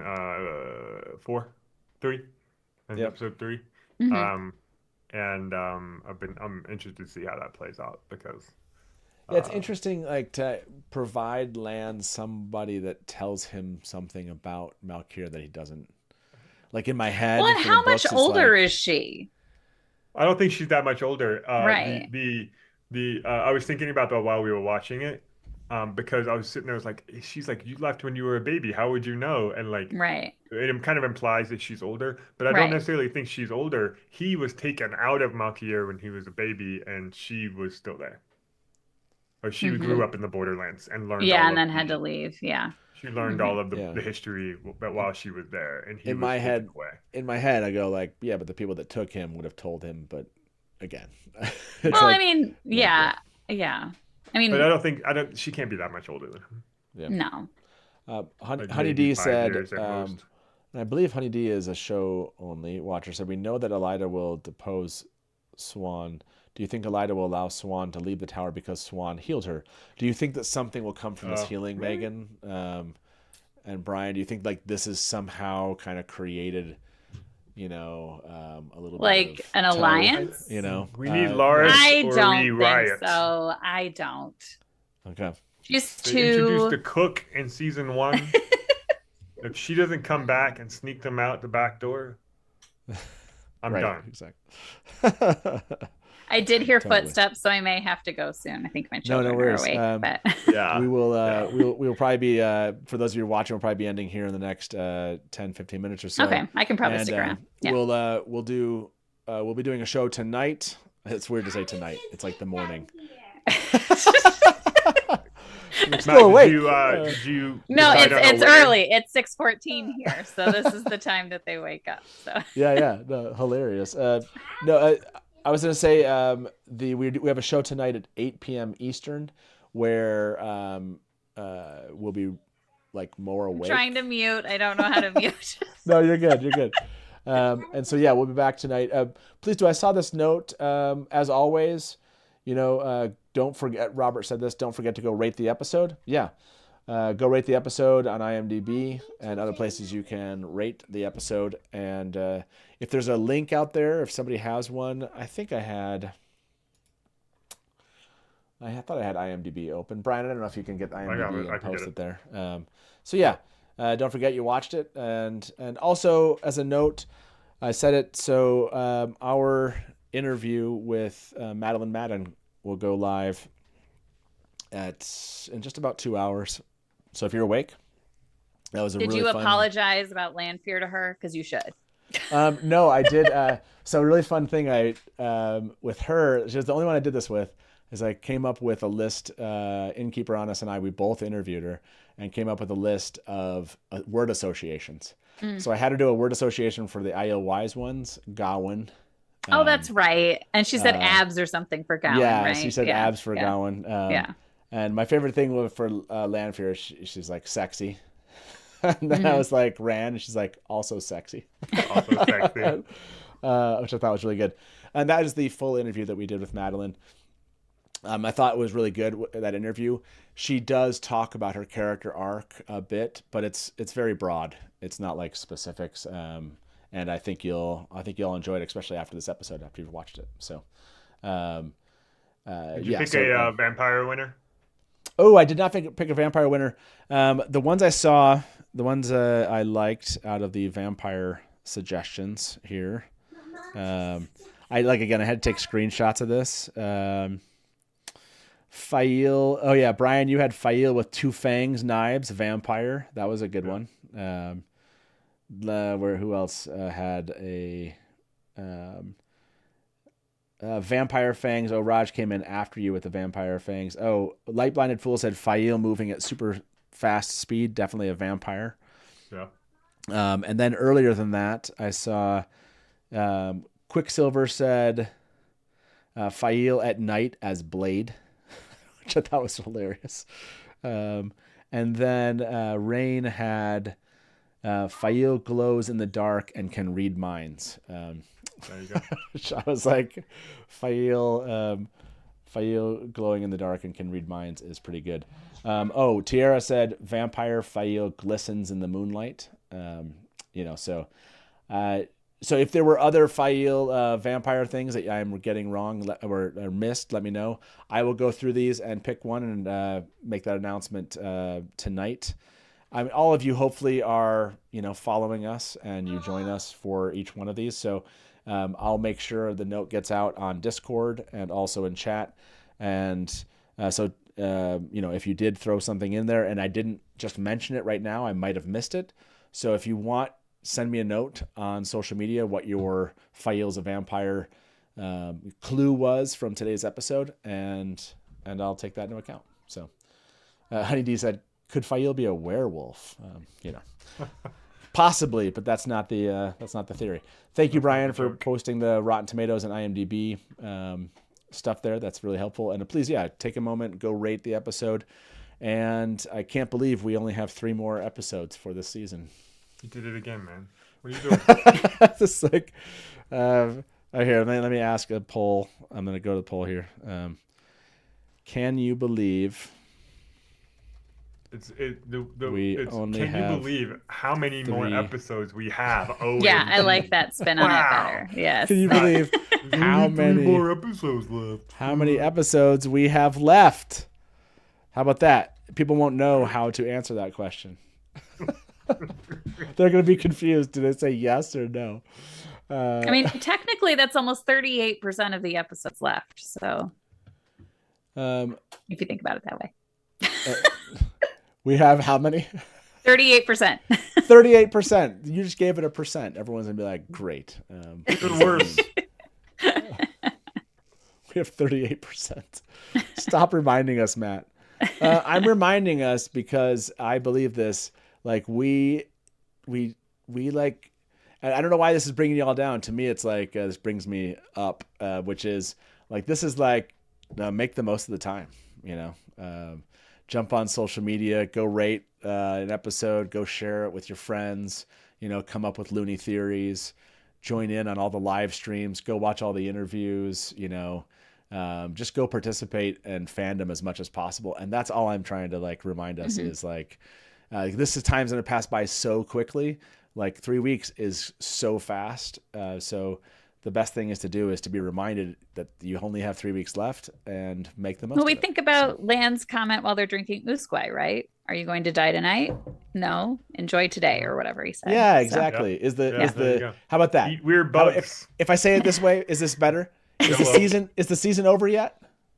No. No. Well, then go make the most of it until it is, I guess. Yes. How now?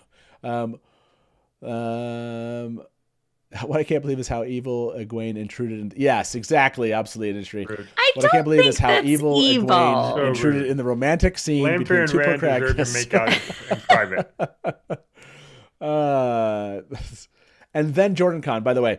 If you're going to Jordan Con, I'll be there. I would love to meet up if we've never met before. If we have, I'd love to see you again. I will be at Jordan Con this year, and it will be a blast. That will be like the week after the season ends. So what a kind of cathartic moment to kind of meet up with fans. It's gonna be awesome. 2 a.m. rewatches in the future. Yes, we're gonna set rewatches and just do them at 2 a.m. Eastern. Why not? What else are we doing with our lives? That's awesome. Max said I'll be bringing my partner to Jordan Con. He's on book 5 now. Excellent. Nice. That's so cool. Good morning for anyone that's just joining us now. We are going to depart here in just 10 minutes. We have 10 minutes left. So Megan, with 10 minutes, stepping back, we're full book spoilers. You think about episode 5 and all the episodes that came before it. Yeah, any thoughts about where the story's at or things that you're going to focus on after this for kind of theory development, and then like after that thought that you share, make sure to share with fans like where they can be following you and the stuff you're doing. Okay. But yeah, go ahead.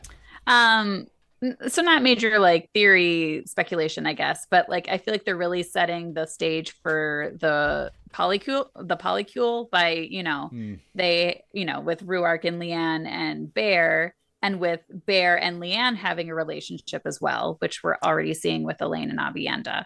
Oh, so gotcha. I just feel like they're kind of setting the stage for that. Yeah. And basically kind of, because Rand is right there too, right? No, I'm not talking about you, honey, because my daughter's named Avienda, so she thinks I'm talking about okay. Hey, that's good. That's a good name. No, I think that's a really astute observation of like what they're planning on doing and what they're setting up. Yeah, this is that whole kind of laying the foundations for things that would happen in later seasons. And so yeah, that one's a good one too. I did wonder kind of like, is that just the way they're going to change it with Rand, Elaine, Avienda? And it did make me wonder this, like we have, I think Min says to Rand in season 1, 3 beautiful women.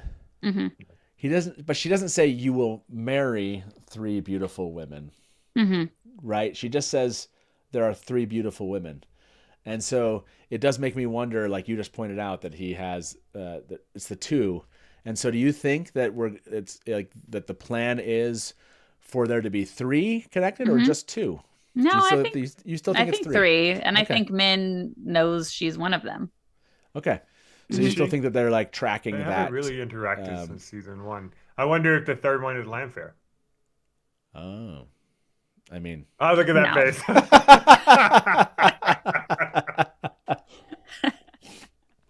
That's a poll. No, I'm serious. Like that's a poll. Avienda, and Elaine and I don't know. I love.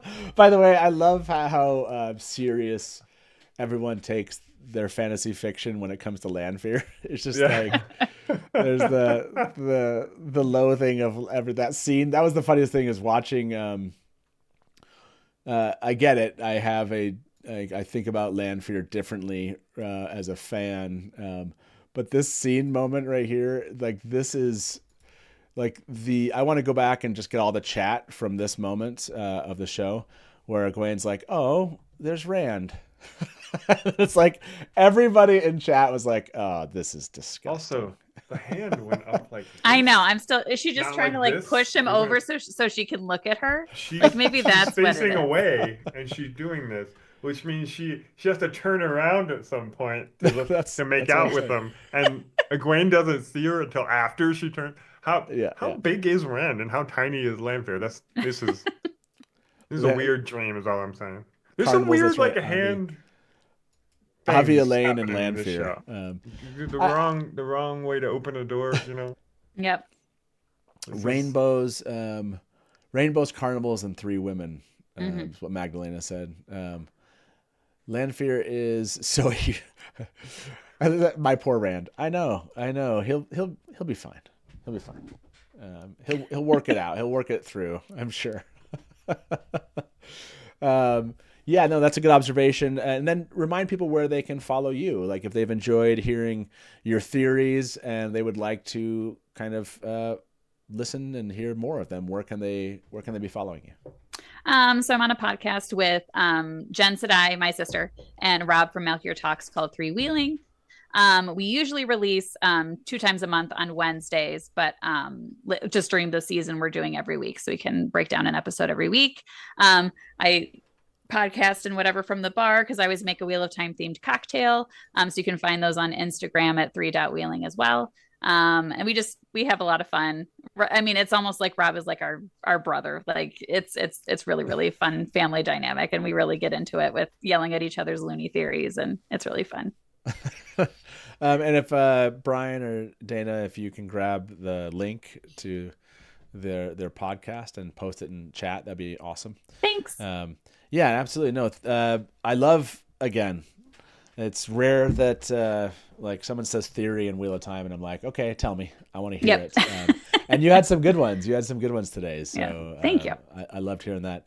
And Brian, any final thoughts from you before we let these fine people get back to their day of more Wheel of Time?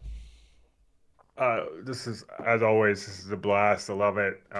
Watching with all of you here is a highlight of my week. And I don't know. The more I think about episode 5, the more I like it, and I hope that continues. I'll just keep thinking about it for a week, and then it'll be my favorite. Yeah. Great time, guys. Great time. Yeah. Thank you for coming, Meg. We really enjoyed having you on tonight. I know it was fun. Yeah. Like, so I'm on spring break, so I'm, actually, I don't have to go work now. So nice. I do. I just have to parent. I'm gonna go sleep for like 5 hours, 5.5 hours, and And then I'll wake up and hopefully, I'll look for some messages, you guys, for those of you that are awake and watched our interview with Madeline Madden. That was a fun one. So, thank you all for being here. Again, this is just a fun thing to do, and we can't wait to do this again next week. We had a great crowd this week, and we need to rewatch, absolutely, and can't wait to do some rewatching and come back tonight. Again, remember, we're back at 8 p.m. this evening. Once you've had time to think about this episode, you've had a chance maybe to rewatch it, we'll get back together and break it all down again. And then there's like all sorts of podcasts and shows continuing to break this down probably for the next 7 days until we're back doing this again. So, and then if you didn't get a chance, you should go watch Andy's Grace and Brian's shows on the Dusty Wheel from earlier today. That's right at the beginning. There's like a 3-minute moment where I'm fixing some audio thing because, of course, by the way, accidentally pressed yes to update Streamlabs right before the live stream, which, that's always fun. Smart. Right? Smart. And had a little, but we got through it. It was pretty quick. Got through that. And then we spoke to them for about 45, 50 minutes. And it was a lot of fun. I don't remember half of it. I need to go back and watch it, just in the process. But I do remember a lot of just fun stories that were shared. And so definitely worth going back and watching that if you haven't. So, whew. Okay, everybody. This was a blast. I thank you very much, Stacy. Rewatch marathon. Ooh, that would be fun. Dusty Moss said rewatch marathon before the last episode. I like that. You're welcome, Rain. It was awesome to have you here again. Angela, the live shows provide the inner monologue I missed from the books. Thanks for the chat and theories. Yeah, always a blast. And yes, you're welcome. My eyes did start to kind of dry out. I was like, my contacts are wanting out at this point. A blast. And hopefully those of you that stayed up are going to get some sleep. And hopefully those of you that woke up are going to go rewatch it and go rate.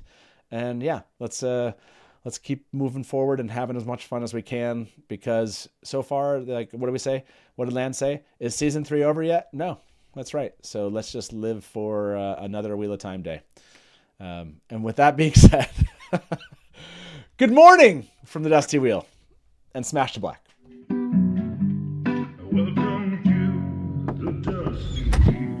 Hey, welcome back to the Dusty Wheel. You went right to kill it. Look at you, you're all ready. You're just done. I mean, this is like this is really well. And now I'm like, great, my turn. And if you don't like that, and you want to say, well, Robert Jordan could have made the 2 rivers all white. He could have, but he didn't. So, just complimented me on my dress, and as you can clearly see, I'm sad. I see Lukomi as something along the lines of a Shadar Haran analog. It does make sense why it outlasted the breaking. Yeah. See, this is why I have Therese in the show, because she's going to correct everything that. Hey everybody, welcome to the Dusty Wheel Show. What? Meme Off Challenge. Yay! Like baby face mounted on like a huge body. So like all of a sudden, this is not just a traditional fantasy, right? There are sci-fi elements. And just a moment ago, Rafe tweeted something. So let me get my guest in here with me, and probably I would say put in 70-80% of the work. I got to be over the shoulder and be like, no,